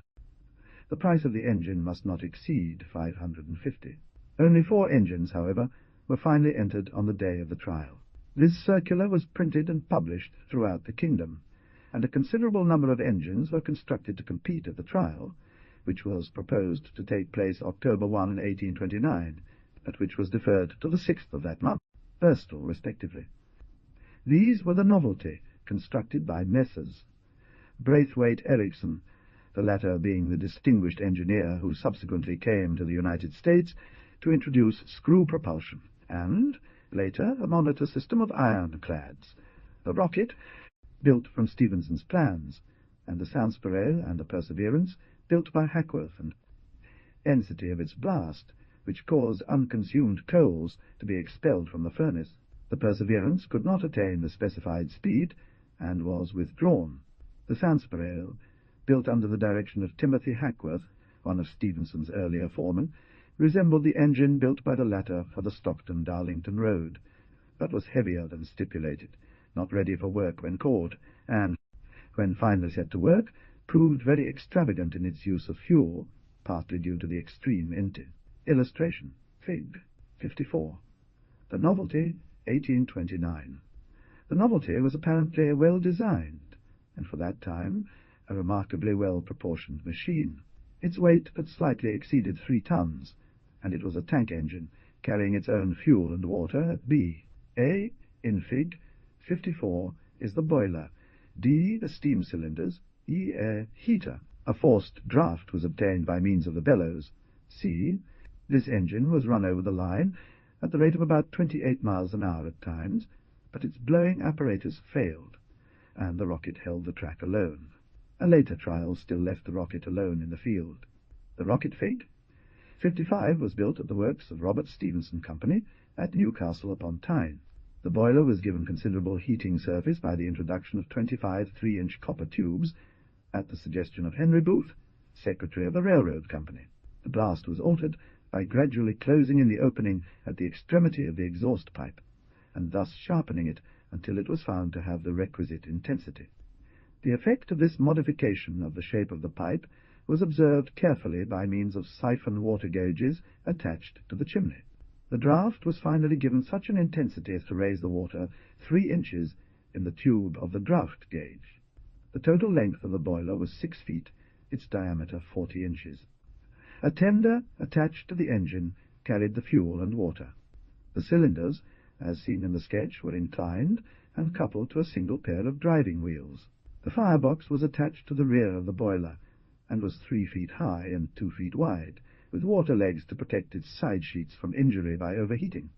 The engine weighed less than 412 tons. Illustration: Fig. 55. The rocket, 1829. The little engine did not appear very impressive, and the novelty was reportedly the crowd favourite, with few supporters for the Stephenson engine. On its initial test run, it covered 12 miles in under an hour. After the accident that disabled the novelty, the rocket emerged once more and reached speeds of 25 to 30 miles per hour, pulling a single carriage with 30 passengers aboard. The average of all runs for the trial was 15 miles per hour. 2 days later, on October 8th, steam was raised from cold water in less than an hour, and then, with 13 tons of freight in the train, it ran 35 miles in 1 hour and 48 minutes, including stops, achieving a speed of 29 miles per hour. This success, far surpassing the expectations of even the most optimistic advocates of the system, vastly exceeded what opponents had claimed as the limits of possibility, thus entirely settling the entire question, and the Manchester-Liverpool road was immediately equipped with locomotive engines. On one occasion, on this road, it was driven 4 miles in 4:12 minutes. The rocket remained on the line until 1837, when it was sold and set at work by the purchasers on the Midgerholm Railway near Carlisle. It is now in the Patent Museum at South Kensington, London. The line was formally opened to traffic on September 15, 1830. Among the distinguished spectators were Sir Robert Peel and the Duke of Wellington. In January 1830, a single line of rails had been carried across Chat Moss, and 6 months later, the first train, drawn by the Arrow, ran through on June 14th from Liverpool to Manchester, making the trip in an hour and a half, and attaining a maximum speed of over 27 miles an hour. This was one of the most notable occasions in the history of the railroad, and the successful termination of the great work was celebrated, as so important an event should be, by an impressive ceremonies. Mr. Huskisson, a member of Parliament for Liverpool, was also present. There had been built for the line, by Robert Stephenson Company, 7 locomotives besides the rocket, and a large number of carriages. These were all brought out in procession, and 600 passengers entered the train, which started for Manchester, and ran at times on smooth portions of the road at the rate of 20 and 25 miles an hour. Crowds of people along the line cheered at this strange, and to them incomprehensible spectacle, and the story of the wonderful performances of that day on the new railroad was repeated in every corner of the land. Tears used as well. A sad accident, the precursor of thousands to follow with the introduction of the new method of transportation, while it repressed the rising enthusiasm of the people and dampened the ardour of the most earnest of the advocates of the railroad. Occurring during this trip, assisted in making known the power of the new motor and the danger attending aye. While this movement was in process of execution, Mr. Huskisson, who had carelessly stood on the main line until the rocket, which led the column, had nearly reached him, attempted to enter the carriage of the Duke. The trains stopped for water at Parkside, and the opportunity was taken to send the Northumbrian, an engine by George Stephenson himself, onto a side track, with the carriage carrying the Duke of Wellington, while the other engines and trains were directed to proceed along the main track in view of the Duke and his party. He was too late, and was struck by the rocket, thrown down across the rail, and the advancing engine crushed a leg so seriously that he died the same evening. Immediately after the accident, he was placed on the Northumbrian, and Stephenson made the 15 miles to the destination of the wounded man in 25 Madessa, speed of 36 miles an hour. 54. The news of this accident, and the statement of the velocity of the engine, were published throughout the kingdom and Europe, and the misfortune of this first victim of a railroad accident was one of the causes of the immediate adoption and rapid spread of the modern railway system. This road, constructed with the aim of accommodating 400 passengers daily, soon began averaging 1,200, and within 5 years it reported 500,000 passengers for the year, 54 miles. The success of this road ensured the general introduction of railroads, and from this time forward there was never any doubt of their ultimate adoption, to the exclusion of every other system of general internal communication and transportation. For some years after this, his first great triumph, George Stephenson devoted his entire time to railroad construction and engine improvements. He was assisted by his son Robert, who he gradually handed over his business to, and retired to Tapton House on the Midland Railway, leading a busy yet pleasant life for the remainder of his years. Even as early as 1840, he seems to have projected many improvements which were only generally adopted many years later. He proposed self-acting and continuous systems of brake, and considered a good system of brake of so great importance that he advocated their compulsory introduction by state legislation. He advised moderate speeds, from considerations both of safety and of expense. Plans. A few years after the opening of the Liverpool-Manchester road, great numbers of schemes were proposed by ignorant or designing men, which had for their object the filling of the pockets of their proposers, rather than the benefit of the stockholders, and the public, and the Stephensons were often called upon to combat these crude and ill-digested. Among these was the pneumatic system of propulsion, already referred to as first proposed by Papin, in combination with his double-acting air pump in 1687. It had been again proposed in the early part of the present century by Medhurst, who proposed a method of pneumatic transmission of small parcels and of letters, which is now in use, and 15 years later a railroad to take the place of that of Arthur Stephenson and his coadjutors.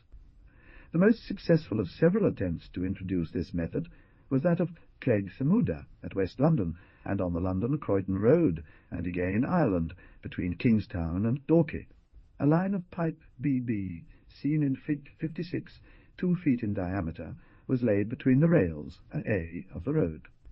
This pipe was fitted with a nicely packed piston, carrying a strong arm, which rose through a slit made along the top of the pipe, and covered by a flexible strip of leather, HEA.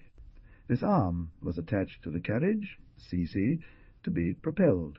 With the atmospheric pressure removed from the side towards which the train was advancing, due to the action of a powerful pump, the pressure on the opposite side pushed the piston forward, propelling the train.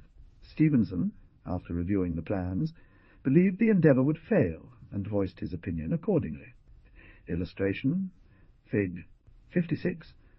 Those who advocated for it, nevertheless, held significant influence over capitalists, securing repeated trials, despite each one ending in failure, and it was several years before any mention of this system was heard again. The atmospheric railroad. A considerable portion of several of the later years of Stephenson's life was spent in travelling in Europe, partly on business and partly for pleasure. He soon after visited Spain with Sir Joshua Walmsley to report on a proposed railway from the capital to the Bay of Biscay. During a visit to Belgium in 1845, he was received everywhere, and by all classes, from the king down to the humblest of his subjects, with such distinction as is rarely accorded even to the greatest men. On this journey he was taken ill, and his health was permanently impaired. His son had now entirely relieved him of all business connected with railroads, and he had leisure to devote to self-improvement and social amusement. Thenceforward he devoted himself principally to the direction of his own property, which had become very considerable, and spent much of his time at the collieries and other works in which he had invested it. Among his friends he claimed Sir Robert Peel, his old acquaintance, now Sir William Fairbairn, Dr. Buckland, and many others of the distinguished men of that time. In August 1848, Stephenson was attacked with intermittent fever, succeeded by hemorrhage from the lungs, and died on the 12th of that month, at the age of 66 years, honoured of all men, and secure of an undying fame. But the noblest monument is that which he himself erected by establishing a system of education and protection for his working people at Clay Cross. He made it a condition of employment that every employee should contribute from 5 to 12 pence each fortnight to a fund, to which the works also made generous contributions. Soon after his death, statues were erected at Liverpool, London, and Newcastle, the cost of the second of which was defrayed by private subscriptions, including a contribution of about $1,500 by thrifty 150 working men, of the finest tributes ever offered to the memory of a great man. From that fund it was directed that the expenses of free education of the children of the work people, night schools for those employed in the works, a reading room and library, medical treatment, and a benevolent fund were to be defrayed. Music and cricket clubs and prize funds for the best garden were also founded. The character of George Stephenson was in every way admirable. The school, public hall, and the church of Clay Cross, and this noble system of support, together form a nobler monument than any statue or similar structure could be. Our hymn in later years. Illustration, Fig. 57. Stephenson's locomotive, 1833. War. Simple, sincere, and honourable, courageous, unyielding, and diligent, amusing, kind, and philanthropic. His memory will endure for a long time, and will continue to inspire earnest efforts and the pursuit of honourable fame with countless young people who, upon reading his simple yet captivating story as narrated by his biographer, will come to Ian. After his father's death, Robert Stephenson continued to manage the business of building locomotives and constructing railways, as he had done for several years prior. The locomotive engine-building works were located in Newcastle, and for many years these facilities were the primary engine-building establishment globally. After their introduction on the Liverpool-Manchester Road, the engines of the firm of Robert Stephenson Company were rapidly modified, until they assumed the form shown in Fig.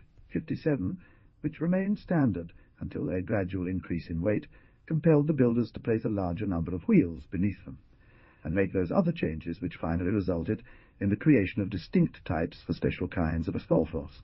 Work, dot, ticket, arching, purchased, identified, Andre Criminal, confined case. In the 1833 engine, as shown above, the cylinders A are carried at the extreme forward end of the boiler, and the driving wheels B are coupled directly to the connecting rod of the engine and to each other. Steam is led to the cylinders by a steam pipe, HH, to which it is admitted by the throttle valve, B. A buffer, C, extends in front, and the rear end of the boiler is formed into a rectangular firebox. D continues with the shell, E, and the flame and gases pass to the connection and smoke pipe, FG, through a large number of small tubes, AF.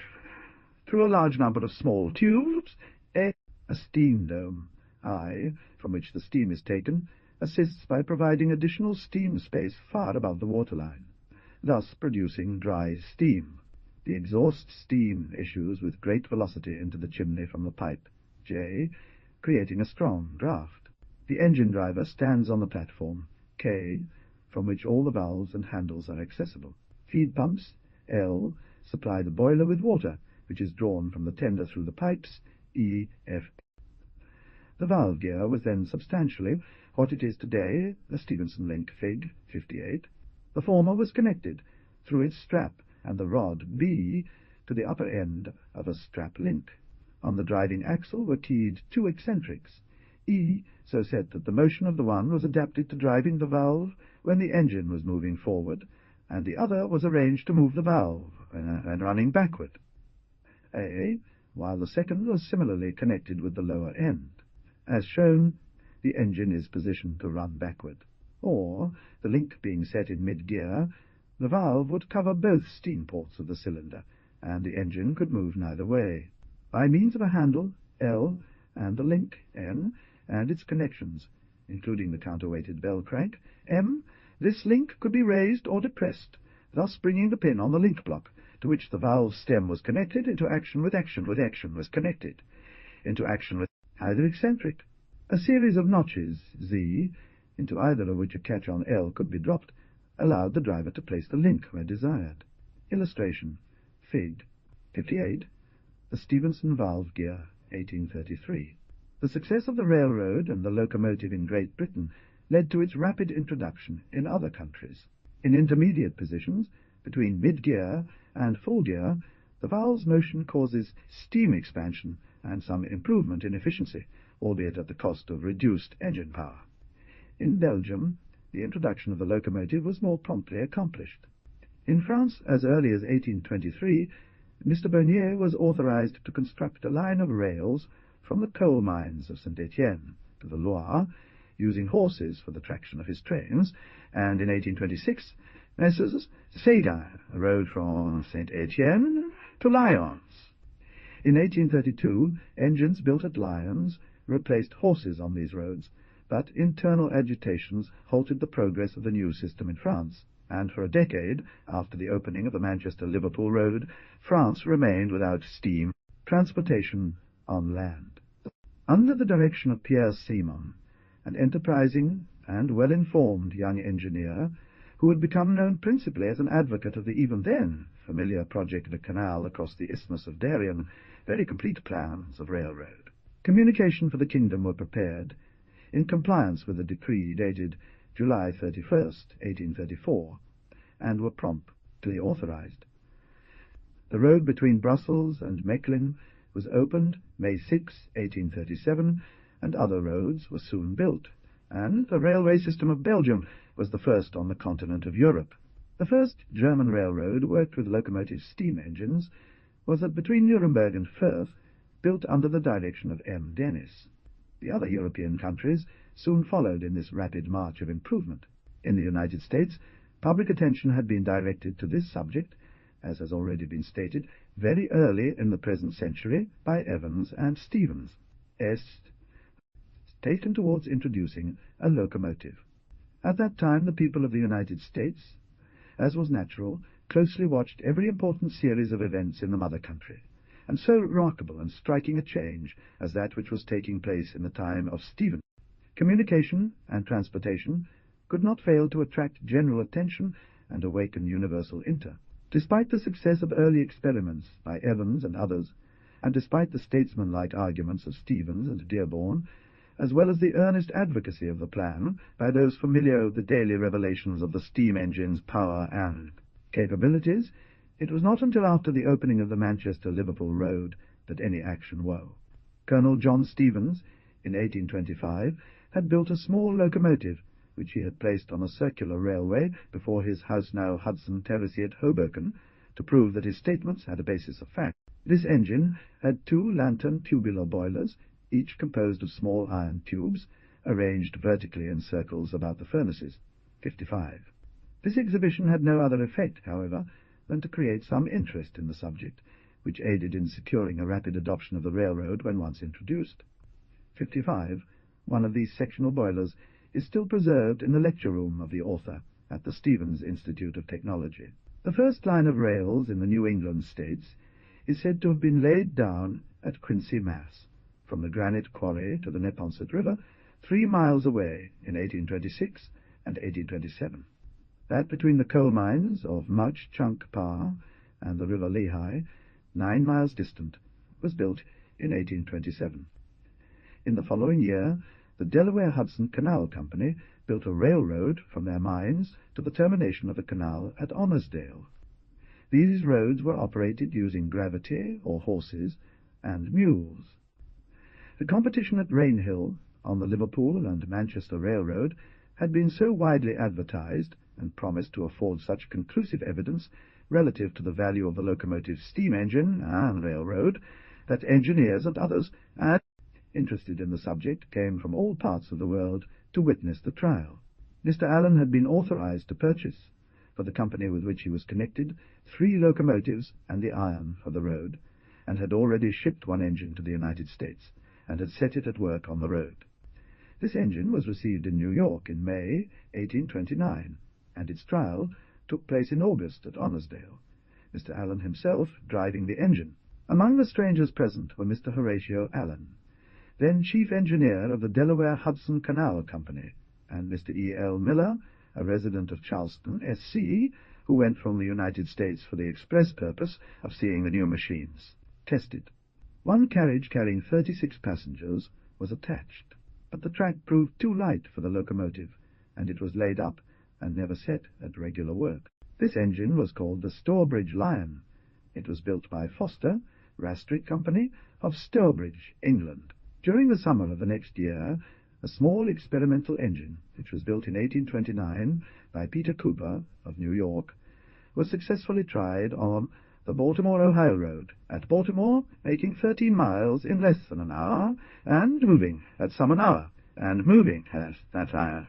Points on the road at the rate of 18 miles an hour.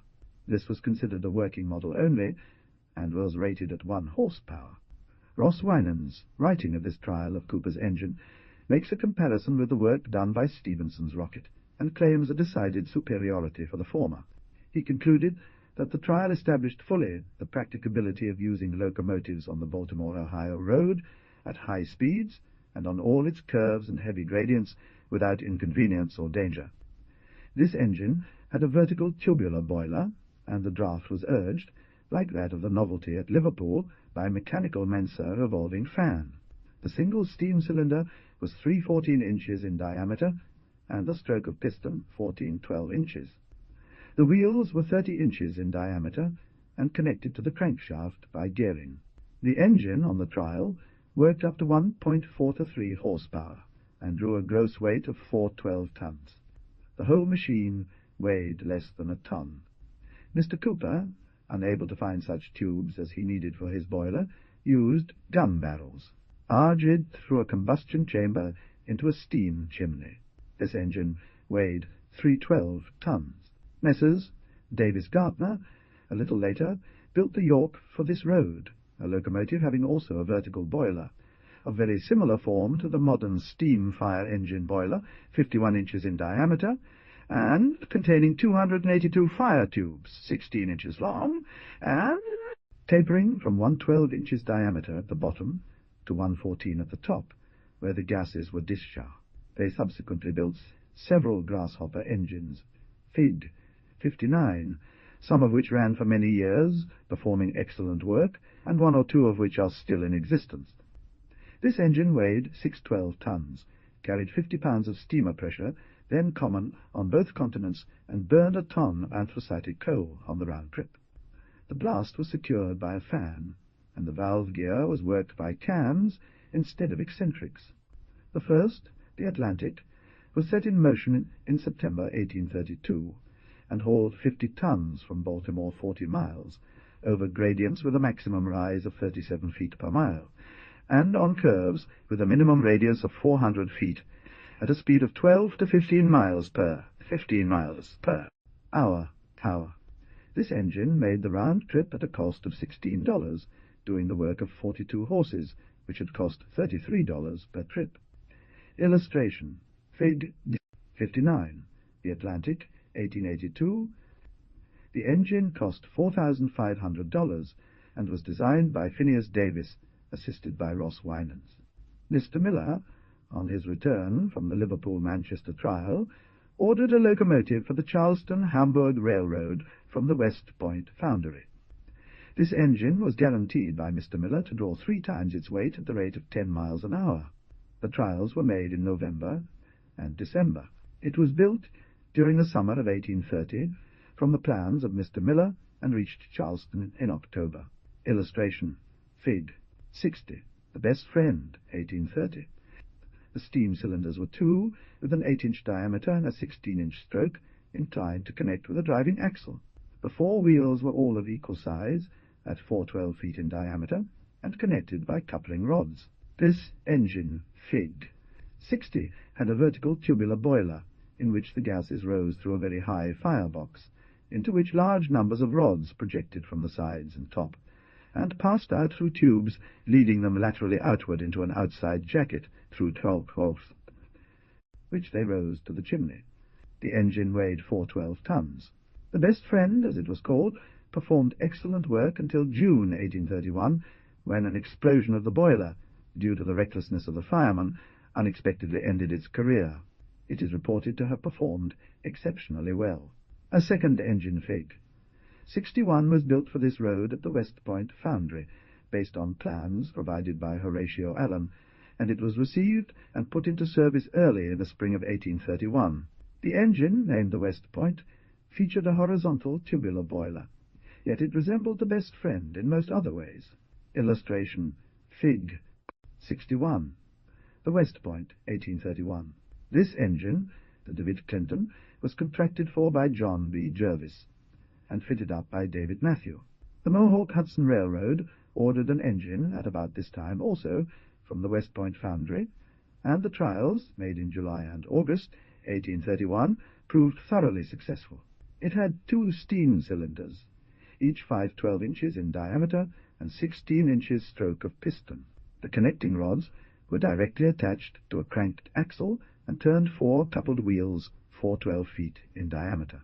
These wheels had cast-iron hubs and wrought-iron spokes and tires. The tubes were of copper, 12 inches in diameter and 6 feet long. This was the first 8-wheeled engine, and the prototype as well of a peculiar and lately revived form of engine. The engine weighed 312 tons and hauled 5 cars at a speed of 30 miles per hour. Another engine, the South Carolina Fig 62, was designed by Horatio Allen for the South Carolina Railroad and completed late in the year 1831. In the summer of 1832, an engine built by Messrs. Davis Gartner of York, Pa, was put on the Baltimore, Ohio road, which at times attained a speed, unloaded, of 30 miles an hour. The engine weighed 312 tons and drew usually 4 cars weighing altogether 14 tons from Baltimore to Ellicott's Mills, a distance of 13 miles, in a scheduled time of 1 hour. Illustration, Fig. 62. The South Carolina, 1831. Horatio Allen's engine on the South Carolina Railroad is said to have been the first 8-wheeled engine ever built. It was at about the time of which we are now writing that the first locomotive was built of what is now distinctively known as the American type, an engine with a truck or bogie under the forward end of a boiler. This was the American No. 1, built at the West Point foundry from plans furnished by John B. Jervis, chief engineer for the Mohawk Hudson Railroad. Ross Winans had already, 1831, introduced the passenger car with swivelling trucks, 56. It was completed in August 1832, and is said by Mr. Matthew to have been an extremely fast and smooth-running engine. The boiler contained tubes 3 inches in diameter, and its firebox was 5 feet long and 2 feet. A mile a minute was repeatedly attained, and it is stated by the same authority, 57, that a speed of 80 miles an hour was sometimes made over a single mile. This engine had cylinders 9/12 inches diameter, 16 inches stroke of piston, 2 pairs of driving wheels, coupled, 5 feet in diameter each, and the truck had 4 33-inch wheels, 10 inches wide. It was set at work in 1833. Robert Stephenson Company subsequently built a similar engine, from the plans of Mr. Jervis, and for the same road. In both engines, the driving wheels were behind the firebox. 56 History of the First Locomotives in America, Brown. This engine is another illustration of the fact shown by the description already given of other and earlier engines, that the independence of the American mechanic and the boldness and self-confidence which have to the present time distinguished him were among the earliest of the fruits of our political independence and freedom. 57. Ross Winans versus the Eastern Railroad Company. Evidence. Boston, 1854. The English locomotives all burned bituminous coal. These American engines were all designed to burn anthracite coal. Robert L. Stevens, president and engineer of the Camden-Amboy Railroad, and a distinguished son of Colonel John Stevens of Hoboken, was involved in the construction of the Camden-Amboy Railroad at the time of the opening of the Liverpool-Manchester Railroad. It was here that the first of the now standard form of T-rail was laid down. It was of malleable iron, and of the form shown in the accompanying figure. It was designed by Mr. Stevens, and is known in the United States as the Stevens Rail. In Europe, where it was introduced some years afterward, it is sometimes called the Vigneault's Rail. He purchased an engine from Stephenson's soon after the trial at Rainhill, and this engine, the John Bull, was set up on the then uncompleted road at Bordentown in the year 1831. Its first public trial was made in November of that year. The road was opened for traffic from end to end 2 years later. This engine had steam cylinders 9 inches in diameter, 2 feet stroke of piston, 1 pair of drivers 4/12 feet in diameter, and weighed 10 tons. This engine, and that built by Phineas Davis for the Baltimore, Ohio Railroad, were exhibited at the Centennial Exhibition at Philadelphia in the year 1876. Illustration, Fig. 63, the Stevens rail. Enlarged section. Illustration, Fig. 64. Old Ironsides, 1832. Engines supplied to the Camden-Amboy Railroad, subsequent to 1831, were built from the designs of Robert L. Stevens in the shop of the Messrs. Stevens at Hoboken. The other principal roads of the country at first very generally purchased their engines of the Baldwin Locomotive Works, then a small shop owned by Matthias W. Baldwin. This was in 1831, and the successful working of this little model led to his receiving an order for an engine from the Philadelphia Germantown Railroad.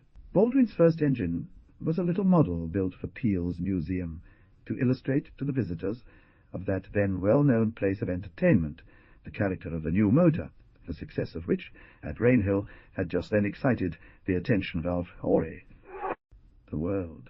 It was kept at work on that line of road for a period of 20 years or more. Mr. Baldwin, after studying the new engine of the Camden-Amboy Road, made his plans and built an engine Fig. 64, completing it in the autumn of 1832, and setting it in operation November 23 of that year. This engine was of Stephenson's Planet class, mounted on 2 driving wheels 412 feet in diameter each, and 2 separate wheels of the same size, uncoupled. The steam cylinders were 9 12 inches in diameter, 18 inches stroke of piston, and were placed horizontally on each side of the smoke box. The engine cost the railroad company $3,500. The boiler, 2 12 feet in diameter, contained 72 copper tubes, 1 12 inches in diameter and 7 feet long. The engine subsequently attained a speed of over 30 miles. On the trial, steam was raised in 20 minutes, and the maximum speed noted was 28 miles an hour.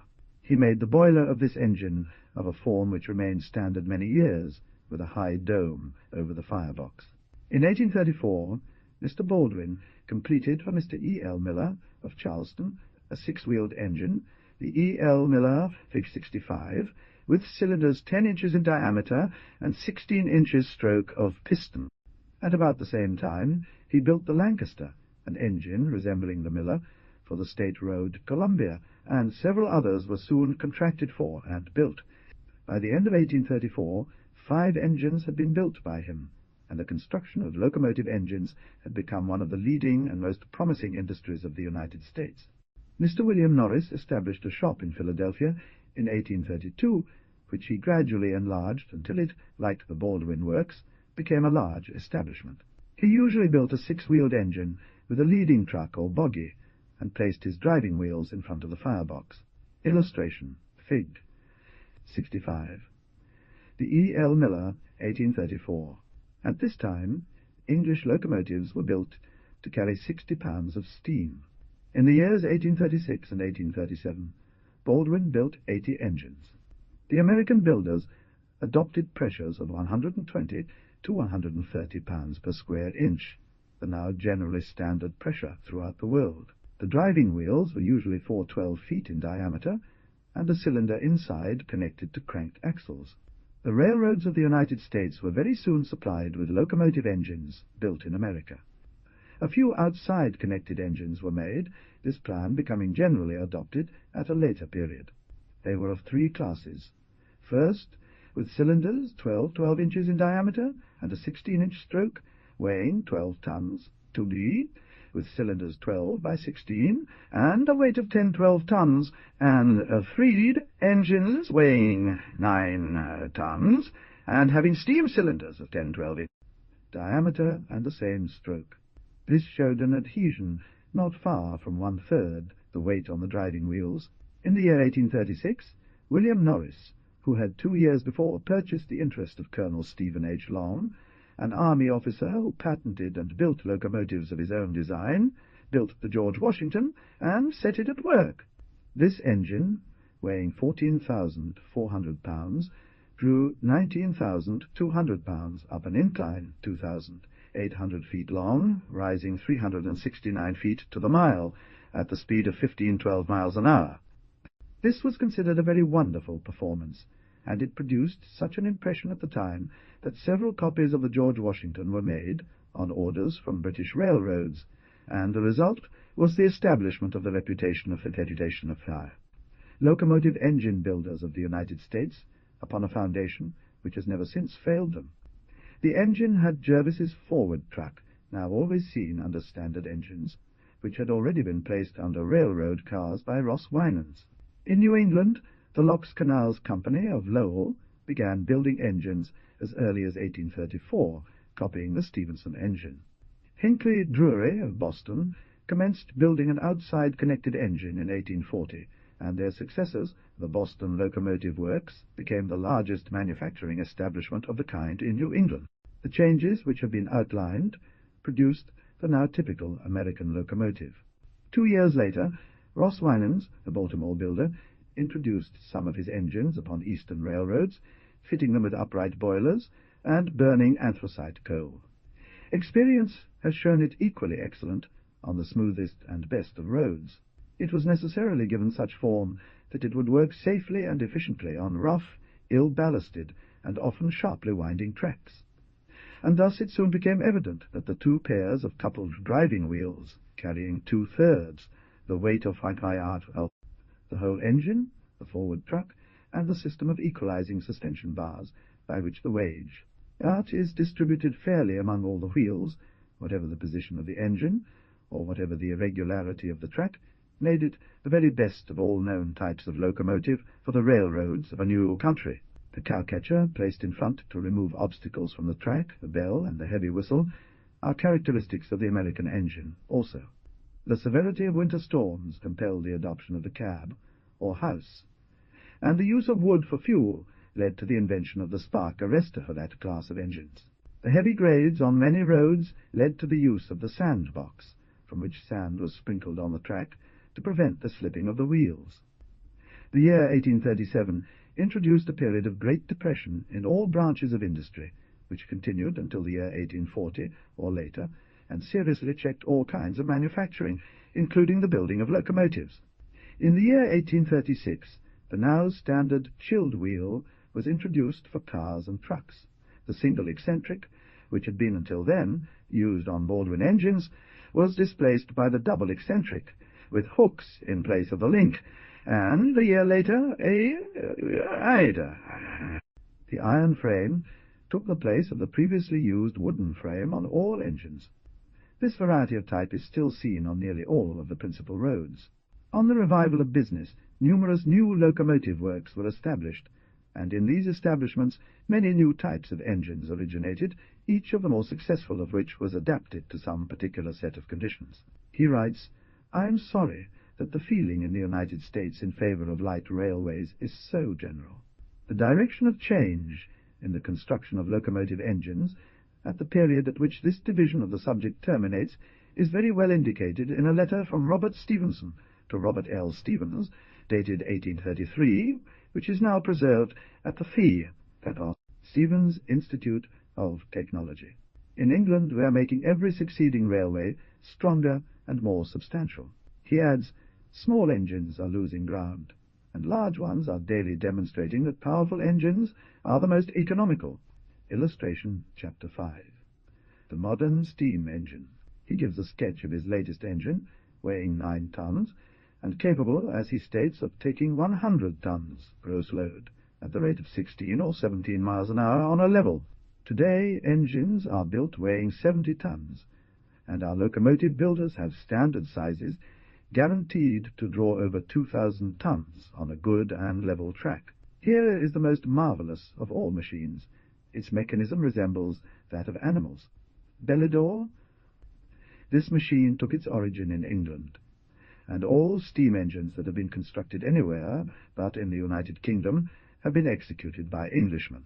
The second period of application, 1800-1850, continued. Heat is the principle of its motion. In its various tubes there is a circulation like that of blood in the veins, with valves that open and close appropriately. It nourishes itself and evacuates from itself at regular intervals, and draws from itself at regular intervals, and draws from itself. Work everything it needs to sustain itself. the steam engine applied to ship propulsion. Among the most obviously important and most inconceivably fruitful of all the applications of steam which marked the period we are now studying is that of the steam engine to the propulsion of vessels, reduction of a machine capable of making so great a force available. The fulfillment of the hopes, prophecies, and aspirations of earlier times in the modern marine steam engine may justly be regarded as the greatest of all the triumphs of mechanical engineering.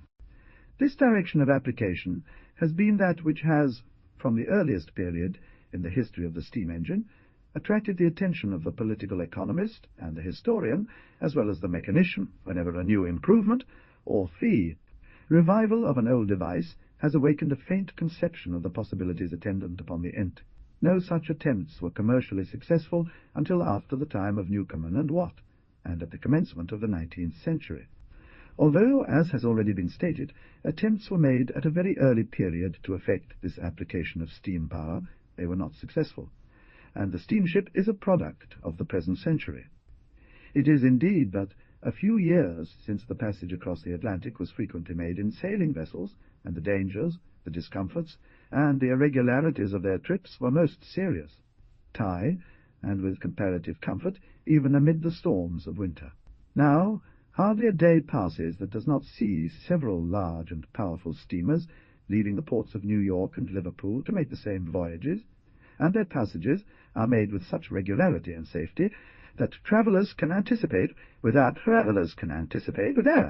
confidence the time of their arrival at the termination of their voyage to a day, and can cross with safe. Yet all that we see today regarding the scope and effectiveness of steam navigation is a product of this century, and it can well arouse our wonder and admiration.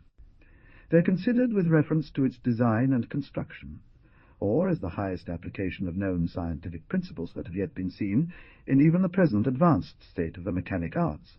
The history of this development of steam power illustrates most perfectly that process of growth of this invention which has been already referred to, and we can here trace it, step by step, from the earliest and rudest devices up to those most recent and most perfect designs which represent the most successful existing types of the heat engine. Clark 58 quotes a stanza from Ogilby's edition of the Odyssey which sounds like a prophecy, almost suggesting that the great poet had knowledge of steam vessels in ancient times, 1,000 years before the Christian era. The paddle wheel was used as a substitute for oars at a very early date, and a description of paddle wheels applied to vessels, curiously illustrated by a large woodcut, may be found in the work of Family de l'Artificieus's Machines, published in Old French in 1588. Thus the prince addresses Ulysses, 58 steam and the steam engine.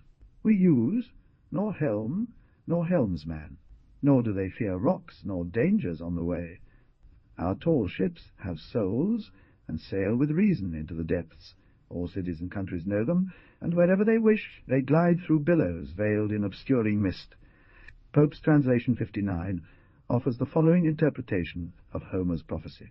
59 Odyssey, Book the 8, p. 175. So shalt thou instant reach the realm assigned, in wondrous ships, self-moved, instinct with mind. Though clouds and darkness veil the encumbered sky, fearless, through darkness and through clouds they fly. It is stated that the Roman army under Claudius Codex was taken across to Sicily in boats propelled by paddle wheels turned by oxen. Though tempests rage, though rolls the swelling main, the seas may roll, the tempests swell in vain. E'en the stern god that o'er the waves presides, safe as they pass and safe repass, with fury burrs, while careless they convey promiscuous every guest to every bay. Vulturius gives pictures of such vessels.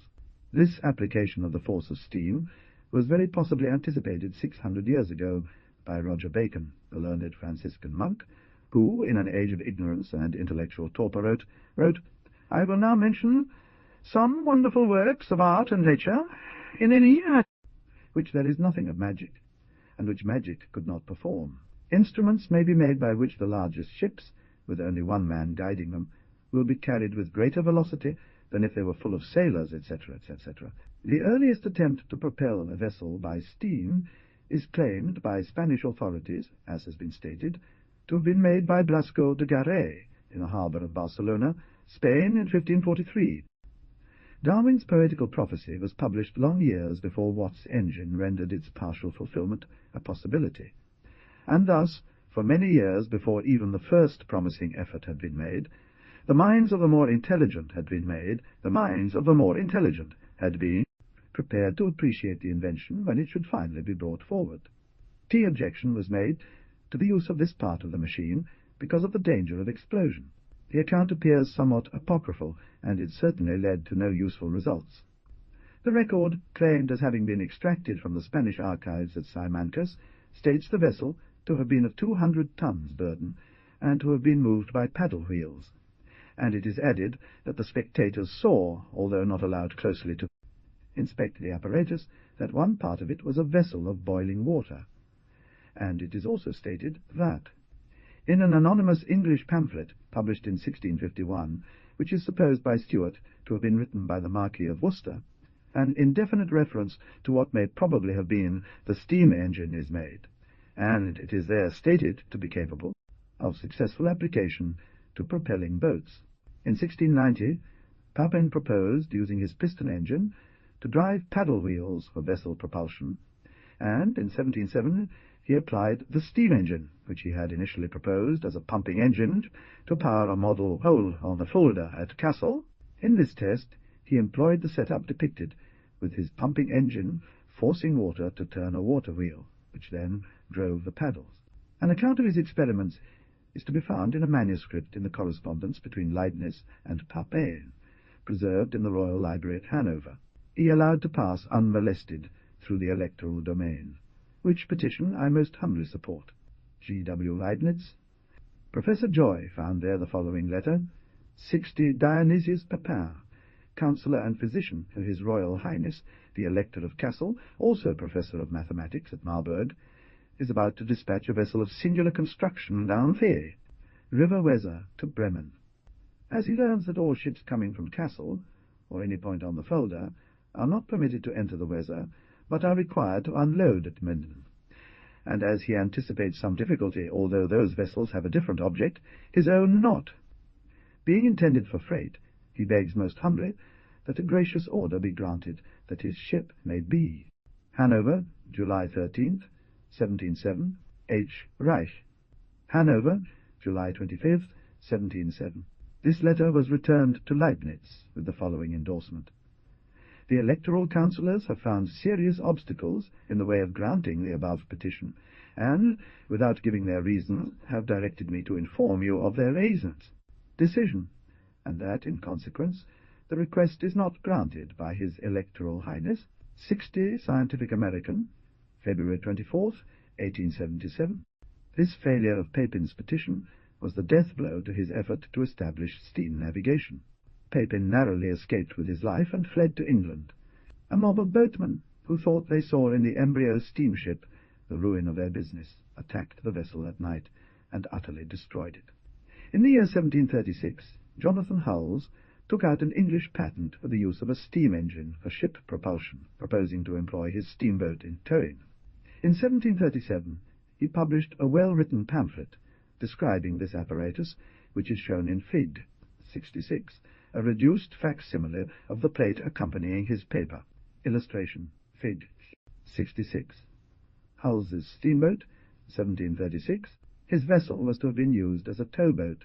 He proposed using the Newcomen engine, fitted with a counterpoise weight and a system of ropes and grooved wheels, which, by a peculiar ratchet-like action, gave a continuous rotary motion. Got of the atmosphere to press down on this vessel, and so presses down a piston that is fitted into this cylindrical vessel, in the same manner as in Mr. Newcomen's engine, with which he raises water by fire. P. The pipe coming from the furnace to the cylinder. Q. The cylinder wherein the steam is condensed. He says, in his description, in some convenient part of the towboat there is placed a vessel about 2/3 full of water, with the top closed, and this vessel being kept boiling, rarefies the water into a steam, this steam being conveyed through steam, a large pipe into a cylindrical vessel, and there condensed, creates a vacuum, which causes the way. R. The valve that stops the steam from coming into the cylinder, whilst the steam within the same is condensed. S. The pipe to convey the condensing water into the cylinder. T. A cock to let in the condensing water when the cylinder is full of steam and the valve, P, is shut. Note. U. A rope attached to the piston that moves up and down inside the cylinder. This rope, U, is the same one that encircles the wheel, D, in the machine. In the large division of his plate, A is the chimney, B is the towboat, CC is the frame carrying the engine. Da, D, and DB are three wheels carrying the ropes M, FB, and L, being the ropes R, L, FB, and FO. Very smaller figure, 30. Hull says, when the weight G is so raised, while the wheels, Da, D, and H and HB are two wheels on the paddle shafts, II, arranged with paws, so that the paddle wheel, II, always turns the same way, though the wheels H and HB are given a reciprocating motion. FB is a rope connecting the wheels in the vessel. DB, with a lower, is a rope connecting the wheels in the vessel. The wheels at the stern. DB are moving backward, the rope.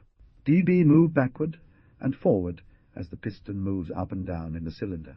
Fire gives way, and the power of the weight, G, brings the wheel H forward, and the fans with it, so that the fans always keep going forward, notwithstanding the wheels, Da, D, the wheel.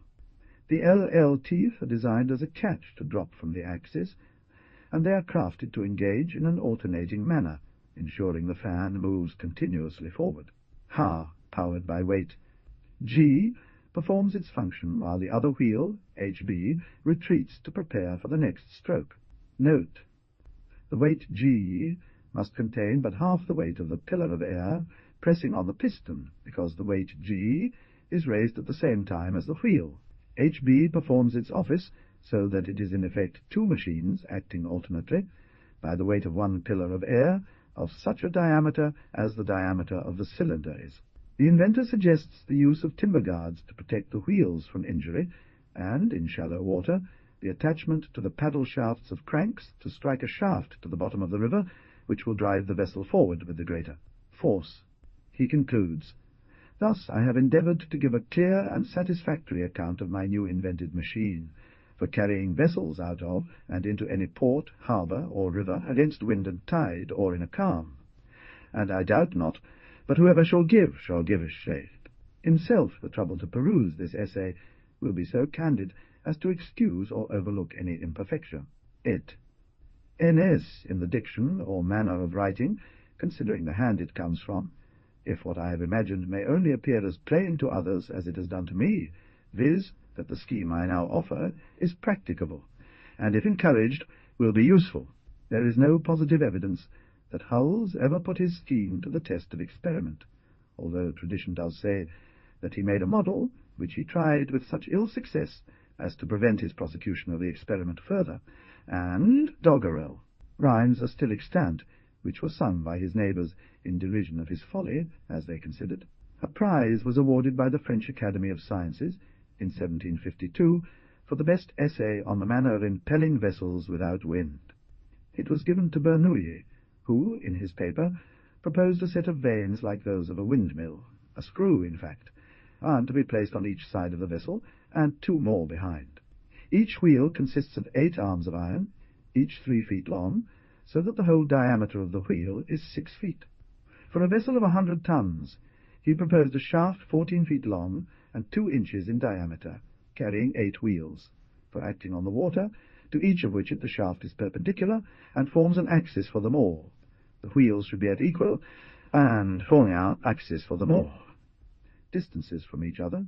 Each of these arms, at a distance of 20 inches from the centre, carries a sheet iron plane or paddle 16 inches square, which is inclined to form an angle of 60 degrees, both with the arbor and the keel of the vessel, to which the arbor is placed parallel.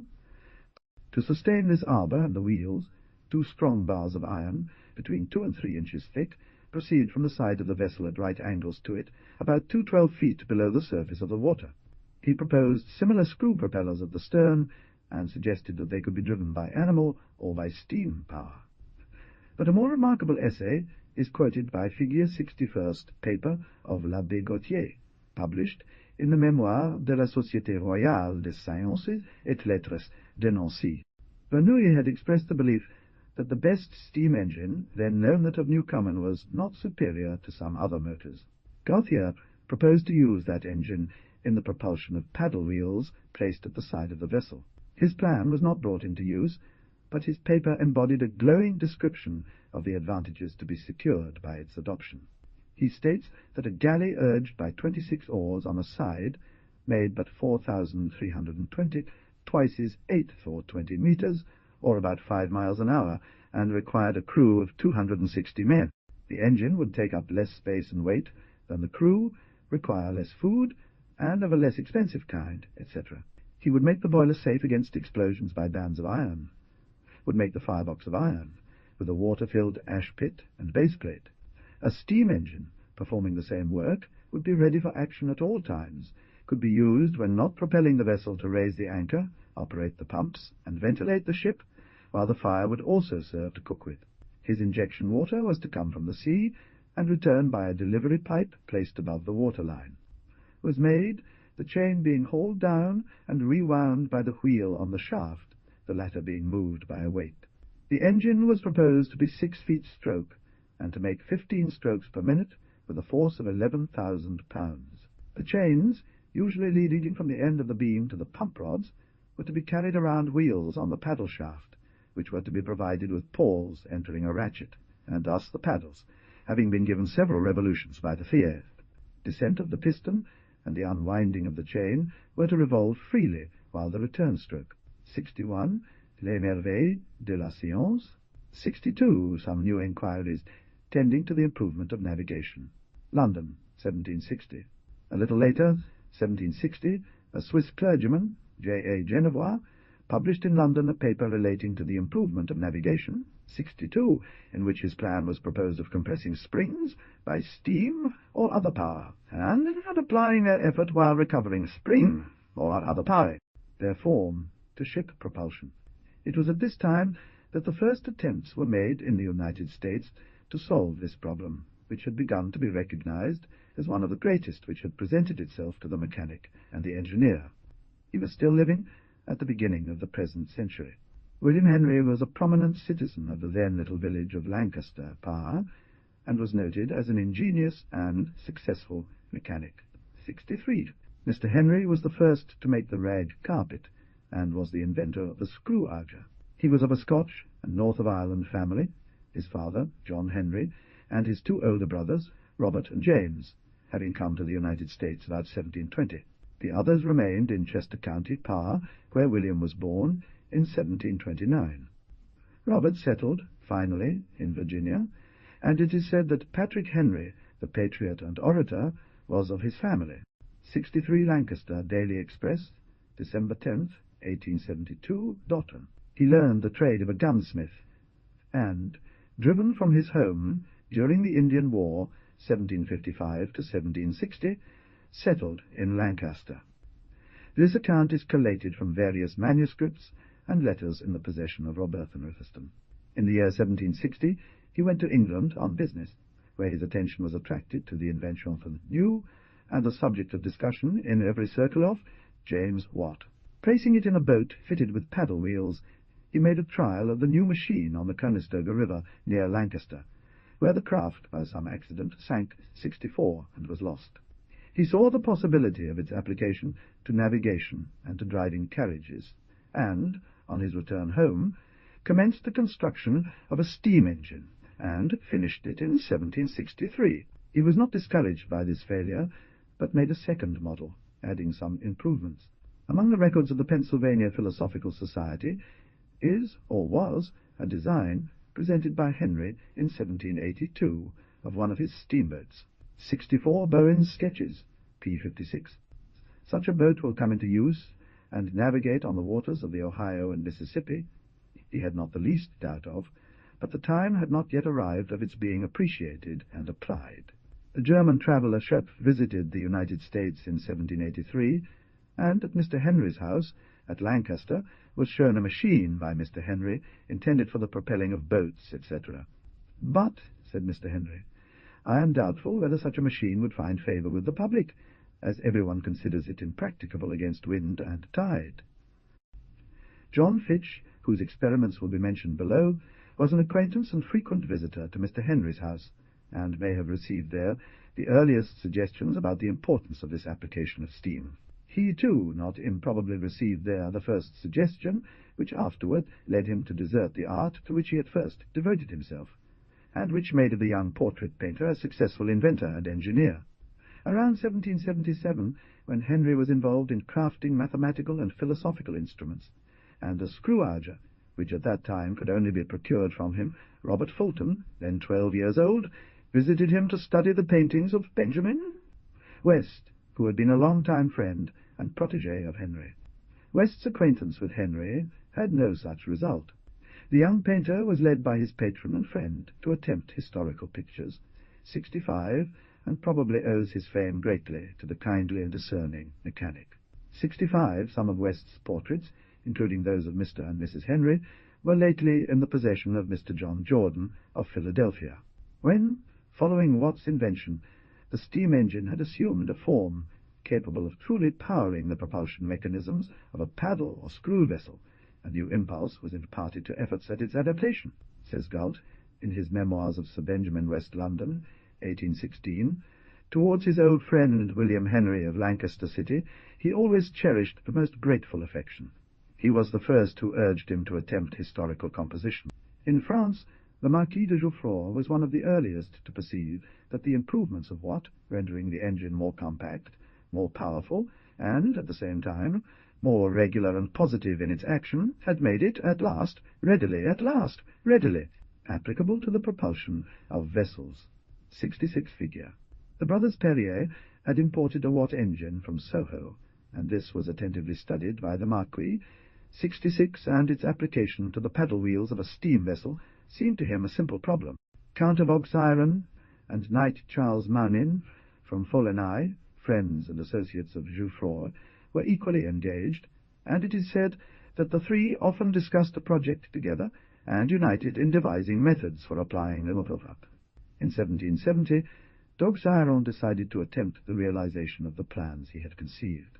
He resigned his position in the army, prepared his plans and drawings, and presented them to M. Bertin, the Prime Minister, in the year 1771 or 1772. The minister was favourably impressed, and the King, May 22, 1772, granted d'Auxerre a monopoly of the use of steam in river navigation for 15 years, provided he should prove his plans practicable, and they should be so adjudged by the Academy. A company had been formed the day previous, consisting of d'Auxerre, Jouffroy, Comte de Dijon, the Marquis d'Yon, and Follenay, which advanced the requisite funds. The first vessel was commenced in December 1772. When nearly completed, in September 1774, the boat sprang a leak, and one night foundered at the wharf. The cost of the experiment had been something more than 15,000 francs. They were, however, compelled by the court to furnish it, but meantime d'Auxerre died of apoplexy. The matter dropped, and the company dissolved. After some angry discussion, during which d'Auxerre was rudely, and probably unfairly, accused of bad faith, the company declined to advance the money needed to recover and complete the vessel. The heirs of d'Auxerre turned the papers of the deceased inventor over to Jouffroy, and the king transferred to him the monopoly held by the former. The boat was built by Perrier, and a trial took place in 1774 on the Seine. M. Jacques Perrier, the then distinguished mechanic, was consulted and prepared plans, which were adopted in place of those of Jouffroy. Follenay retained all his interest in the project, and the two friends soon enlisted a powerful adherent and patron, the Marquis Ducrest, a well-known soldier, courtier, and member of the Academy, who took an active part in the prosecution of the scheme. The result was unsatisfactory. The little craft could hardly stem the sluggish current of the river, and the failure caused the immediate abandonment of the scheme by Perrier. Still undiscouraged, Jouffroy retired to his country home, at Barmley Dam on the River Doubs. A Watt engine and a chain with duckfoot paddles served as his propulsion system. There he conducted his experiments, striving to complete his work to the best of his abilities, with the crude tools and inadequate apparatus typical of a village blacksmith. The boat, measuring approximately 14 feet in length and 6 feet in width, was launched in June of 1776. The duck's foot system of paddles proved unsatisfactory, and Jouffroy gave it up, and renewed his experiments with a new arrangement. Thus the wheels turned in the same direction, regardless of the piston's movement. He placed on the paddle wheel shaft a ratchet wheel, and on the piston rod of his engine, which was placed horizontally in the boat, a double rack into the upper and the lower parts of which the ratchet wheel geared. The new engine was constructed in Lyons in 1780 by Messrs. Frère Jean. The boat drew 3 feet of water and had a total weight of about 150 tons. The new boat measured approximately 140 feet in length and 14 feet in width. The wheels had a diameter of 14 feet, their floats were 6 feet long, and the dip or depth to which they reached was around 2 feet. At a public trial of the vessel at Lyons, July 15th, 1783, the little steamer was so successful as to justify the publication of the fact by a report and a proclamation. The fact that the experiment was not conducted in Paris was used as an excuse by the Academy to withhold its endorsement, and by the government to refuse confirming Jouffroy's guaranteed monopoly. Impoverished and discouraged, Jouffroy gave up all hope of successfully pursuing his plans and re-entered the army. Thus France lost an honour which was already within her grasp, as she had already lost that of the introduction of the steam engine in the time of Pepys. About 1785, John Fitch and James Rumsey were engaged in experiments having in view the application of steam to navigation. His method of propulsion has often been reinvented since, and its adoption urged with that enthusiasm and persistence which is a peculiar characteristic of inventors. Rumsey's experiments began in 1774, and in 1786 he succeeded in driving a boat at the rate of 4 miles an hour against the current of the Potomac at Shepherdstown, WA, in presence of General Washington. Rumsey employed his engine to drive a great pump which forced a stream of water aft, thus propelling the boat forward, as proposed earlier by Bernoulli. He did. In 1787 he obtained a patent from the state of Virginia for steam navigation. The same method has been recently attempted again by the British Admiralty in a gunboat of moderate size, employing a centrifugal pump to power the propelling jet, and incorporating other modifications that represent significant improvements over Rumsey's crude designs, yet they have not advanced the cause of hydraulic or jet propulsion as far A. He wrote a treatise on the application of steam, which was printed at Philadelphia, where a Rumsey Society was organized for the encouragement of attempts at steam navigation.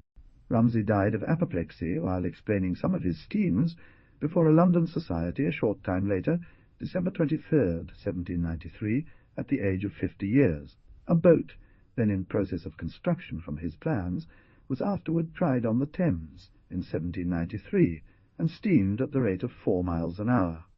In 1839, the state of Kentucky honored Robert Henry Thurston's son with a gold medal commemorating his father's contribution to the world through the steamboat. John Fitch was an unfortunate and eccentric, but highly ingenious Connecticut mechanic. After wandering for 40 years, he eventually settled on the banks of the Delaware, where he constructed his first steamboat. In April 1785, as Fitch himself states, at Neshamony, Bucks County, Pa,